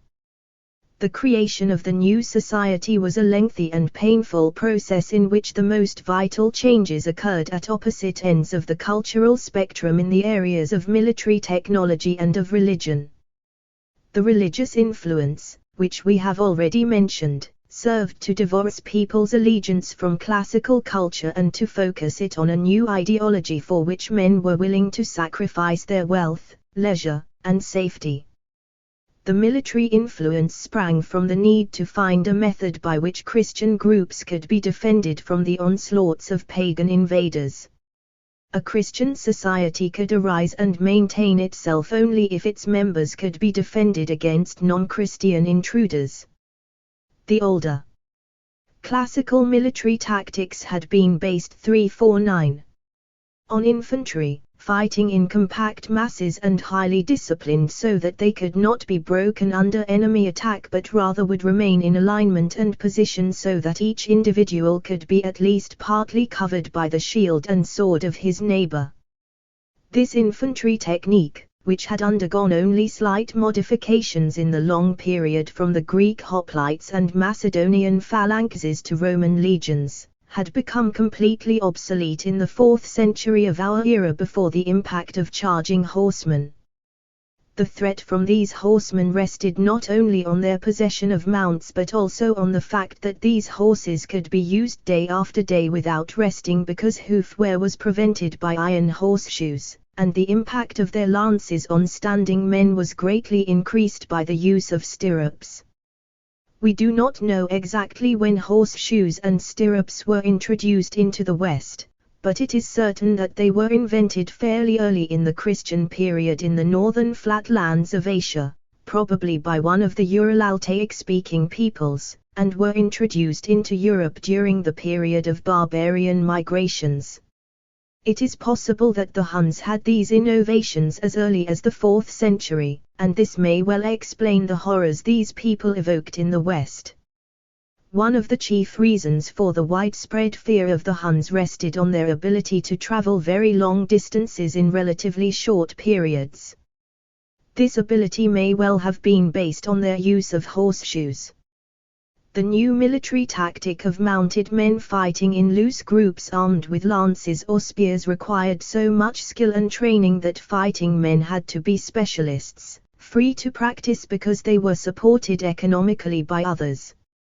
This requirement made it inevitable that the new Christian society must be a two-class society divided into 350. Those who fought from horseback and those who produced the food to support all persons and their animals. The fighting man in this organization was very expensive because his horses, he needed at least 2, his arms, and his leisure to practice fighting were expensive. This meant that the ratio, in the society, between soil tillers and fighters would be high, something in the order of 100 to 1. The specialized fighters and the specialized soil tillers in this organization were very unequal in power, although, perhaps, not so overwhelmingly unequal as we might guess. When the organization reached its full development in the late 11th century, the knight provided all the protection and the peasant, by then usually a serf, provided all the food. The knight needed food as much as the peasant needed protection, but the time ratio between these needs was to the advantage of the knight to such an extent that he could use his power against the peasant in the short run, to enforce obedience, so long as he did not injure the peasant's capacity to produce food in the long run. This power ratio of knight and serf was so great that it was possible for knights to force serfs to contribute to their support beyond the amount necessary for the expenses of protection alone. Accordingly, there was a flow of the economic necessities produced by the serfs into the possession of the knights. Thus the medieval knight became a surplus-creating instrument as well as an instrument of defense, a political power, and the upper class in the social system. This complex organization on the military, political, social, and economic levels is called feudalism. It was supported by an economic organization of self-sufficient agricultural units called manors, and acted as the surplus 351. Creating organization of the instrument of expansion of Western civilization in its first 4 stages. The whole system was supported by the economic production of the peasant. This latter relationship was so vital for the existence of the system that the peasant was legally forbidden to leave his position on the land and thus became a serf. On the whole, the peasant did not resist serfdom, since it gave him a secure status that provided protection and justice. 2. Gestation. The period of mixture of Western civilization was merely a continuation of the period of invasion of classical civilization and lasted from about AD 370 to at least 750. It was followed by a period of gestation of about 200 years.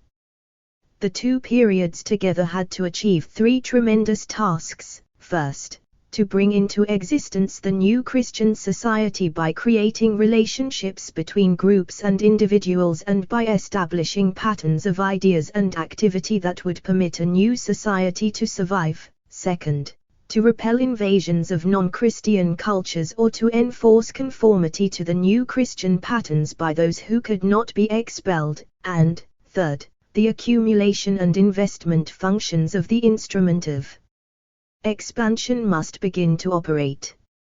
These three tasks were achieved in the order in which we have listed them, the first in the period of mixture, the third in the period of gestation, and the second bridging over both periods. This second was such a gigantic task that it delayed the achievement of the third task and led the society into political ambitions that could not possibly 352 be supported by the economic base available. These ambitions took the form of the Carolingian Empire, whose brief life covered the generation before 814.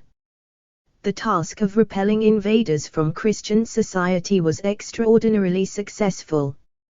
To us today it is still a puzzle as to how it was achieved.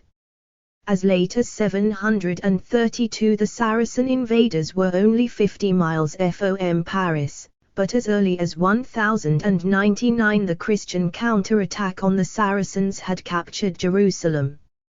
During most of this interval the attacks on the west continued, by Vikings and Northmen in the Baltic and North Sea areas, by pagan Germans and Turkic peoples from the east, and by the Saracens in the Mediterranean area. In one way or another, these peoples were pushed back or were adopted into Western society. The success of these military achievements, especially by the Carolingians, led to their abortive effort to re-establish in Europe a recreated universal Roman Empire. This was an overextension of military and political ambitions quite unwarranted by the social and economic conditions. In terms of our analysis, it meant that surpluses being accumulated by the political and military organizations were being expended in the same levels in an effort to expand on these levels more rapidly than the economic basis would allow. Before any centralized political system such as Charlemagne's could function steadily, it was necessary to achieve a very great expansion and intensification of the economic level by diverting the surpluses being accumulated on the political and military levels into the economic level. The real difficulties on the political and military levels that made the Carolingian effort fail were in respect to three phenomena: 1. Poor transportation, 2.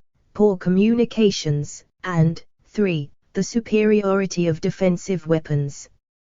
We 353 have already mentioned that the old Roman Empire was supported on the shores of the Mediterranean Sea by the superiority of sea transportation over land transportation, thus binding the shores of the sea to each other more closely than any shore was bound to its own hinterland.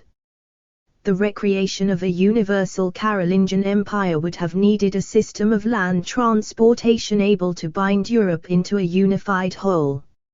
No such system existed or could exist in the year 800. Roads were almost totally lacking, and could not be supported in any adequate fashion by the limited output of the economic system. At that time Europe was just obtaining from the East an adequate method of harnessing, including the horse collar and traces, but this method was not yet widely known, and the economic system was not able to support any large number of horses or men devoted to transportation. Closely related to the lack of transportation was the inadequacy of communications, including that basic item, the level of literacy.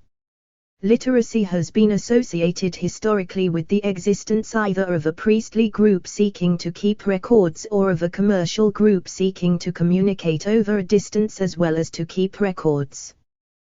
The transportation inadequacy that led to self-sufficient manners and the political disorder that gave a low level of personal security combined to make commerce almost impossible in the early medieval period.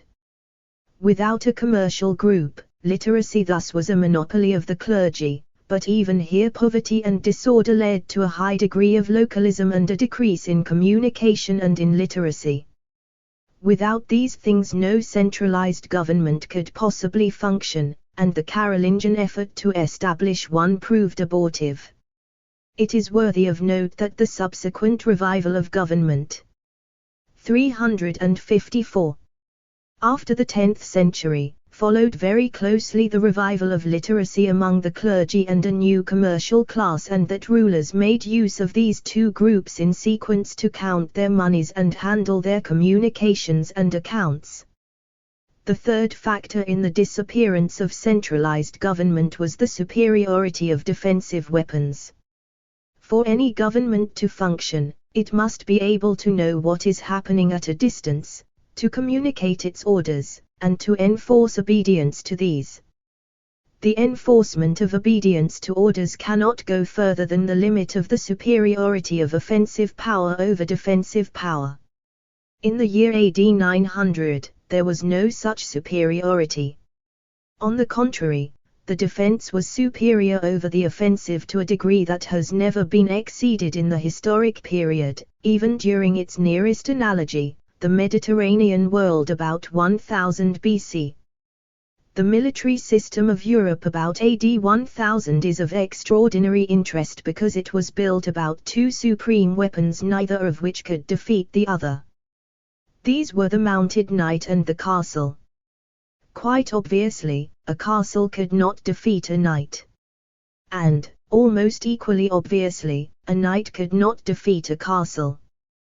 The only way that a knight or group of knights could defeat a castle was by siege, but this was extremely difficult during the early Middle Ages because of the technical difficulty of supplying a besieging force at a distance so that it could starve out the defenders, before it starved itself from exhaustion of supplies. Any besieging force had to be stronger than the besieged or it would be driven from the area and the siege broken.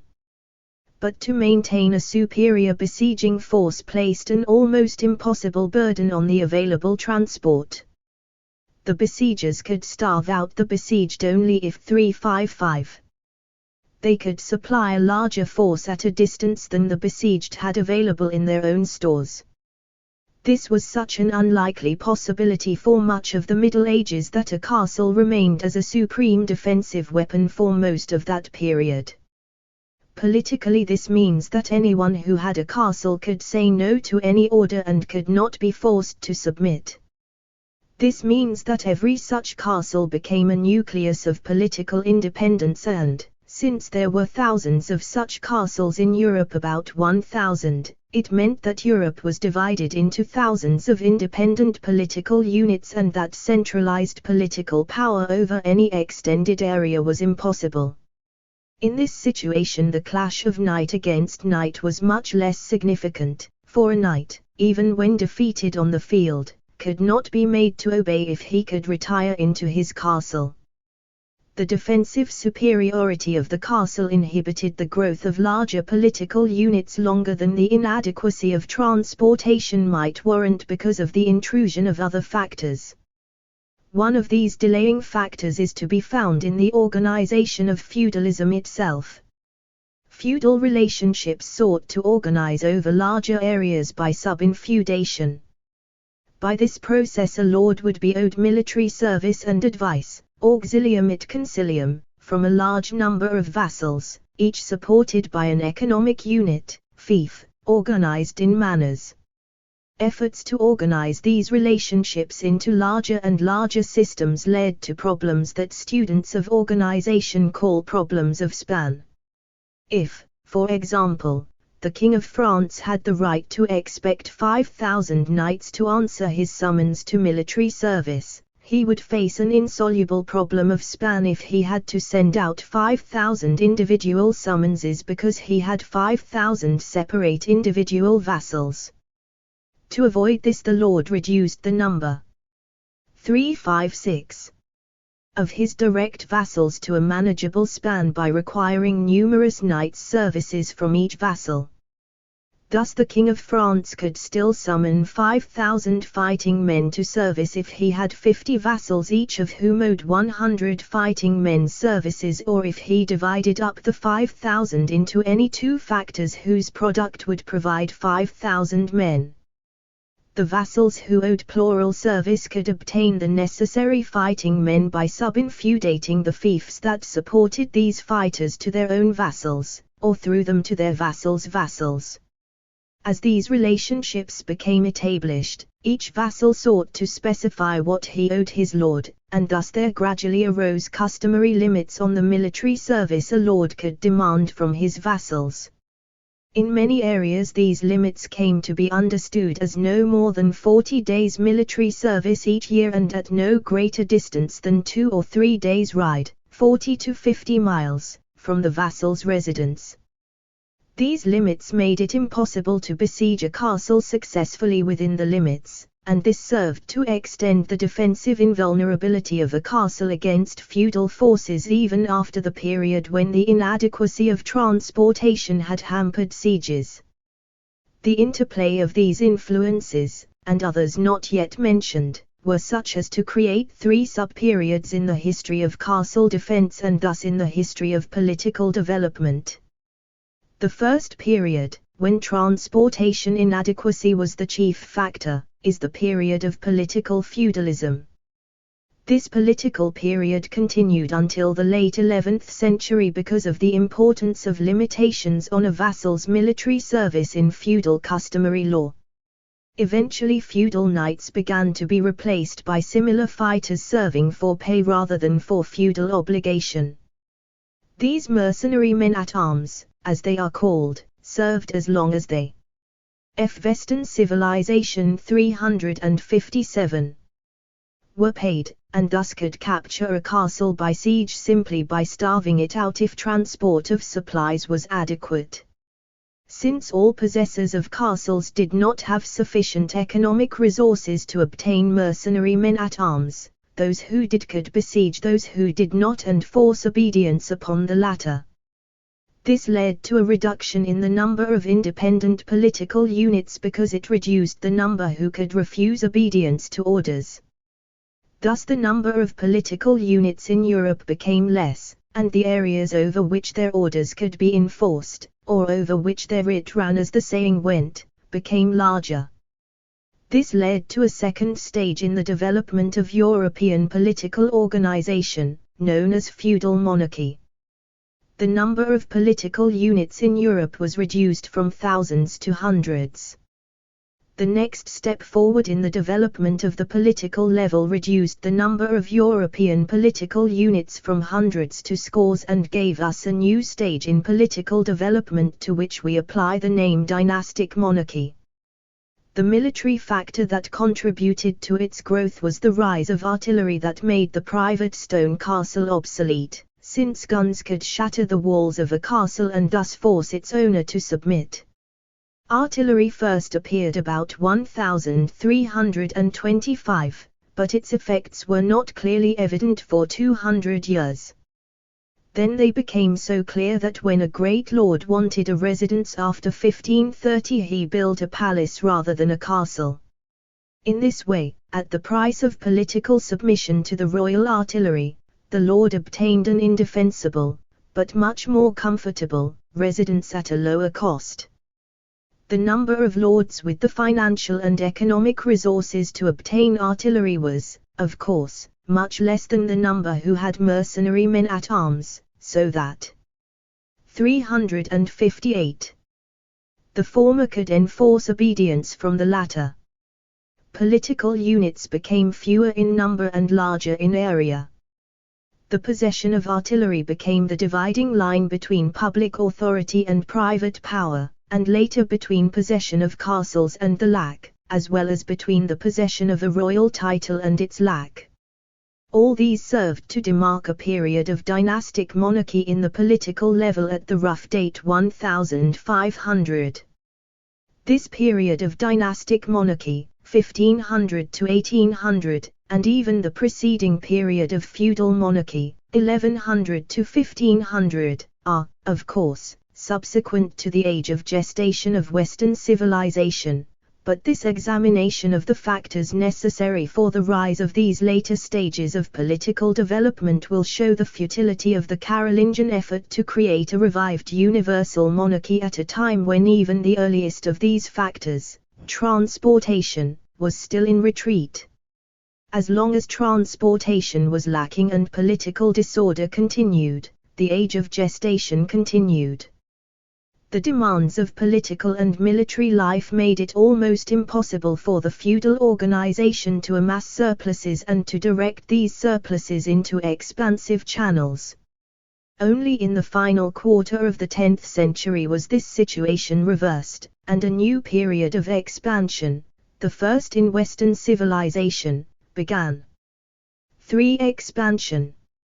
The first stage of expansion in Western civilization lasted for about 3 centuries, 970–1270, and was one of the greatest of such periods in human history.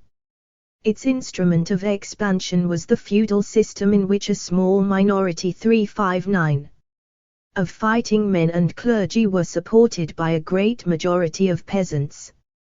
The contributions of the latter to the former were far greater than the costs of protection and justice they received in return, so that surpluses accumulated in the possession of the upper class.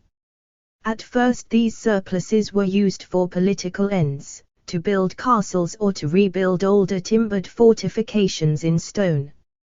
But soon investment in economic activities began. This appeared either in agriculture or in the encouragement of long-distance commerce in luxury goods. The agricultural expansion was extensive, and took the form of establishing manors in untilled areas by clearing wastelands or forests or by draining swamplands. When this was done by secular lords, the new manors were generally similar to the older manors of the self-sufficient, balanced three-field type. But increasingly the manors spread by clerical, above all by monastic, groups were of a new type, producing still the basic needs of their own inhabitants but adding to this an increasing surplus output of some product for sale off the manor. In grassy or hilly areas these surplus products from new manors were likely to be wool, wines, or dairy products, chiefly cheeses, but in ordinary terrain it might be grain. The accumulation of surplus in the hands of the lords spiritual and temporal also created a demand for remote luxury goods derived from commerce. From the eastern forests opened by Varangians there came, by way of the Baltic, various forest products such as furs, honey, wax, and later hemp, tar, and even lumber. From the Levant there came across the Mediterranean more exotic products, including fine textiles, fine metal products, spices, and dyes. Eventually, links between these two great sea routes were established, the earliest being the Russian river route, then from 360 Italy across the Brenner to Innsbruck, Nuremberg, and the North German rivers, or across the western Alpine passes to the Rhône, Champagne, and the northwestern rivers to the Low Countries. In the first part of the 14th century an all-sea link was opened by way of the Strait of Gibraltar and Bay of Biscay to the narrow seas. The revival of commerce, especially in the 12th century, gave rise to a new social class isolated from the agricultural process, and living in towns rather than on manors. This new middle class, or bourgeoisie, created such a demand for the necessities of life that a new kind of commerce, of local origin and concerned with necessities, appeared. These three innovations, commerce, the middle classes, and town life, represented a social and economic revolution in Western society. They led to increased literacy, support for the revival of public authority, new ideas, new morality, and acute religious problems. Taken together, these provide a fairly typical example of stage 3 in a civilization. The usual characteristics of stage 3 are easy to identify in the period 1270–1300, increased production, growing population, geographic expansion, and increased knowledge. To a lesser degree, and somewhat belated, can be seen the growth of science, but democratic elements, while present, were unable to develop far because of the continued supremacy of specialized weapons. These kept power securely in the hands of a minority. 4. Conflict. The old view of our grandfathers that the Middle Ages was a static and backward era is now accepted by almost 361. No one, but it is not so generally recognized that medieval expansion was slowing down by the end of the 13th century and that the society was entering upon a typical age of conflict. The 300 years of expansion that were drawing to a close as Aquinas died in 1274 had been financed by the demand of the upper classes for luxury goods of distant origin. In time, this demand was reinforced and extended by the demands of the successful commercial groups for both luxuries and necessities. But by 1274 the feudal organization, especially the feudal lords, had become institutionalized into an obsolescent structure with few functions and a powerful determination to resist further change and to defend its own social position. This institutionalized feudalism is called chivalry. As a military system, it was being replaced by royal and ducal forces based on mercenary men-at-arms. As a political influence, it was being replaced by royal and princely rulers served by clerical or even bourgeois officials. These latter had, for the prince, the great advantage that they could count, keep records, and were literate, and yet had no independent military power of their own. Even as a social group, the feudal nobility were being challenged by persons of other origins, such as royal officials, clerical leaders, and wealthy bourgeoisie. The nobility had no desire to continue the process of change that had brought them to this situation, but they were in no position to stop continued development. One of the chief consequences of these economic changes was the advent of a money economy. As a result of this, all relationships in society developed a tendency to become expressed in monetary terms. This was true of the relationships that each noble lord had with his vassals in the feudal system and with his serfs in the manorial system. The aid and counsel owed by the vassal in the former case, as well. 362. As the dues and services owed by the serf in the latter, were, sooner or later, transformed from obligations to pay in kind to obligations to pay in money.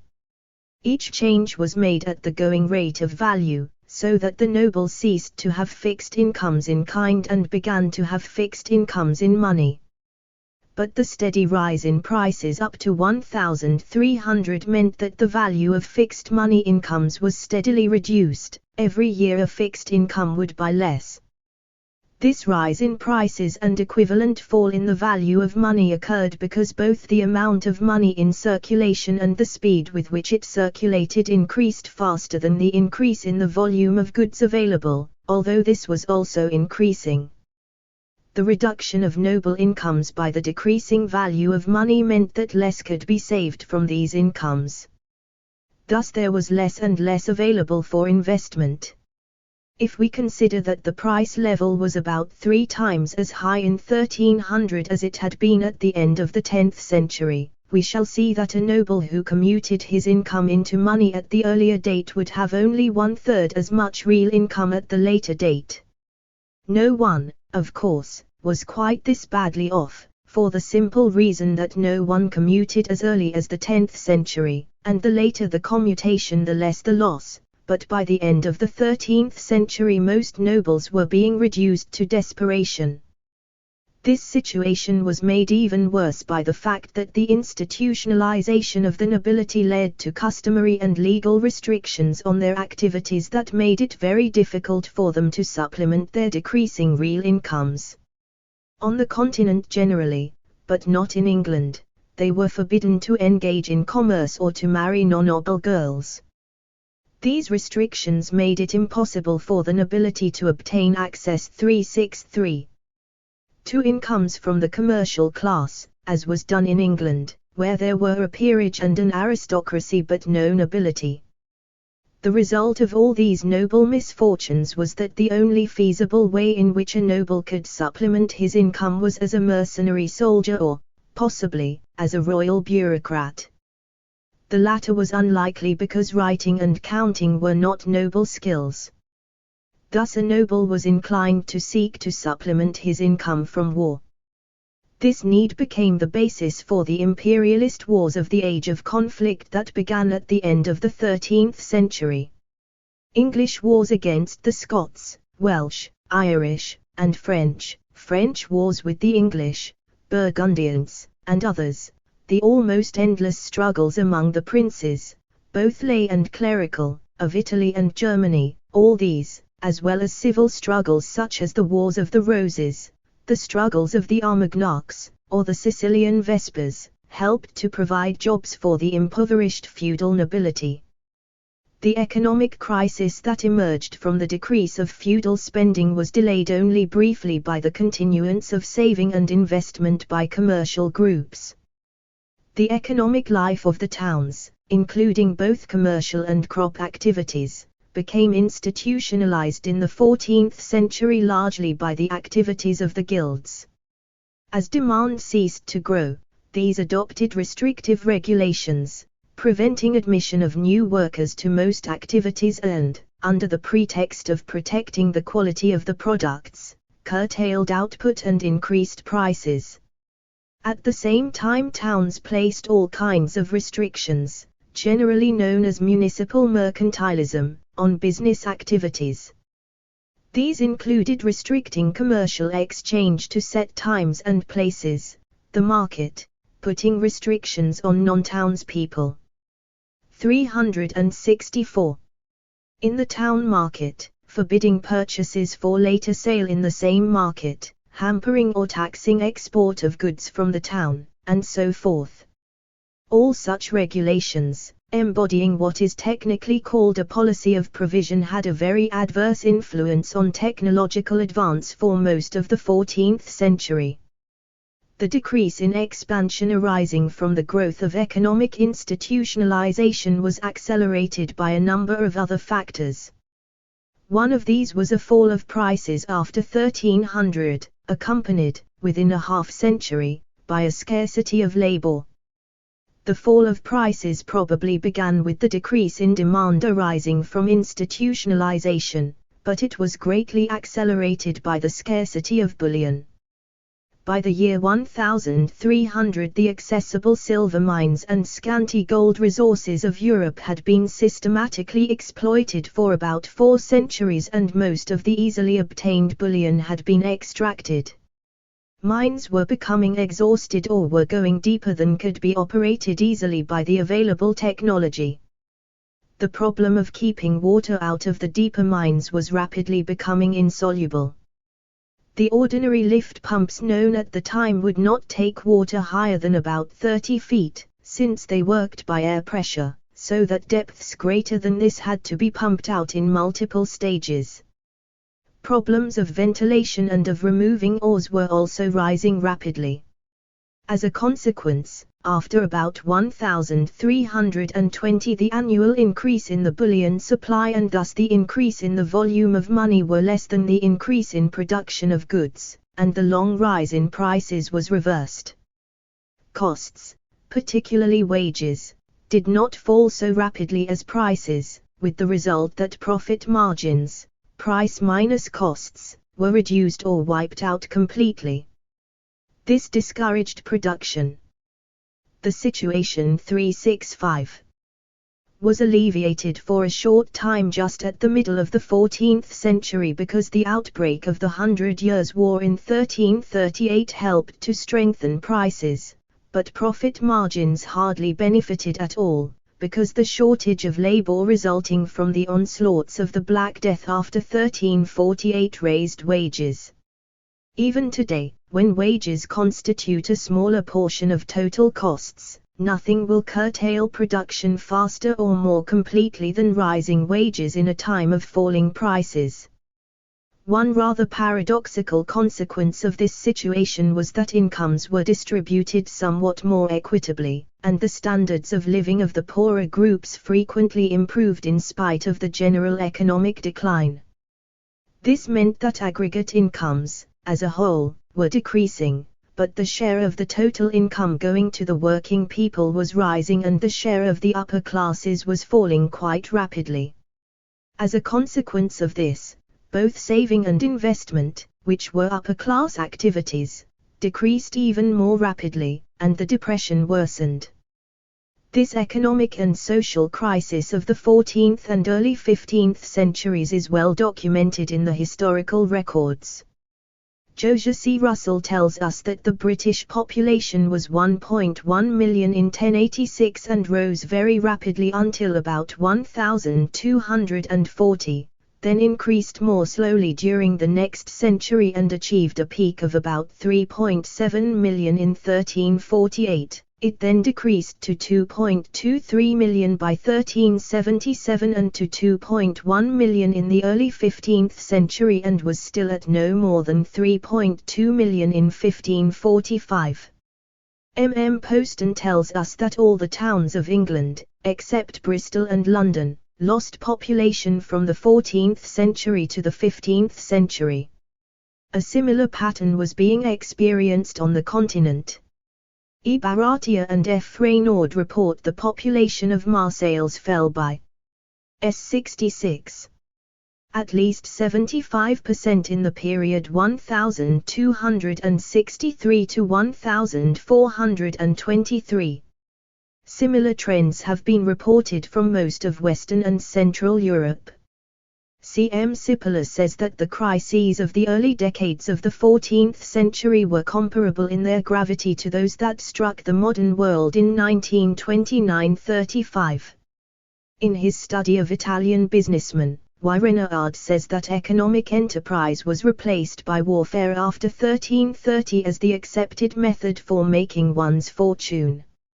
An old work of R. Davidson's gives us fairly specific figures for the manufacture of woolen cloth in Florence in the 14th century: 100,000 pieces in 1309, only 70,000 in 1339, falling to 30,000 in 1373, and reaching 19,000 in 1382. Various explanations have been offered for these misfortunes, such as the plague, growing public disorder, increased religious controversy, and others, but, however these factors may have acted and reacted on one another, there can be no doubt that by the year 1380 Europe was in the kind of crisis we call an age of conflict. Naturally there were growing class conflicts as part of these crises. In England we have the plaints of Langland and uprisings led by men like Wat Tyler and John Ball. In the Low Countries we find many similar disturbances even earlier, especially 1323–28. In France occurred the revolts of the Jacquerie and other disorders, while in Germany, as a semi-peripheral area, these outbursts came somewhat later, culminating in the peasants' revolts of 1524. All these hardships and disorders led to a growth of irrationality, one of the most typical examples of this to be found in any age of conflict. All kinds of irrational heresies, like the flagellants or the Beguines, became rampant in Europe: witchcraft, astrology, even devil worship, dances of 367. Death, necromancy, and all degrees of despair and emotional desperation were prevalent. The tone of the age is clearly revealed in a man like Villon and well described by modern writers like Johann Huizinga or Millard Meis. The geographic expansion of Christendom, which reached its peak with Marco Polo, 1271–95, largely ceased with that achievement and was only resumed a century later with the exploits of the Portuguese in a new age of expansion. 5. Second expansion. The debasement of Europe's material, social, and spiritual life, which had continued for over a century and a half, was reversed, quite suddenly, just before the middle of the 15th century. About 1440 new life began to spring up, with new hopes and renewed ambitions. This new growth was based on the activities of a new instrument of expansion, commercial capitalism, a complete circumvention of the previous feudal organization that had originated the older period of expansion in the 10th century. This new instrument of expansion, which we call commercial capitalism, was a circumvention of feudalism, but it could just as well be regarded as a reform of the commercial organization of the Middle Ages. In the earlier period, demand, originally of feudal origin, had given rise to a commercial system whose symbols are Bruges, Venice, and Nuremberg. In the new age of expansion, which began about 1440, the original demand came from princes and dynastic monarchies, and gave rise to a new commercial organization whose symbols are Cadiz, Antwerp, and London. One aspect of the change is the shift from institution. 368. Allied Mediterranean commerce to instrumental Atlantic commerce. After the original impulse, feudalism or dynastic monarchy as the case may be, both organizations were capitalistic and commercial. By capitalism we mean an economic system motivated by the pursuit of profits within a price structure. Such profits can be derived either from the exchange of goods, as happened in commercial capitalism, or from the production of goods, as occurred in the third period of Western expansion, which began about 1720. Either type of capitalism can become institutionalized, in which case profits are sought not from exchange or from production of goods but from restrictions on exchange and restrictions on production. This restrictive capitalism arose because profits, which are the real motive of any capitalistic system, are the margin between selling prices and costs. As long as a capitalistic organization is an instrument, it seeks to increase profits by reducing costs rather than by increasing prices, but when a capitalistic system becomes an institution, it shifts its efforts to trying to increase profits by increasing prices.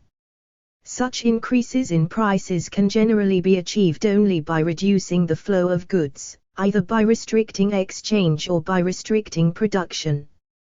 An effort to make this the chief method for maximizing profits indicates institutionalization of the organization. We have three different names for institutionalized capitalist systems which were dominant in the three ages of conflict of Western civilization. These are municipal mercantilism in the period 1270 to 1440, state mercantilism in the period 1690 to 1810, and monopoly capitalism in the period 1900 and after. The new age of expansion after 1440 lasted until near the end of the 17th century.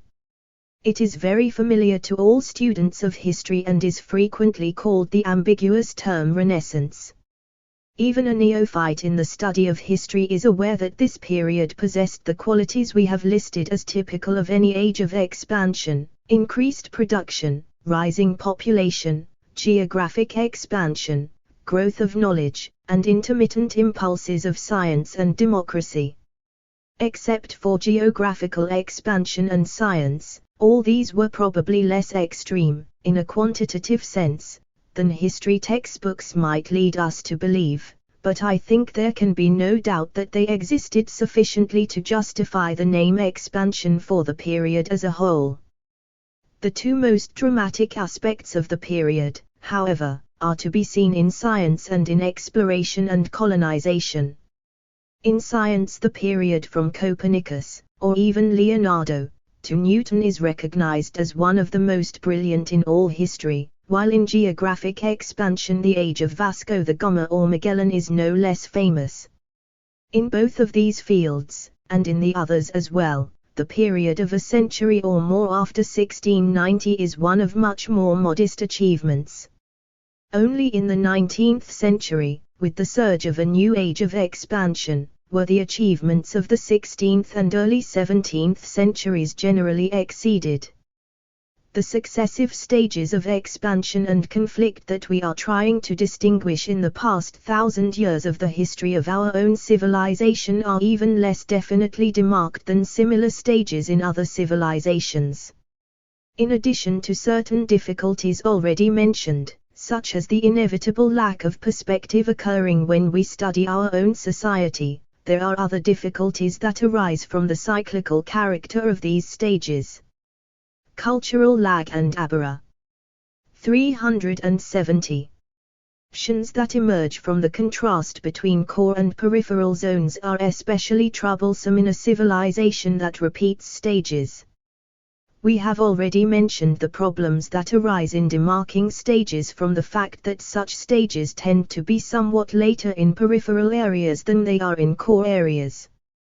When stages are repeated, as in Western civilization, this gives rise to particular difficulties because peripheral areas could, in theory, fall one full stage behind the core area and thus mask the fluctuating process in the civilization as a whole. Fortunately, Western civilization did not have a full stage lag in its peripheral areas, but the lag was sufficiently prolonged to provide a masking influence on the demarcations of stages. In general, the core of Western civilization could be regarded as the northern half of Italy, France, the Low Countries, extreme Western Germany, and England without its Celtic fringes. The masking effect arose because of continued expansion in Germany and in the New World after this core had already moved into the next stage. There can be little doubt that the shift from expansion to conflict that occurred in the core of Western Europe at the end of the 13th century arrived somewhat later in Germany. Again, when Western Europe resumed expansion about 1440, Germany continued in the period of conflict for another century. And, finally, when the second stage of expansion reached its end in Western Europe in the late 17th century, it continued in Germany and in Mexico for several generations more. On the other hand, about 1840, when England, France, and, above all, Belgium were expanding vigorously in the third occurrence of expansion of Western civilization, Germany and Mexico were just about to resume expansion. 371. The masking effect between stages to which we refer was intensified by cultural lag. This means that in any single area, be it core or not, all aspects of the society do not start, stop, or proceed at the same times and rates. In general, change or innovation was earlier in the military and economic aspects than it was in the political, social, legal, or intellectual aspects. This can be seen quite clearly in the early 16th century and again in the late 18th century. The last imperialist war of the first age of conflict was the series of struggles called the Italian Wars, 1494 to 1559. These began with an excuse rather than a cause, just as the earlier Hundred Years' War, 1338 to 1445, had done. The cause of both of these was the need for the institutionalized feudal system to wage war in order to make a living. In other words, war had become an end in itself, as is usually the case with any institution. The excuse given in 1338 for the English invasion of France, like the excuse given in 1494 for Charles V's invasion of Italy, was no more than that, just an excuse, a flimsy dynastic claim to a distant throne. but in each case hordes of unemployed nobles were eager to support such a claim, no matter how flimsy, for the sake of booty and payment for military service. The first imperialist wars of the new age of conflict were the wars of Louis XIV, which began in 1667 and which continued, with interruptions, until after Waterloo in 1815. The excuses that Louis XIV gave for his wars were just about as flimsy as those which had been offered in 1338 and 1494 in the earlier ages of conflict, and were repeated in the last of these wars by Napoleon. As far as our analysis goes, the Italian wars of 1494 to 1559 should have been followed by a period of peace such 372. As followed the Napoleonic Wars of 1803 to 15, since, in each case, a new period of expansion had begun. Let us note that expansion had fully begun even before these last imperialist wars commenced, since the second age of expansion began about 1440 and the third began about 1730. This was simply a result of cultural lag, and reflected a situation where older institutions continued to work for a war that newer instrumental developments had made unnecessary and unrewarding. A similar and parallel situation may be existing now, at the middle of the 20th century, if we are endangered by imperialist war at a time when new instruments and techniques of peaceful expansion have already begun to function. In the period 1815 to 1914, of course, there was an absence of imperialist war, and Europe was generally concentrating its resources and energies on expansion, and did so because the fact of expansion, especially the new industrialism, was too obvious for anyone to ignore the fact that it was more feasible to get ahead by peaceful methods than by warlike ones. But in the period of expansion from 1440 to 1680 this was not nearly so clear, chiefly because of cultural lag of behavior and thought patterns from the earlier age of conflict. We have said that the Italian wars began in 1494 as a typical imperialist aggression by the institutionalized feudal system. But the war changed its character after about 25 years, and became a balance of power struggle against Habsburg hegemony. In 1494 the King of France was the aggressor. By 1520 the King of France was fighting for survival against a dynastic monster that had come into existence through a series of circumstances, some of them accidental, which had made the Habsburgs the overwhelm. F. Western Civilization 373. In power in Europe. Among these circumstances were the family arrangements that accumulated by inheritance a large number of important dynastic claims in the hands of Charles V of the Holy Roman Empire.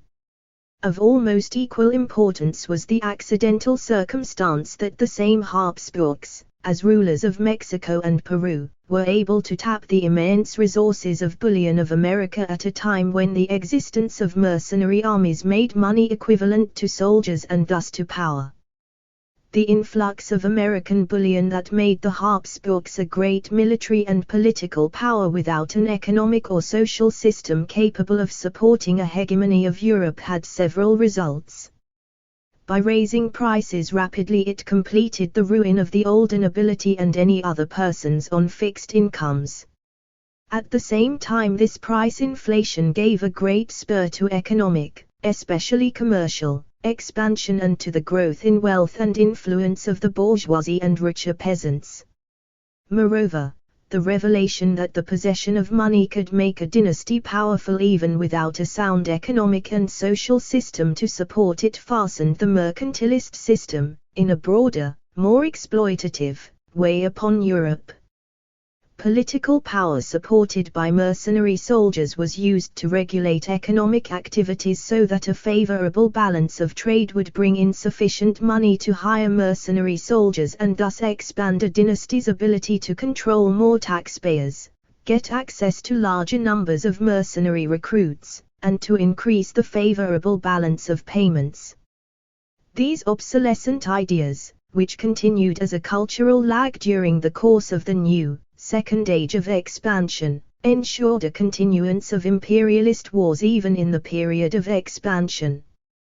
The struggle against Habsburg hegemony that 374 began after 1519 was ended with the Habsburg political defeat in the 30 Years' War, 1618–48, the struggle against French hegemony in Europe that began in 1667 continued until 1815. But the interval between these two struggles, which should have been a period of peace, was not, because of economic struggles, such as the three Anglo-Dutch wars, which were justified by institutionalized mercantilist ideologies. Moreover, only local and sporadic movements toward democracy appeared in this period of expansion because the organization of military force and of political power was not such as to permit democracy to function. The Italian wars of 1494 to 1559 were like a cauldron in which a great variety of military ideas and tactics were thrown together and tested. Among these were the old mounted knight, the new infantry of English crossbowmen or Swiss pikesmen, the even newer infantry of arquebusiers, the light cavalry, reiter, armed with horse pistols, primitive artillery, and even a Spanish revival of the Roman legionary. From the competition of these various arms there emerged by 1559 a tactical combination of pike and arquebus that held the field for over 2 centuries. In this combination the pikesmen defended the arquebusiers against charging horsemen, while the arquebusiers defended the pikesmen against forearms. At first, slowness of reloading, which left arquebusiers in jeopardy from cavalry for long intervals, required a high ratio of pikesmen in the unit, but the slow increase in rate of firing and the invention of the ring bayonet, which made each musketeer able to act as his own pikeman, in 1690 led to the reduction and eventual elimination of pikes. But the use of muskets, either with pikes or bayonets for defense against cavalry, supplemented by artillery, remained a 375. Skilled task as long as guns remained muzzle-loading, spark-ignited weapons. Such skill could be obtained only from professional mercenary soldiers in the relatively small numbers that could be paid by dynastic monarchies in the mercantilist period. In this period this organizational feature of small, professional mercenary armies was reinforced by the fact that arms were handmade on a piece-by-piece basis and were thus too expensive for the average private citizen to obtain or for the public fic to purchase on a mass basis. Accordingly, it is not surprising that political power remained concentrated in a narrow group who controlled this limited supply of weapons and did not spread to that majority who were relatively isolated from war and weapons and thus had no basis on which to establish any claims for participation in governmental functions. This narrow basis for military activity in the 16th, 17th, and 18th centuries fully sustains the narrow distribution of political power in the same period. Accordingly, it became relatively easy for the vested interest groups to defend the status quo and to prevent structural changes when the new period of crisis began at the end of the 17th century. 6. Second Age of Conflict. The second period of expansion in Western civilization was transformed into a second age of conflict when the instrument of expansion became an institution. The two phases of this organization are generally called commercial capitalism and state mercantilism. The preceding period of mercantilism, which we called municipal mercantilism, S76, generally had been regulated by municipal political units rather than by the wider monarchical political units of the 18th century. It had been dominated by the interests of the consumer and had reflected this concern in a policy of provision that put restrictions on exports but not on imports, and tried to regulate craft activities to protect quality. By 1400 this policy had become very restrictive. The second phase of mercantilism was organized on a different basis with different aims, since it was generally regulated by dynastic monarchies and generally sought to protect the interests of commercial groups. As such, it had no interest in restricting either imports or exports, but rather sought to make goods go through the territory so that fees of handling and the profits of exchange could be ensured to the citizens. This is frequently called the policy of the staple and contrasts both with the policy of provision of the first age of conflict and with the policy of protection of the third age of conflict, that associated with monopoly capitalism after 1900. These three policies represent the interests of three different aspects of the economic system. Any economic system must provide production, distribution, and consumption.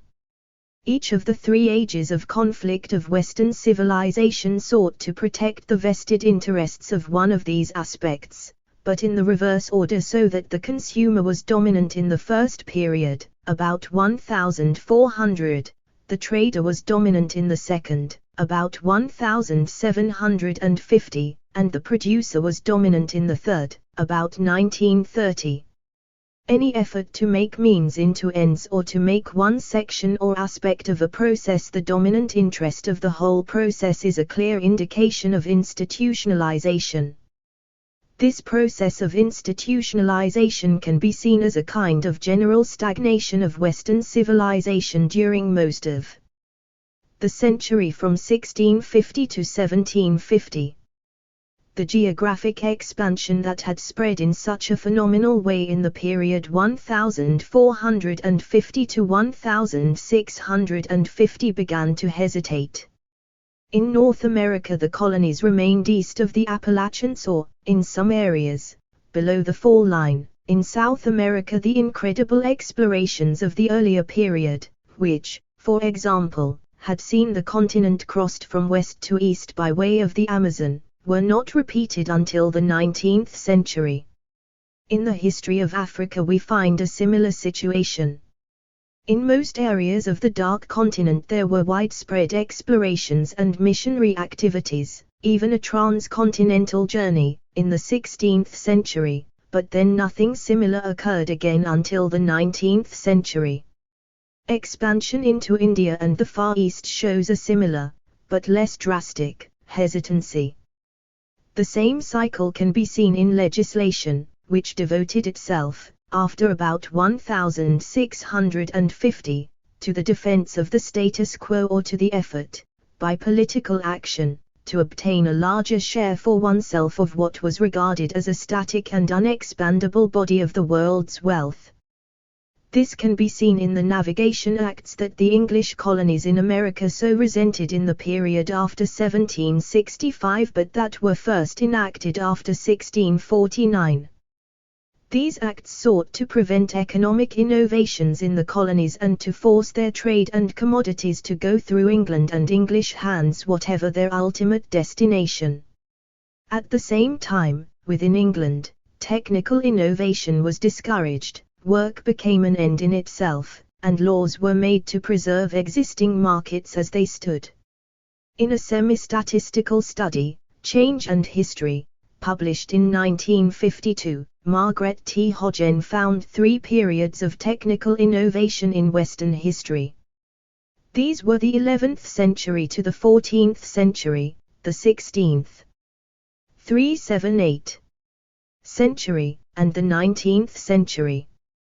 Governments did all they could to discourage such innovation in the late 17th century in contrast to the late 16th when they still sought to reward it. In England the patent power was used to prevent new techniques rather than to encourage them. As early as 1623 the Privy Council ordered destruction of a machine for making needles, cloth buttons, rather than bone, were forbidden in 1698. While Indian calico was forbidden in 1686. A law of 1666 ordered all persons to be buried in wool rather than in the traditional linen. Every effort was made to prevent new techniques in the textile industry and thus, in effect, to hamper the growth of cotton textiles. In France, these efforts culminated in the Crafts Codes of Jean-Baptiste Colbert. Issued in 7 volumes of 2,200 pages over the period 1666 to 1730, these sought to prescribe every detail of the established craft techniques and to prescribe innovations in these. Economic aims and economic values were distorted and frequently reversed so that consumption was condemned as an evil, abundance abhorred, work praised as an end in itself, exporting encouraged, and poverty regarded as a good because it was the only way to keep people working. The esteemed Sir William Petty, 1662, believed that a country could get richer and richer by exporting more and more, and that it would be a good thing if the products of the labor of 1,000 men could be burned, since these men could then keep their skills by having to make the goods over again. Charles Davenant in 1698 wrote, "By what is consumed at home one loseth only what another gets, and the nation in general is not all the richer, but all foreign consumption is a clear and certain profit." More briefly, in 1673 Becker wrote, "All selling is good, all buying bad," while in 1677 John Houghton drew 379.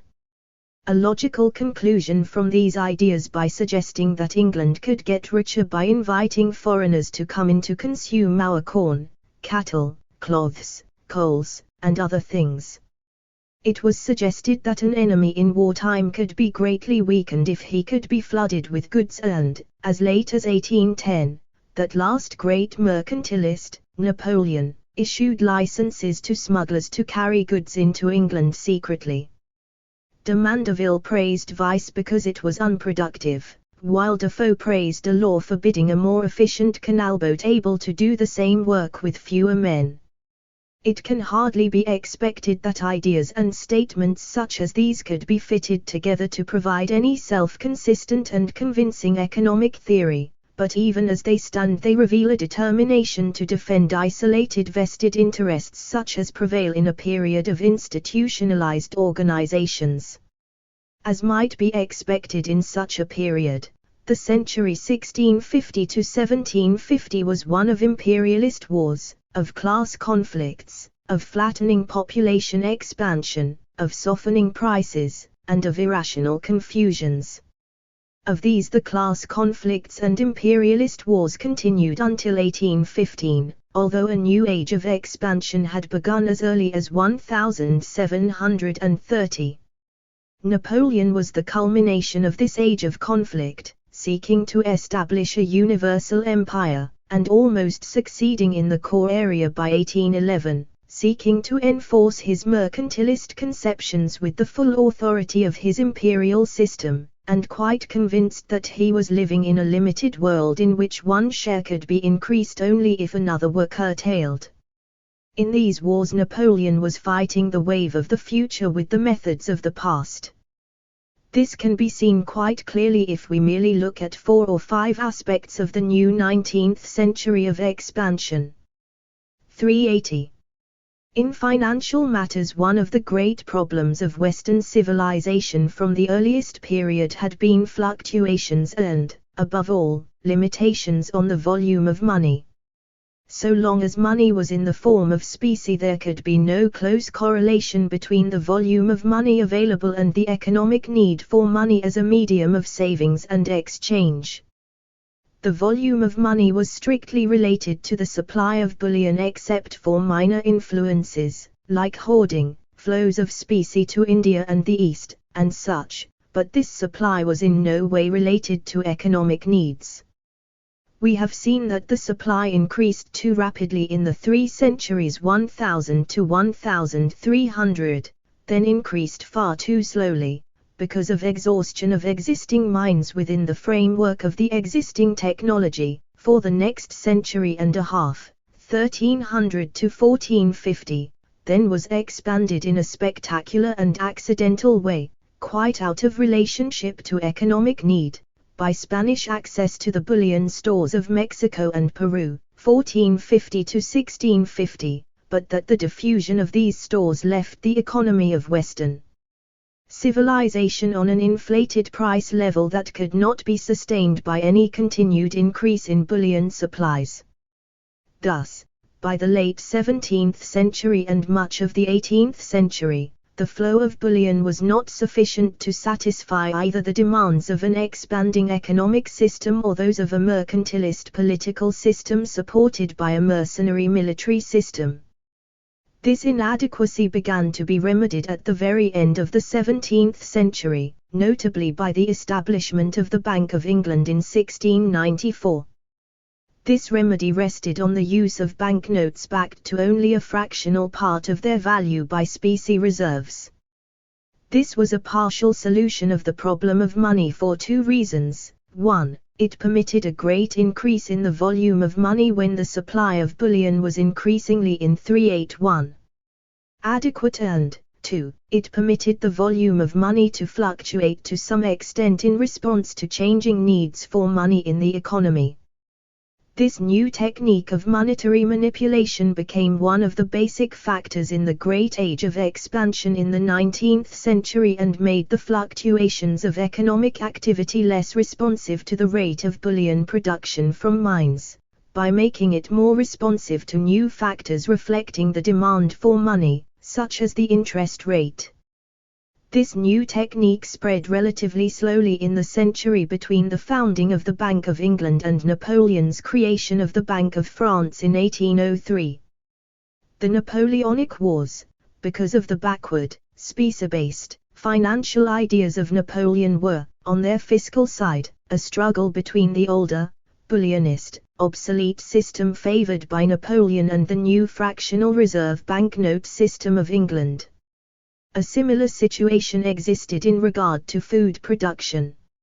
No very impressive economic expansion was possible in the 18th century without some new agricultural techniques capable of increasing the output of food.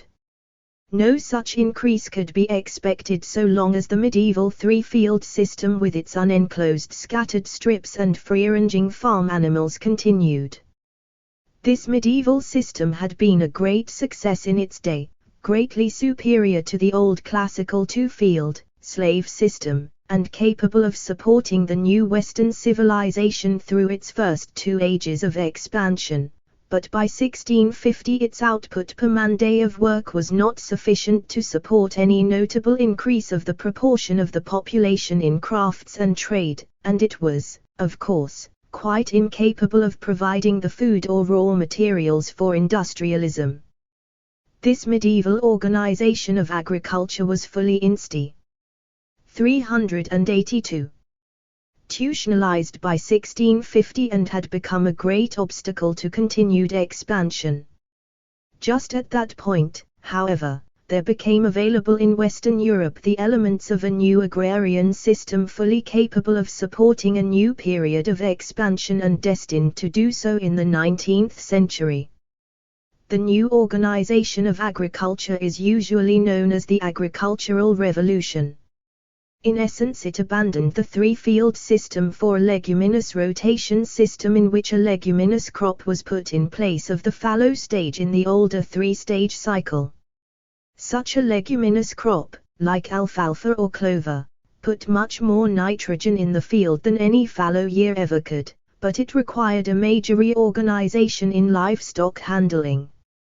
Animals had to be fenced in rather than fenced out of the arable field as in the older system, because the fallow and, to a lesser degree, the stubble, on which medieval livestock had foraged, were gone. Fencing in of animals, or enclosure, had three important results. 1. Selective breeding could be practiced, with a great improvement in the quality of farm animals. 2. Animal manure was now available in quantity to be used where its fertility was most needed, and 3. Feed had to be supplied to the animals, thus providing a use for the leguminous crop that had been put into the fallow stage of the older cycle. There was thus a drastic increase in size, quality, and numbers of farm animals as a consequence of the agricultural revolution. As an index of this we might note that the slaughter weights of farm animals tripled at Smithfield Market in England during the 85-year period ending in 1795. The agricultural revolution did not cease with the factors we have mentioned, but included a number of other signify 383. Cant items. Enclosure ejected a considerable number of subsistence peasants from the agrarian system and led to larger holdings and some degree of rural depopulation, thus providing manpower for increased commerce and industry. It also made possible numerous other technical advances, many of them associated with the ideas of rural eccentrics like Jethro Tull, 1711. These included planting of seed in rows, in holes in the ground, by use of a seed drill instead of broadcast surface sowing as in the Middle Ages. This encouraged seed selection and the use of horse-drawn cultivators. The agricultural revolution was the basis of the new age of expansion that began in England about 1730 but that had not yet reached France a generation later. This fact was perfectly clear to Arthur Young when he travelled in France just before the French Revolution.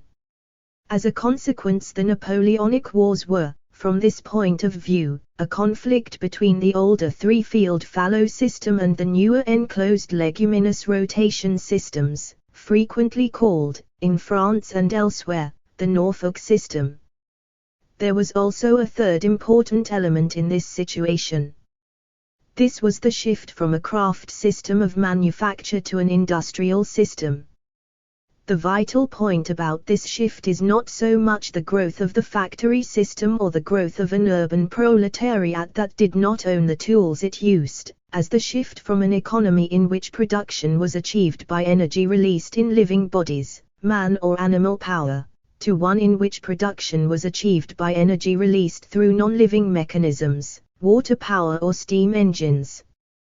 This shift, which permitted great increases in production of manufactured goods, would never have been possible without the agricultural revolution that preceded it and 384. Possibly without the advent of a fractional reserve banking system as well. The change, which is usually called the Industrial Revolution, was in full development in England but was largely unknown in France during the Napoleonic Wars. In this regard, also, these wars represented a conflict between a newer organization for fulfilling human desires and an older, obsolescent one. There is a fourth way in which the Napoleonic Wars represented a struggle between the new and the old. On the Napoleonic side we find ranged all the forces of mercantilism, meaning the theories and the vested interest forces that believed that economic life had to be regulated by the government and regulated for largely political ends. This system played a very significant role in Western civilization in the period 1200 to 1800, but by the latter date it was clearly obsolete, and had to be replaced by a more advanced system. This newer system of economic management is known as laissez-faire and, as is well known, it was associated with the period of expansion of the 19th century. What is not so well known, however, is what the shift from one to another really entailed. Every economic system has to be regulated. That is, somehow, decisions must be made as to what is produced, how much of it, and who gets it. In the early Middle Ages and again in the late 19th century, the European system of management was an unregulated, automatic one. That is, no centralized decision-making occurred in either. But the two were entirely dissimilar in the ways that this came about. In the medieval system, economic regulation was automatic through medieval custom. What was produced, how much, and who got it were established on the 385 basis of what had been done at an earlier date. Custom ruled. In the 19th century, once again, Europe had an automatic management of economic life, but now it was a dynamic economic system, not the static one of the earlier Middle Ages, and, as a dynamic system, it could not be regulated by custom. Instead, it was regulated by the market. The market is a place where buyers and sellers come together to exchange their goods. In an automatic laissez-faire market, numerous sellers compete with each other, thus forcing prices downward, while simultaneously numerous buyers compete with each other, thus forcing prices upward, and, finally, during all this, buyers haggle with sellers. As a consequence of these three forces operating in the market, a price is reached at which goods are exchanged for money in terms that will clear the market of both. Such a market mechanism is fully capable, as we all know, of determining, without centralized control, what will be produced, how much will be made, and who will get it. But no laissez-faire system can do this unless a market exists, and no such market can exist unless both transportation and communications are so highly developed and so free that people know what is going on, and both goods and money are free to move where each is more valuable. Neither transportation nor communications were adequate to this purpose when the customary system of the static medieval economy began to break down from the introduction of dynamic economic influences about the year 1000. Thus there was no market in the year 1000, and there was still no market, although a myriad of small markets, in 1700. These small markets existed from the inadequacy of both transfer, 386, tation and communication, and were small in the sense that the numbers of buyers and the numbers of sellers in each market were too small to prevent monopolistic or oligopolistic prices and to achieve competitive prices. To prevent this and to protect the consumer from exploitation, municipal mercantilism grew up and dominated economic regulation during the period 1200 to 1500 approximately. As improvements in transportation and communications appeared in the period of medieval expansion, there was a tendency for the numerous small markets regulated by municipal mercantilism to flow together to create fewer and larger markets. These larger markets, drawing from areas larger than the areas of municipal control and similarly supplying goods to larger areas, could not be controlled by municipal authorities. Still, these authorities continued to attempt to do what was technically beyond their powers to do.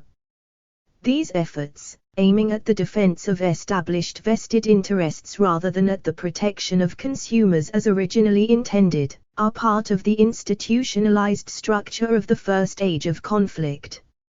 As a consequence of the inability of municipal authorities to regulate the newer, larger markets created by improved transportation and communications, this task was taken over by the emerging dynastic monarchies.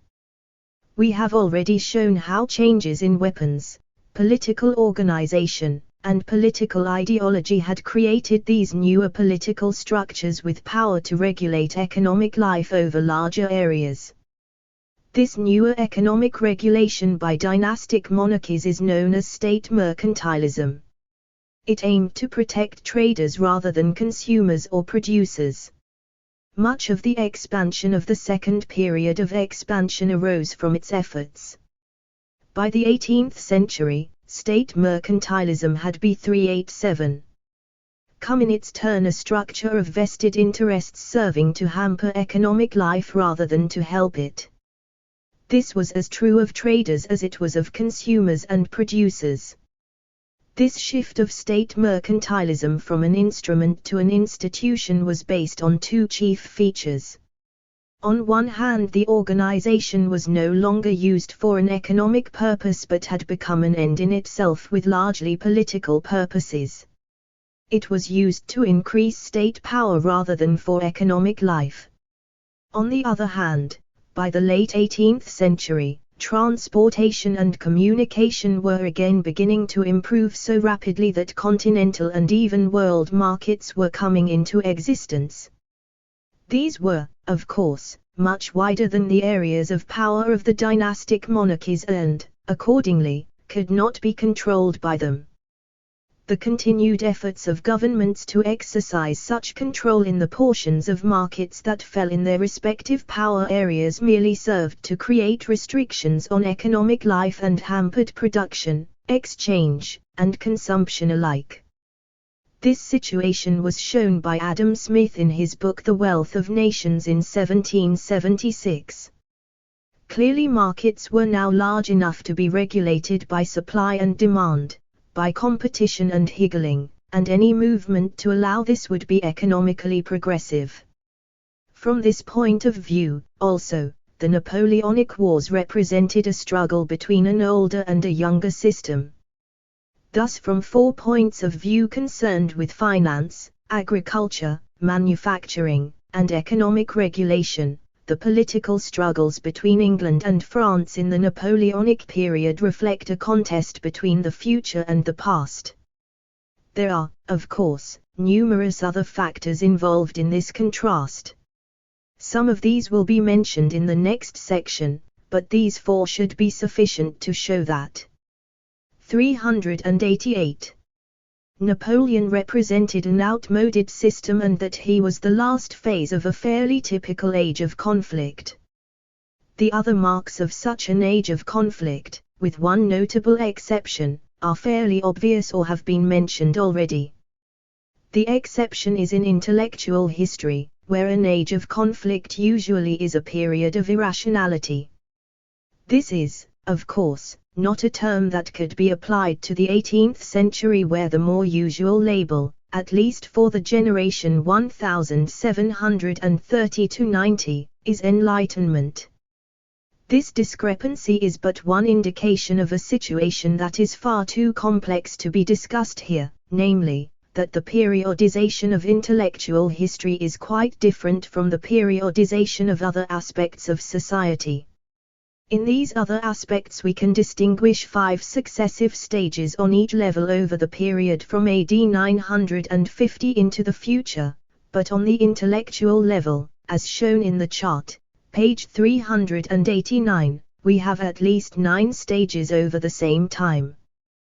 To some extent this can be explained by cultural lag, but there are other influences quite as significant, including the much weaker degree of integration between one theory and another, even at the same time, or between a theory and any other aspect of the society, than exists between the more concrete aspects of culture. At any period it is possible for a thinker either to accept a theory which is morphologically compatible with his age or to reject it. In such cases the ideology of the age must be sought in the generally unstated assumptions made both by conformists and nonconformists.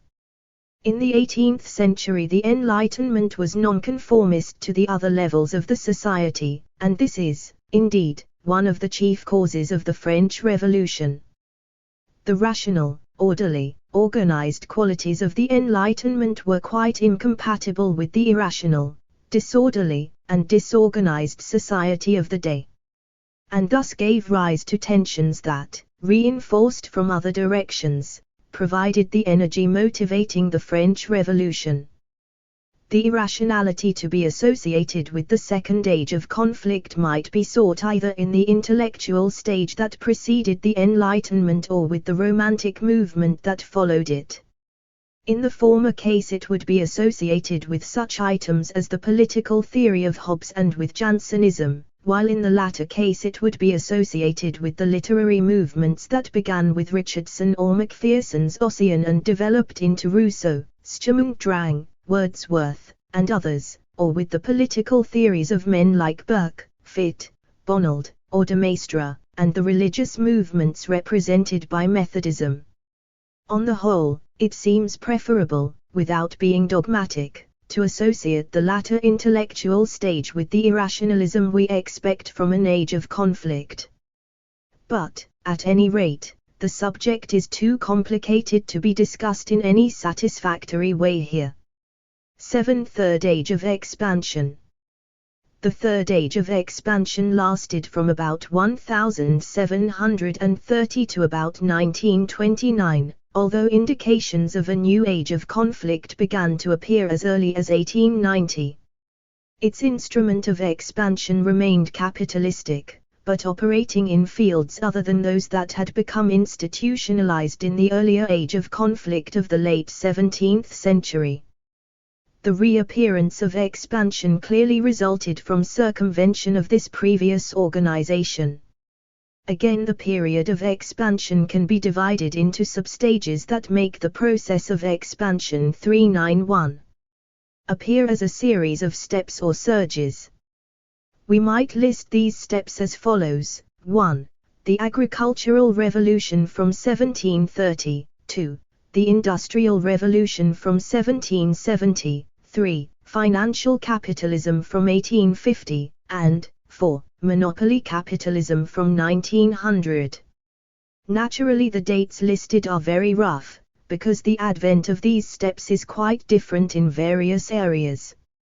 We have already indicated the nature of the agricultural revolution as a reform of the institutionalized medieval three-field fallow system.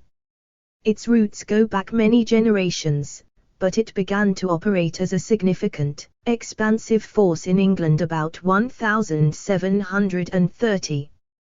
It is, of course, one of the most important events in modern history. Two revolutionary events of the later 18th century contributed a good deal toward the new age of expansion.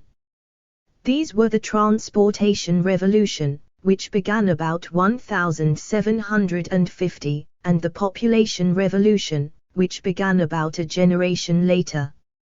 The Transportation Revolution consisted of a series of innovations that provided a. An effective traveling coach, b. hard-surfaced, all-weather roads, c. canals, d. telegraphic communication, and e. railroads. All these appeared in the century 1750 to 1850. In the following century, the revolution in transportation and communications continued with the advent of high-speed printing presses, g. the internal combustion engine, leading to automobiles and airplanes, and h. electricity, leading to radio, the motion picture, and television. The population revolution began about 1780 with the use of vaccination for smallpox. It continued with the discovery of germ infection and the invention of antiseptics by Pasteur and Lister, as well as improvements in surgery such as the discovery of ether. Advances of this kind have con. 392. Continued with accelerating rapidity and have given rise to a population explosion resulting from a drastic reduction in death rates far sharper than the slight decreases in birth rates. The transportation and population revolutions occurred most conveniently between the agricultural and industrial revolutions in Western civilization, each of the four providing a sound basis for the next. This was quite different from the experience of the non-Western world, where these, and other, revolutionary advances diffused in a quite different sequence that was far better fitted to raising problems than to solving them. The Industrial Revolution, which we have defined as production by energy coming through non-living mechanisms, that is, from water power or steam rather than from men or animals, is familiar to all of us. Accordingly, we shall refer only to certain organizational features that help to distinguish its early period of owner management from its second period of financial capitalism. In the former, the typical pattern of organization was the private firm or partnership with both capital and decision-making supplied by the owners. In the latter, the typical form of organization was the limited liability corporation and the holding company, in which capital came from the owners but decision-making came from the management. As is well known, the Industrial Revolution first flourished in textiles using either water power or steam engines. Even when it spread into mining and iron-making, the older form of proprietorship or partnership continued to prevail. But gradually it spread into the activities of the still expanding Transpiration Revolution. There, in canal building and, above all, in railroad building, It became impossible to continue to use the partnership form of business organization because the needs for F. Western Civilization 393 capital were far greater than could be satisfied by the savings of any group of partners. The corporate form of enterprise was adopted for these activities because it could mobilize the savings of many in the control of a few and do so with limited liability for the many. First used on a large scale in railroads, it soon spread into coal mining, iron making, and machine building. This change led to the period of financial capitalism that began about 1850 and died a violent death about September 1931 with the collapse of the international gold standard. As the period developed, the need for capital by corporations became so great that specialized capital-raising organizations appeared. These investment bankers, in return for their services, obtained representation on the boards of directors of corporations and sufficient influence to direct their companies' financial services and purchases toward other corporations where the particular investment bankers concerned had interests. From this there grew up a network of interlocking directorships and banking influences and, finally, an elaborate system of holding companies and financial firms. These growing monopolistic influences were centralized by the joint concern which all financiers had in keeping the value of money high, or stabilized as they called it. This joint concern was reflected in the appearance of a joint organization, the central bank, which held the gold reserves that became the central feature of the monetary system. The international gold standard became the chief mechanism by which the supply of money could be kept low and its value, accordingly, kept high. A high value of money, which implies a low supply of money, was chiefly advantageous to creditors, to whom obligations were owed in money terms. But such a high value of money clearly meant 394. Low prices of goods, and was a disadvantage to debtors and to manufacturers of goods. Thus there appeared a dichotomy between bankers and industrialists, with one eager for a high value of money and high interest rates, while the other was eager for high prices of goods, thus low value of money, and low interest rates. For a long time the dichotomy between the two did not come into the open because bankers succeeded in befuddling industrialists on financial matters, presenting them as abstruse subjects in which the industrialist's wisest course would be to follow his banker's advice. As long as the industrialist was dependent upon the banker for capital, he had to use that advice, even when he sometimes suspected that the interests of the two were not identical. But few industrialists before Henry Ford even realized that the interests of bankers and industrialists were opposed. This opposition of interests between the two appeared most clearly when there was an insufficient supply of money for the growing industrial structure. This insufficient supply of money was based on the insufficient supply of gold, since the bankers controlled the supply of money through the mechanism of the gold standard. The bankers called the use of the gold standard stabilization and insisted that it provided a stable value to money. It did no such thing, but rather provided stable foreign exchanges, for all currencies based on gold, and a growing value to money. The growing value to money carried on the gold standard occurred because the supply of money could not increase as rapidly as the supply of goods when the former was based on output of the world's gold mines and the latter was based on the much more expandable industrial system. Accordingly, the overall tendency was for prices to soften during the whole 395 period 1770. 1931 except when there were sudden increases in the world's gold supplies, notably in 1848–52 and 1896–1904, or when political events, such as wars, made it necessary to suspend the gold standard or to destroy quantities of goods, as in 1792–1815, 1861 to 72 and 1914 to 19. Outside these exceptional events, the general tendency of the price history of the third age of expansion was deflationary, as was evident in 1816 to 48, 1872 to 96, 1920 to 33. This tendency led, in each deflationary substage, to growing depression and to increasing agrarian and labor unrest associated with such historic labels as the Hungry Forties, the Populist Movement and the Great World Depression. The tendency generally benefited bankers and injured industry by increasing the value of money and the costs of credit and making profitable industrial operations more difficult, since falling prices force businessmen to incur costs on an earlier and higher price level than that on which they must subsequently offer their product for sale. In these deflationary periods, as low prices drove corporations to bankruptcy, bankers were able to assume control of them, to consolidate them into larger units of monopolized industry, and to reap the profits of reorganization and reflotation of securities. Although industrialists and businessmen generally accepted the bankers' justifications of these events, debtors, especially farmers and workers, who suffered unemployment, were increasingly resentful.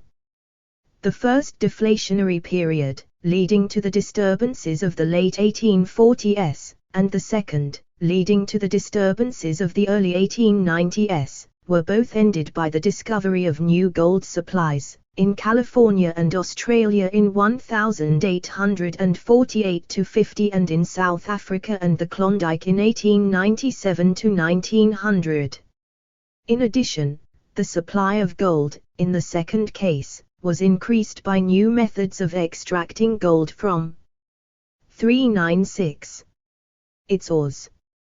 But none of these occurred in the third deflationary period, 1919–31, and financial capitalism, long threatened by its own creation, monopoly capitalism, perished in 1931–33.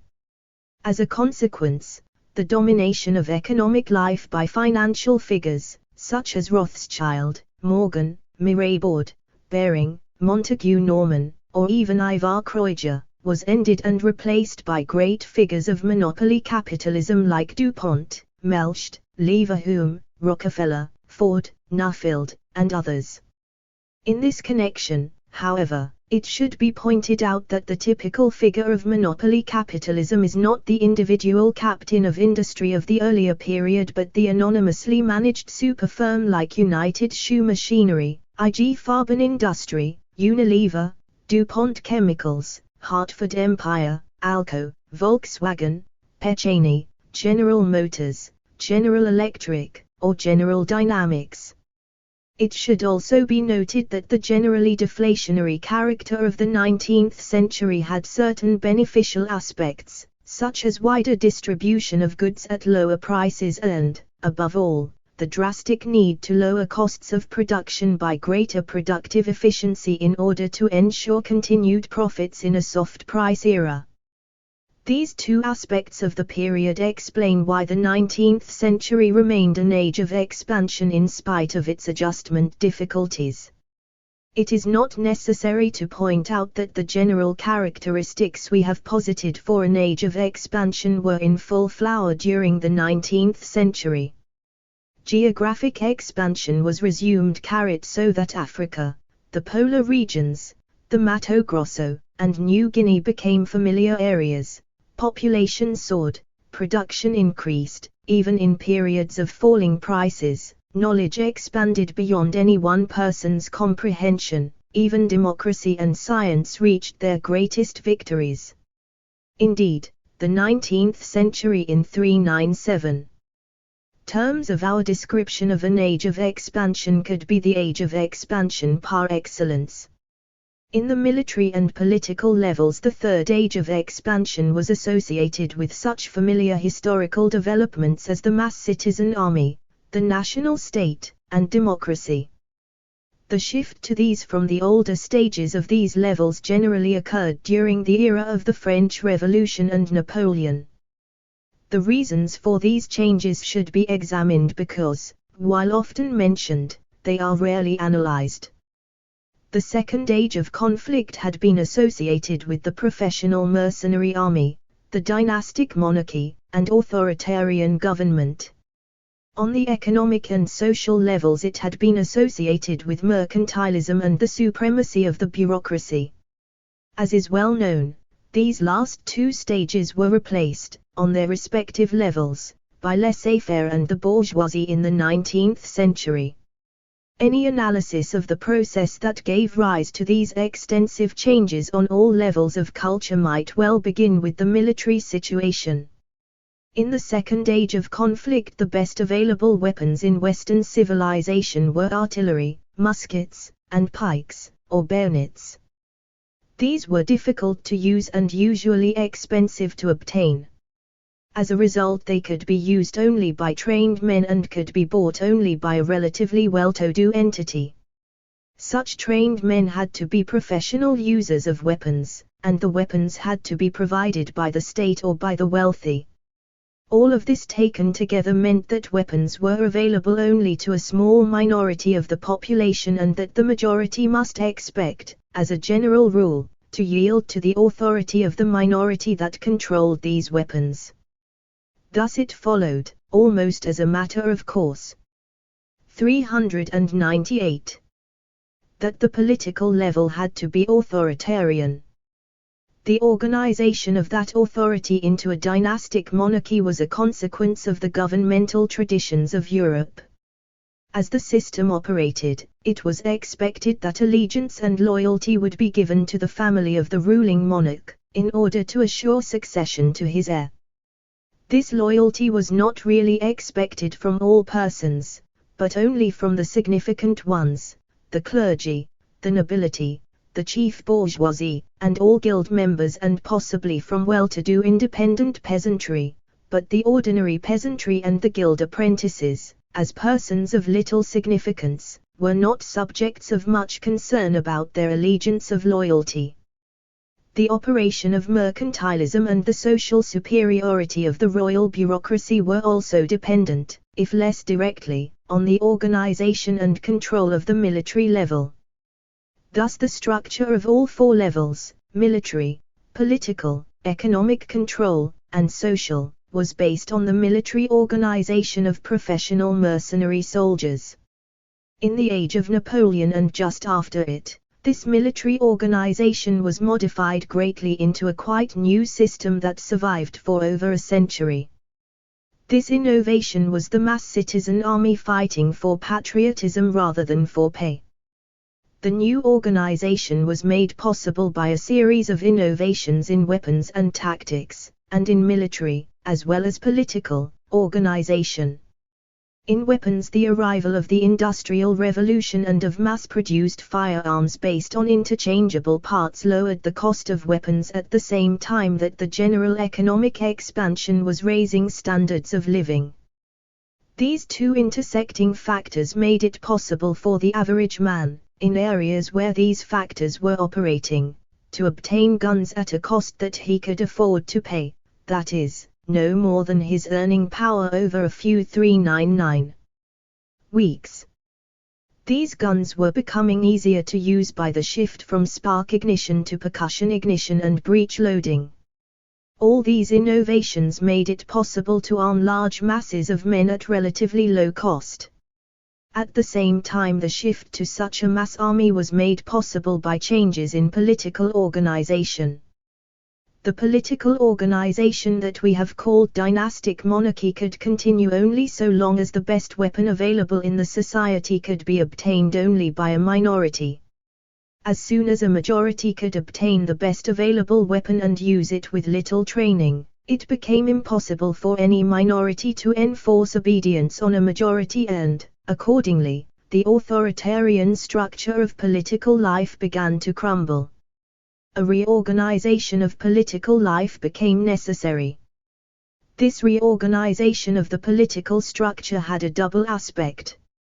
On the one hand, it became necessary to shift from minority rule to majority rule, and on the other hand it became necessary to find a new political organization that could place its appeal to allegiance on a basis that could be used for the majority of the society.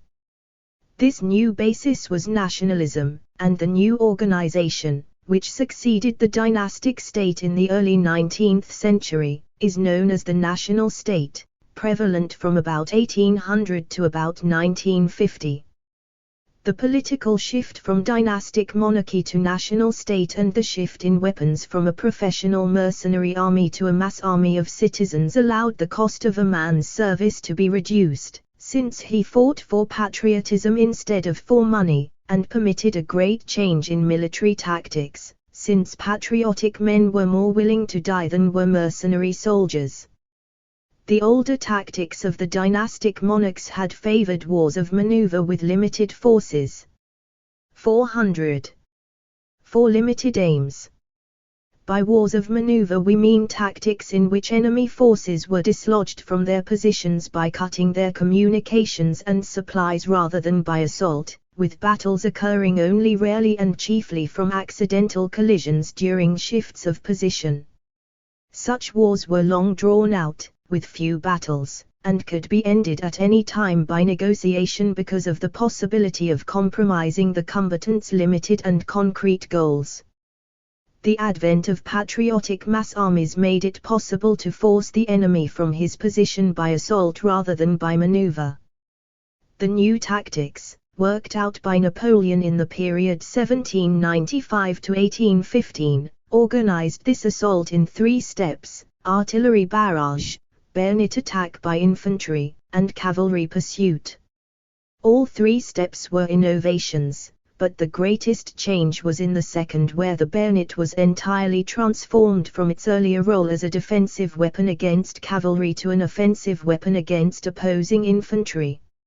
It was the nature of this second, and central, step in the new tactics that made necessary the innovations in the use of artillery and cavalry in the 2 other steps.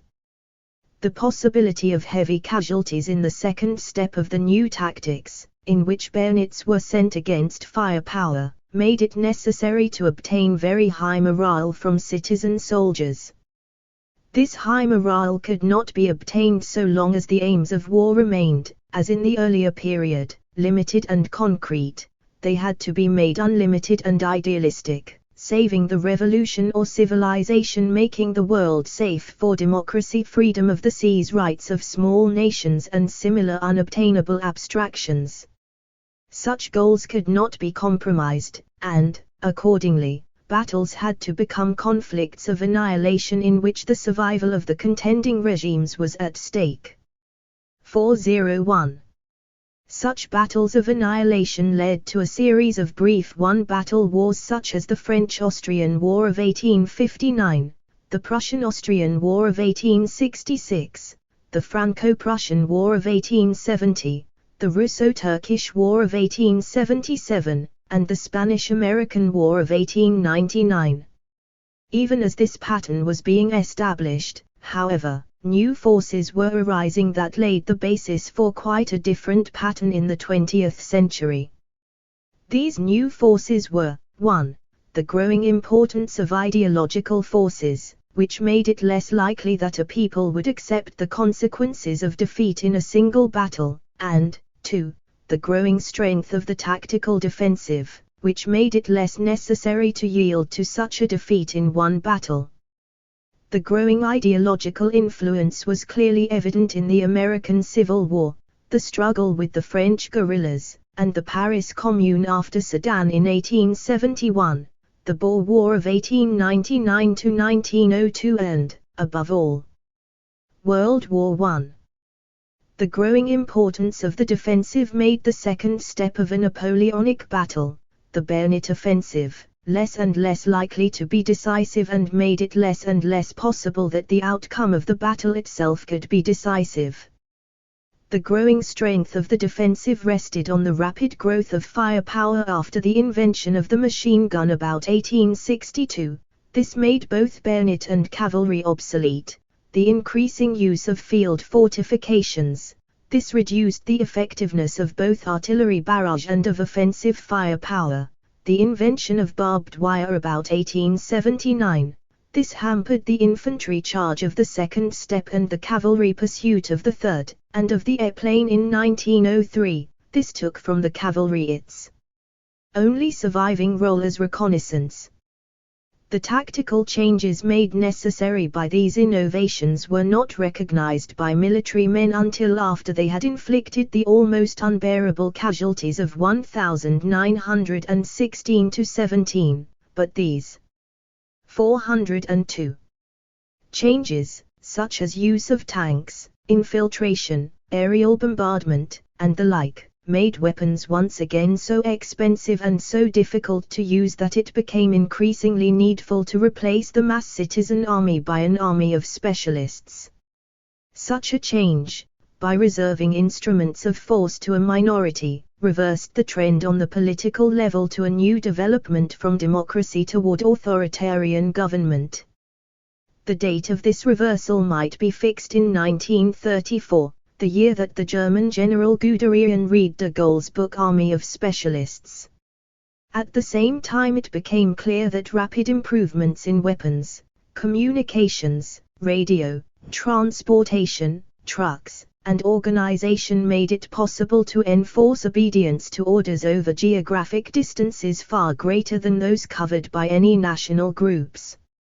Accordingly, appeal to political allegiance on nationality grounds became obsolete and it became necessary to make such an appeal on some much wider basis.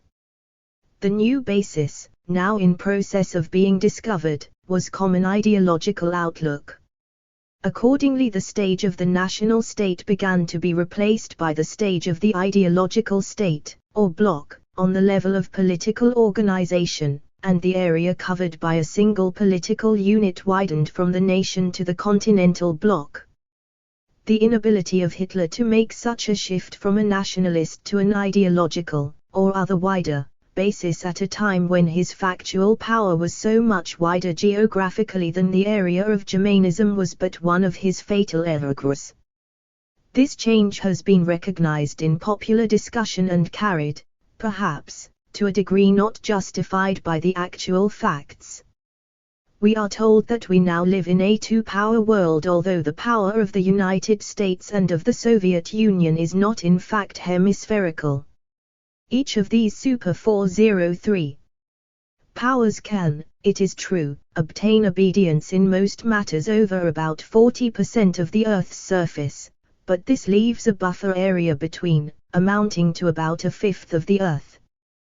This buffer fringe lying between the Soviet heartland and the peripheral, and ocean-linked Western civilization is occupied by the shattered remnants of dying civilizations or the hopeful efforts of incipient new civilizations.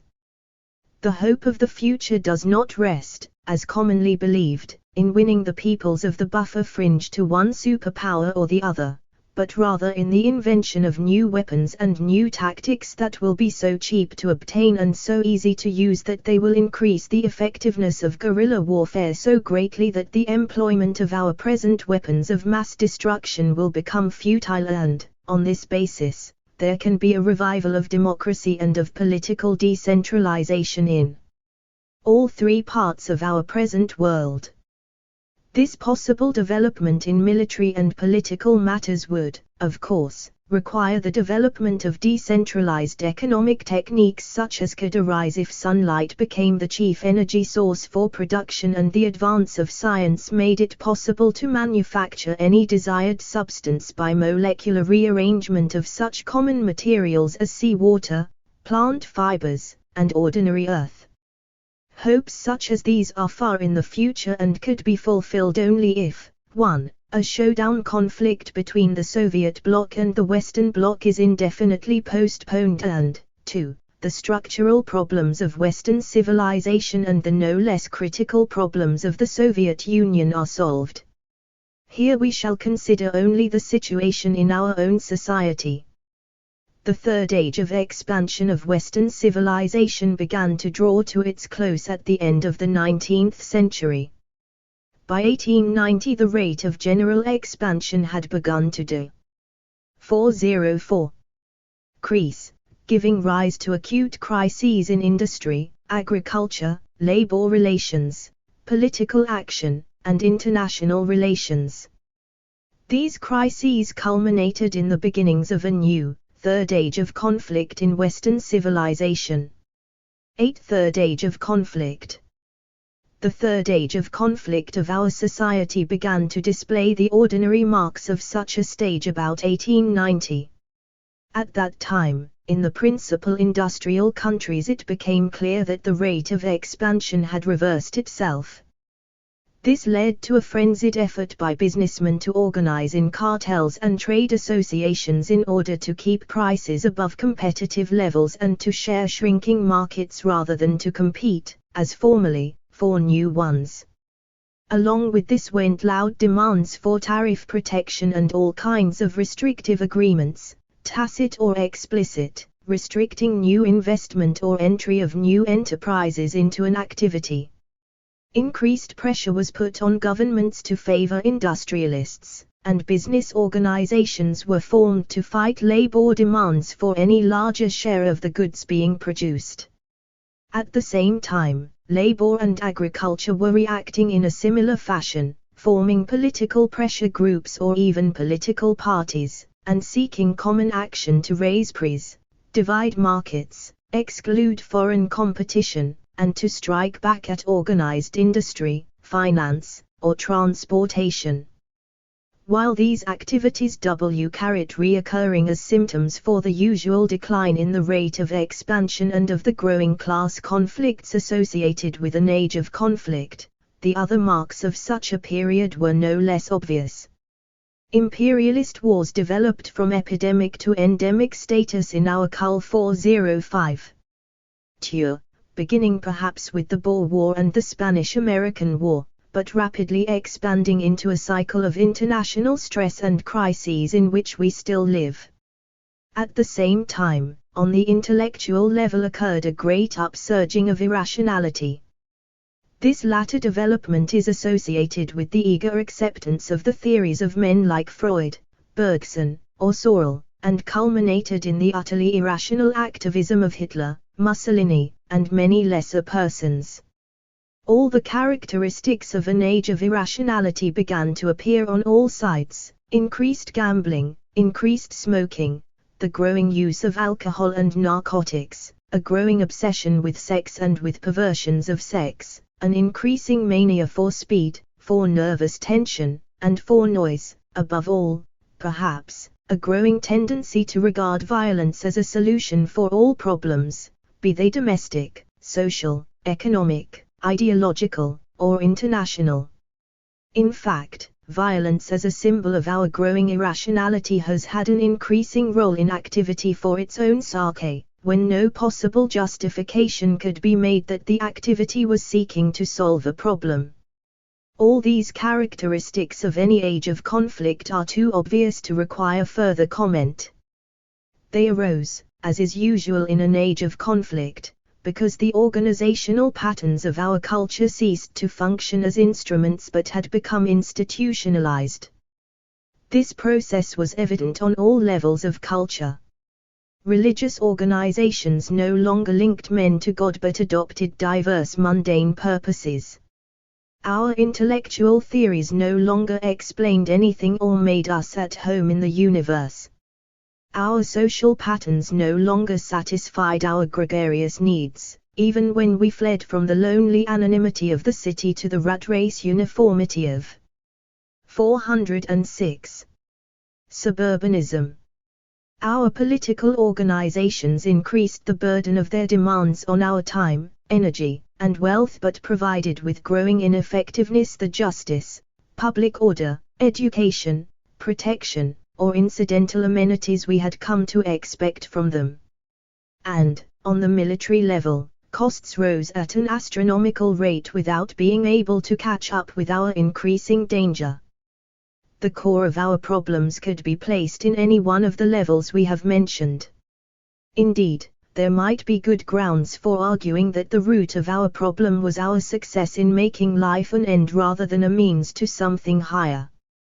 But, In this civilization as in others, it will be convenient to discuss the problem of our age of conflict in terms of the institutionalization of our instrument of expansion. In an earlier chapter we discussed this phenomenon as an example of the process in general, chapter 5.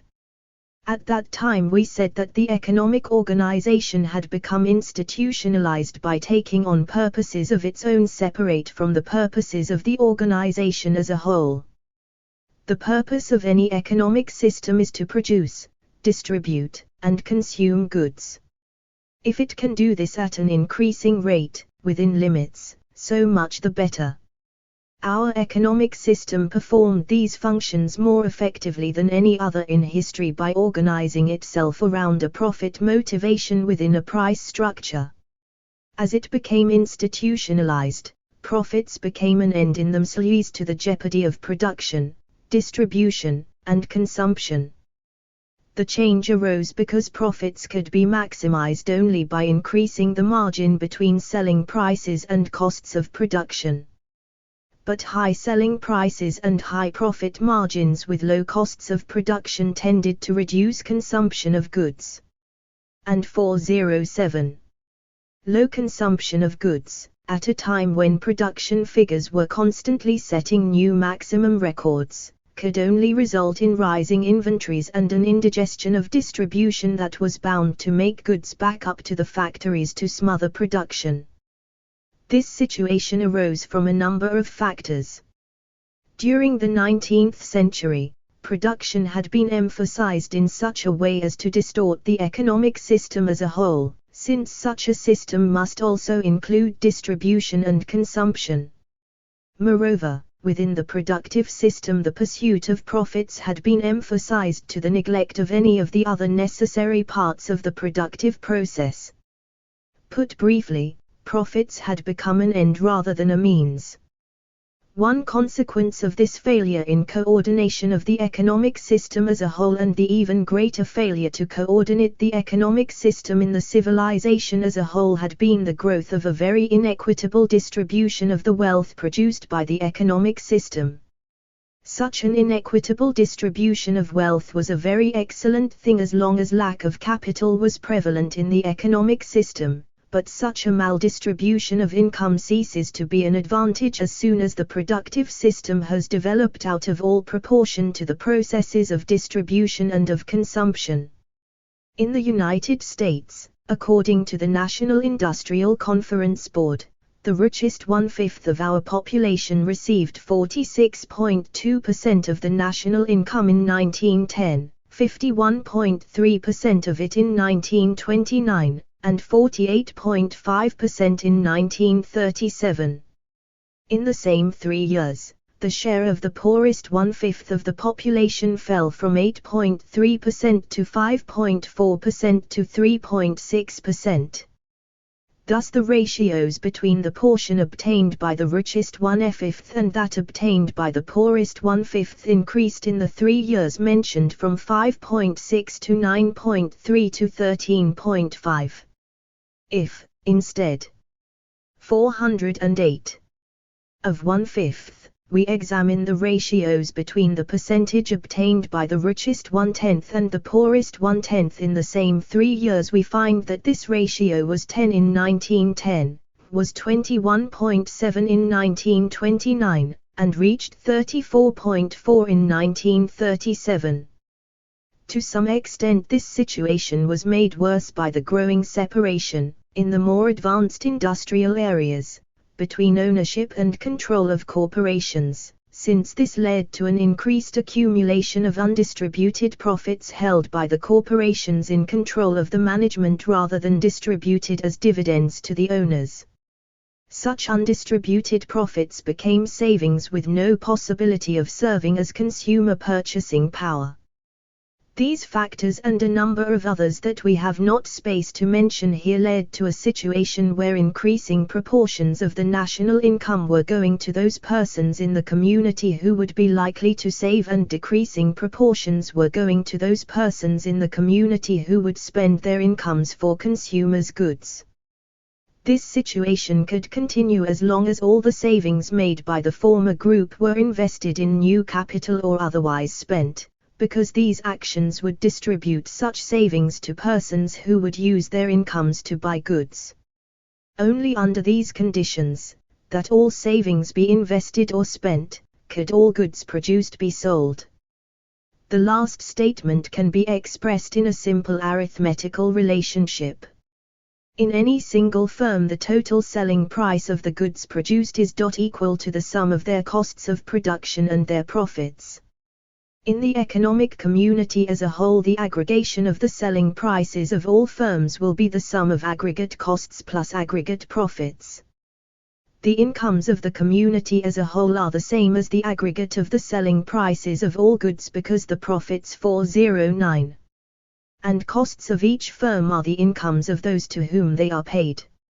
If savings are held back from these incomes, the purchasing power available to purchase the goods being offered for sale will be reduced below the prices being asked.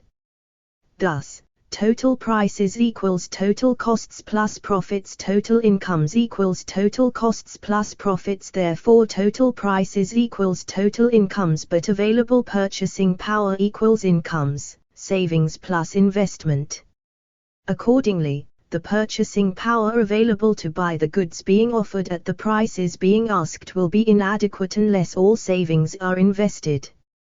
During the World Depression of 1929–38, all savings were not invested because there was no point in spending money on new capital plant so long as the goods being produced by the existing capital plant were going unsold, because of the inequitable flow of incomes into the control of persons who wished to save rather than into the control of those who wished to consume. This crisis of the system was intensified by a number of other factors, notably the deflationary influence of a monetary system tied to a limited supply of gold under conditions of power production of goods.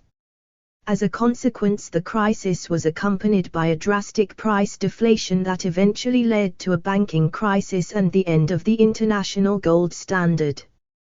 The date of this last event could be fixed at the 21st of September, 1931, when sterling, which had been the center of the whole world's financial network for more than a century, went off gold.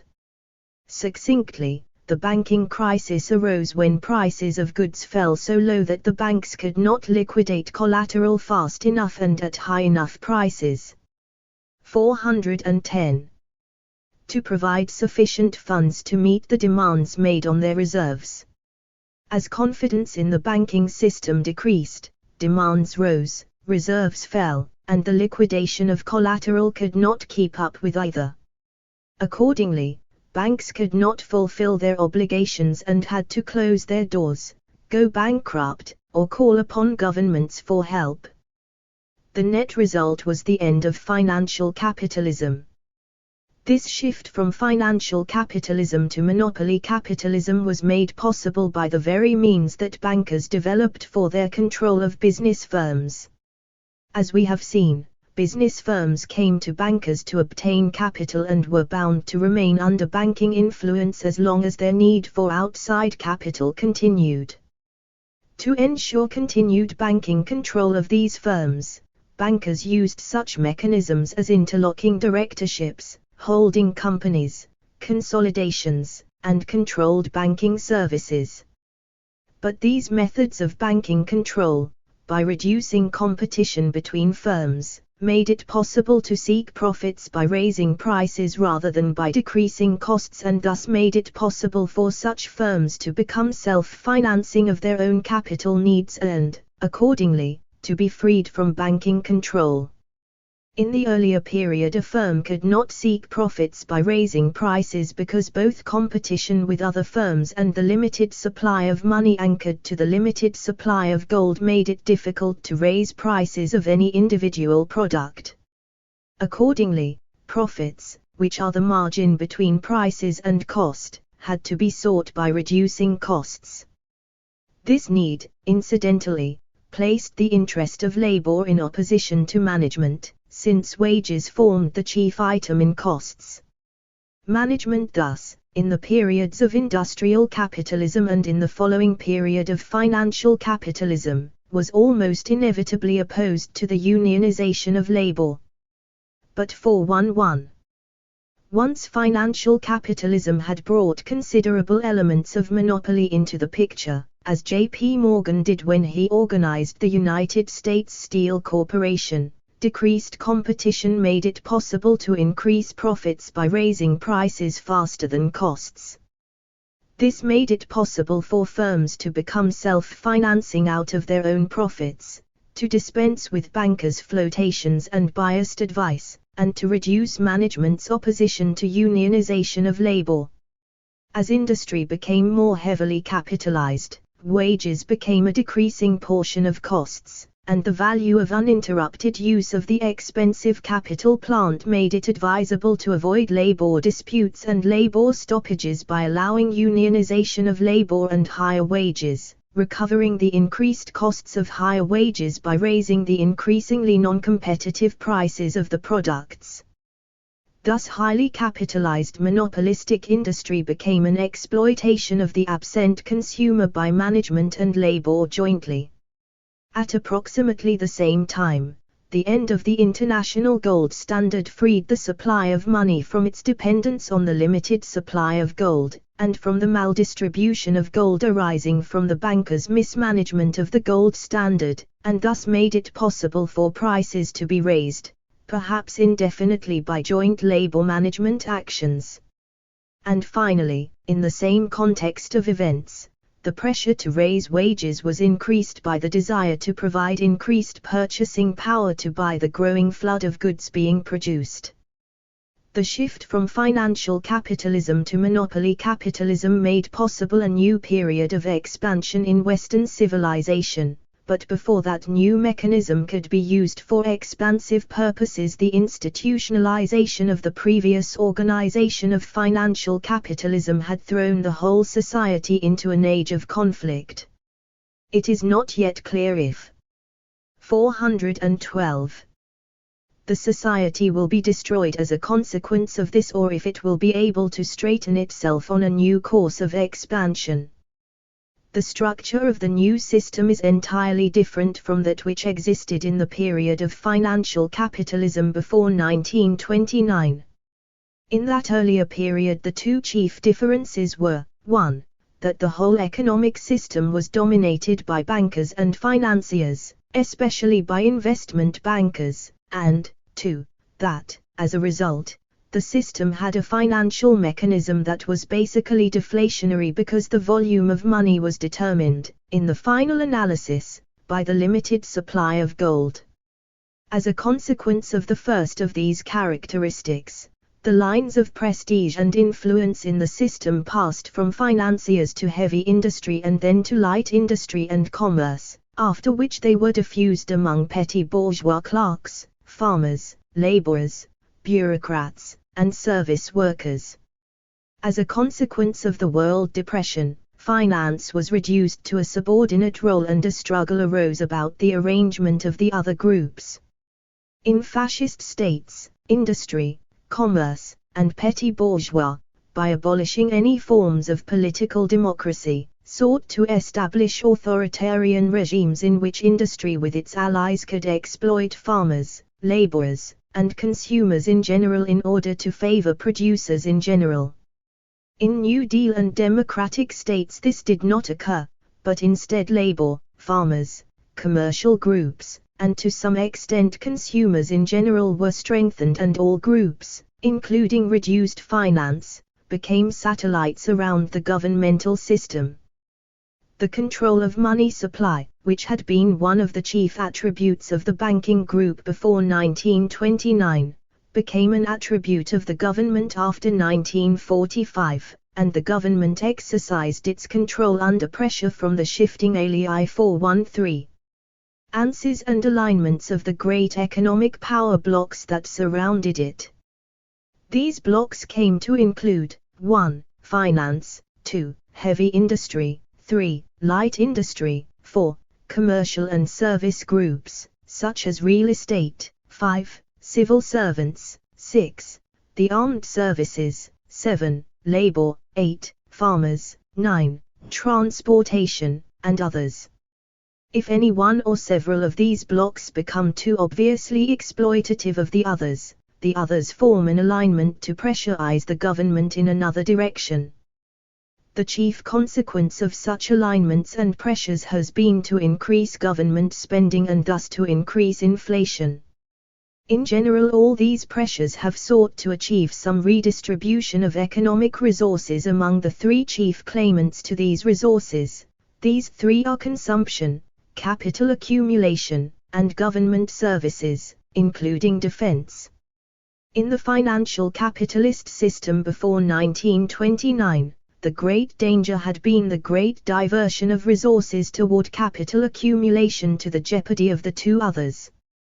In the new pluralistic system that has arisen, the great danger in many countries has been toward increasing consumption to the jeopardy of capital accumulation and public service.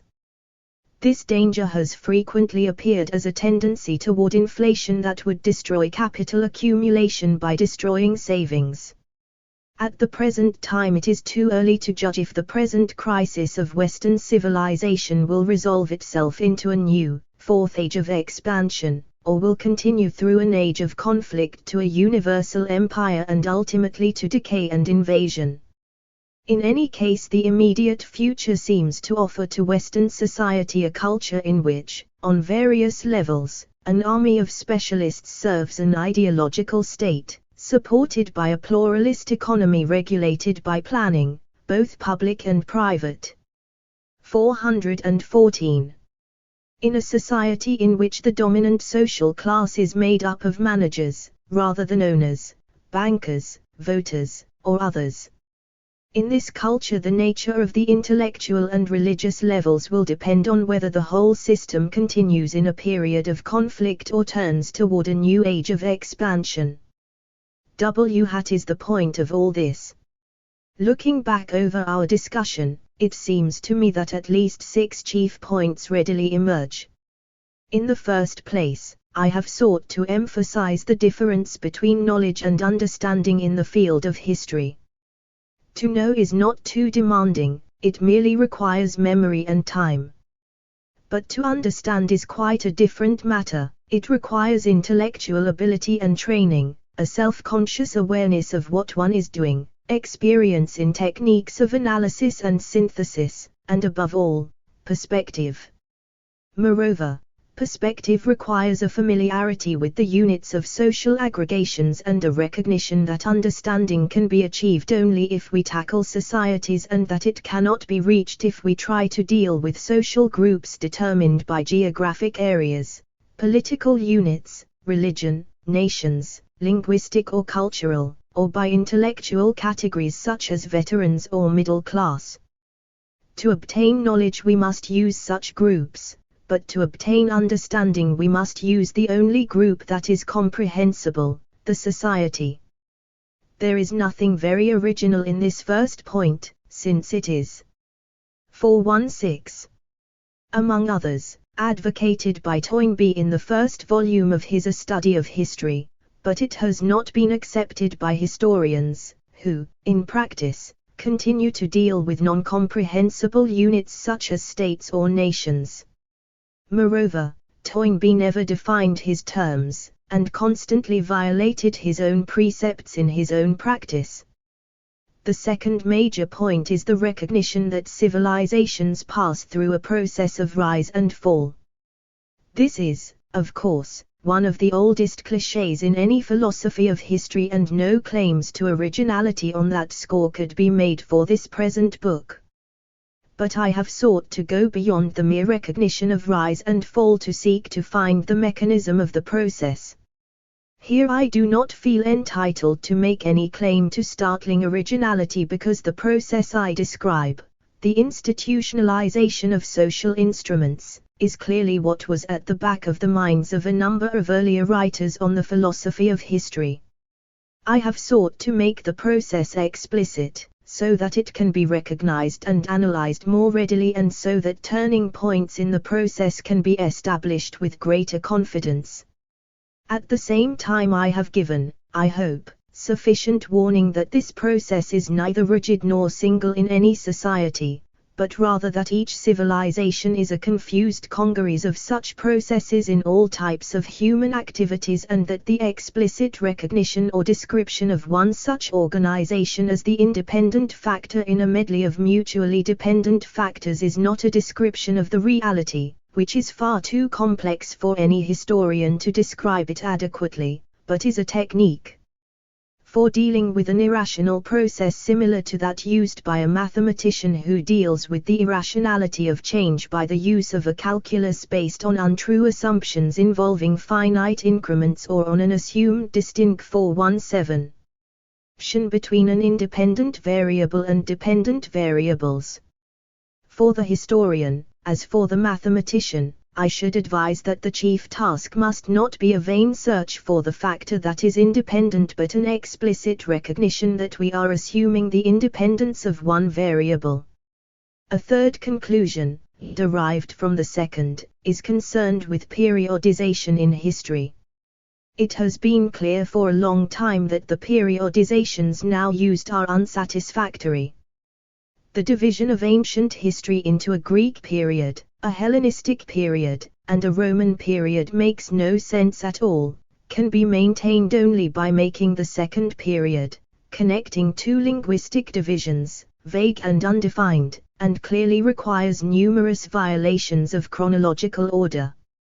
Attempts have been made to get around these weaknesses in the customary division by efforts, such as Sanford's, in a textbook, to divide the classical world into several geographic areas that advance chronologically side by side. These have been far from successful.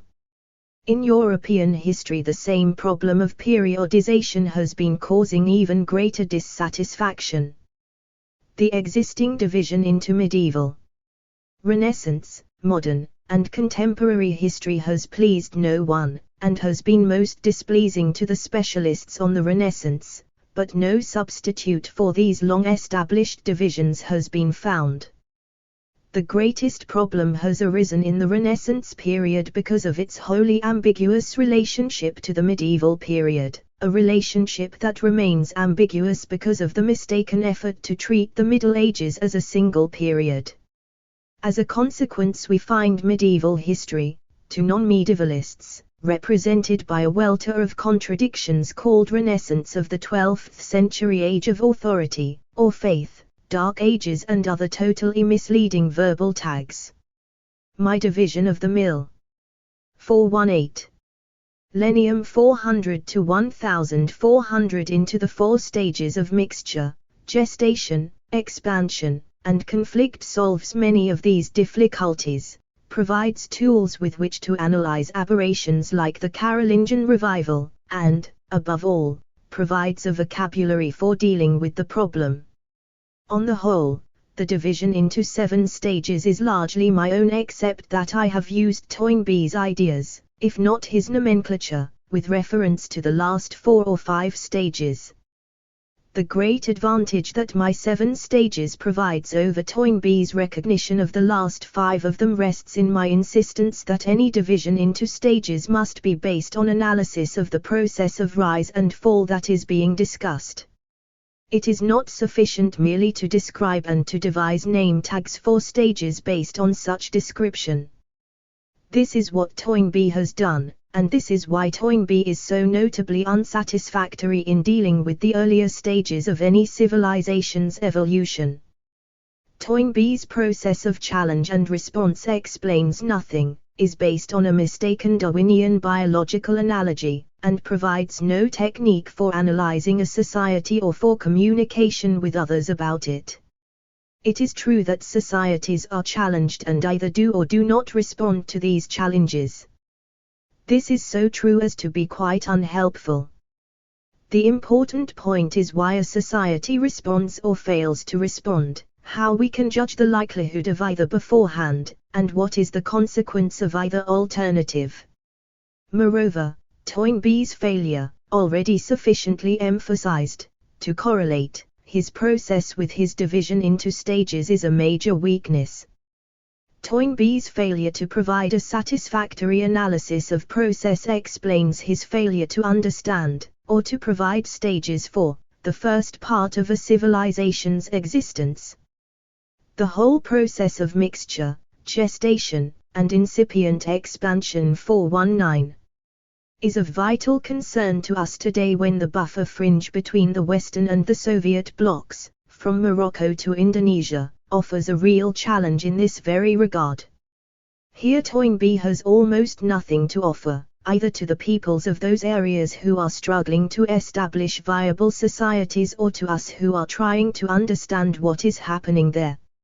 A fifth contribution I have tried to make is concerned with vocabulary. This contribution has two parts.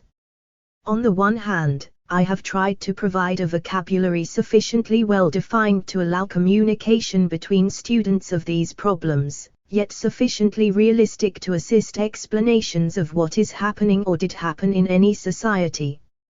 On the other hand, and this is a major point, I have tried to establish some degree of sophistication in the use of historical vocabulary so that awareness of the subjective nature of most intellectual categories dealing with historical facts will be maintained. I am sure that my vocabulary is far from perfect, this is inevitable. The real point is that my vocabulary is fruitful in research projects, in arousing original questions and interpretations, and in making communication between historians more helpful. No vocabulary is perfect, like everything else it is an instrument that becomes an institution, serving eventually to hamper thought and communication about these important matters. When that occurs, the old vocabulary of clichés must be circumvented or reformed. As it is now, the vocabulary of periodization and the vocabulary of analysis, by aspects or levels, hamper historical understanding, particularly by encouraging specialization, either by period or by subject, in areas that are unreal, defunct, and much too narrow. The best histories of the future will emerge from work that straddles the older, obsolete, and unrealistic boundary lines. 420. In fact, it is possible today to attract favorable attention simply by pointing out the artificial nature of these older boundary lines. All this leads to the sixth contribution offered by this book. It tries to provide techniques for dealing with history or with social problems in general. For years I have told my students that I have been trying to train executives rather than clerks. The distinction between the two is parallel to the distinction previously made between understanding and knowledge.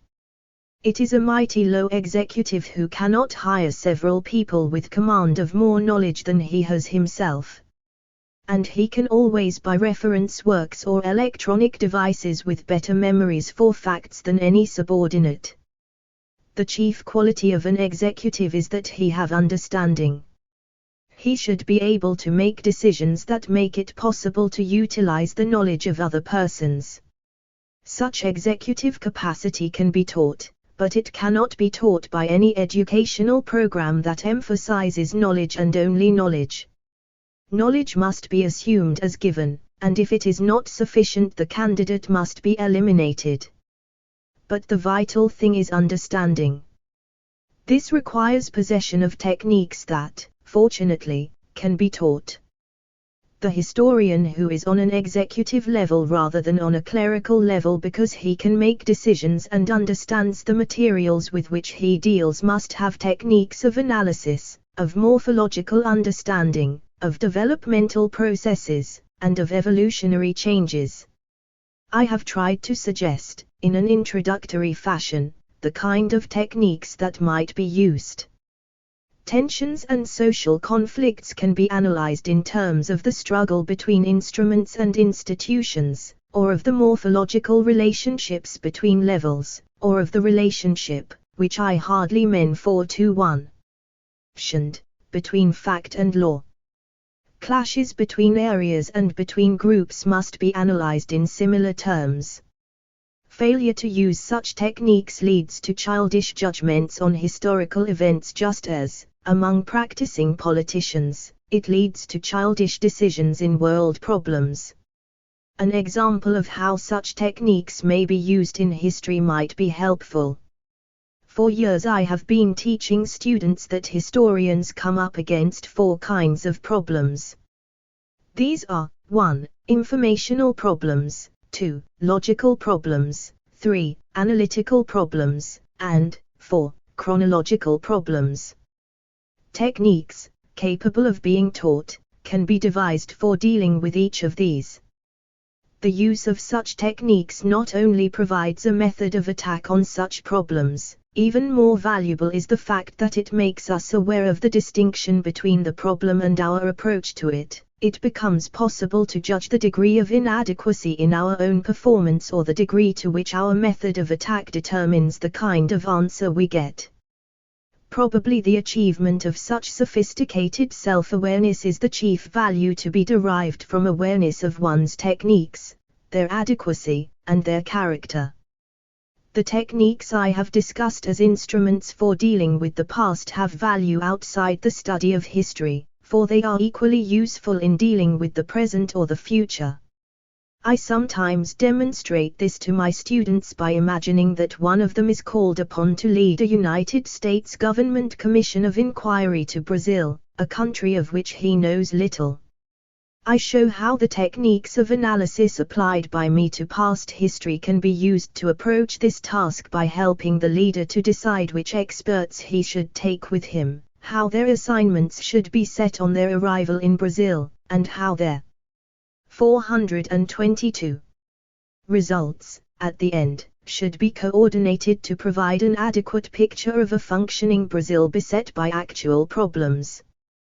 The value of these techniques, since they seek understanding rather than knowledge, is constantly high and has, if anything, increased in recent years. These years have seen, since Sputnik, a dramatic increase in the prestige of science and in the use of scientists in dealing with world problems. I should be the last person to regret this development, but, as a scientist, in the social sciences, I know that the problems of the world are not solved by the use of the natural sciences alone. Indeed, the direction and the coordination of scientific activities with respect to world problems require guidance and supervision by persons with a wider perspective than that provided by specialization in the natural sciences. Such perspective can best be found in the study of the past.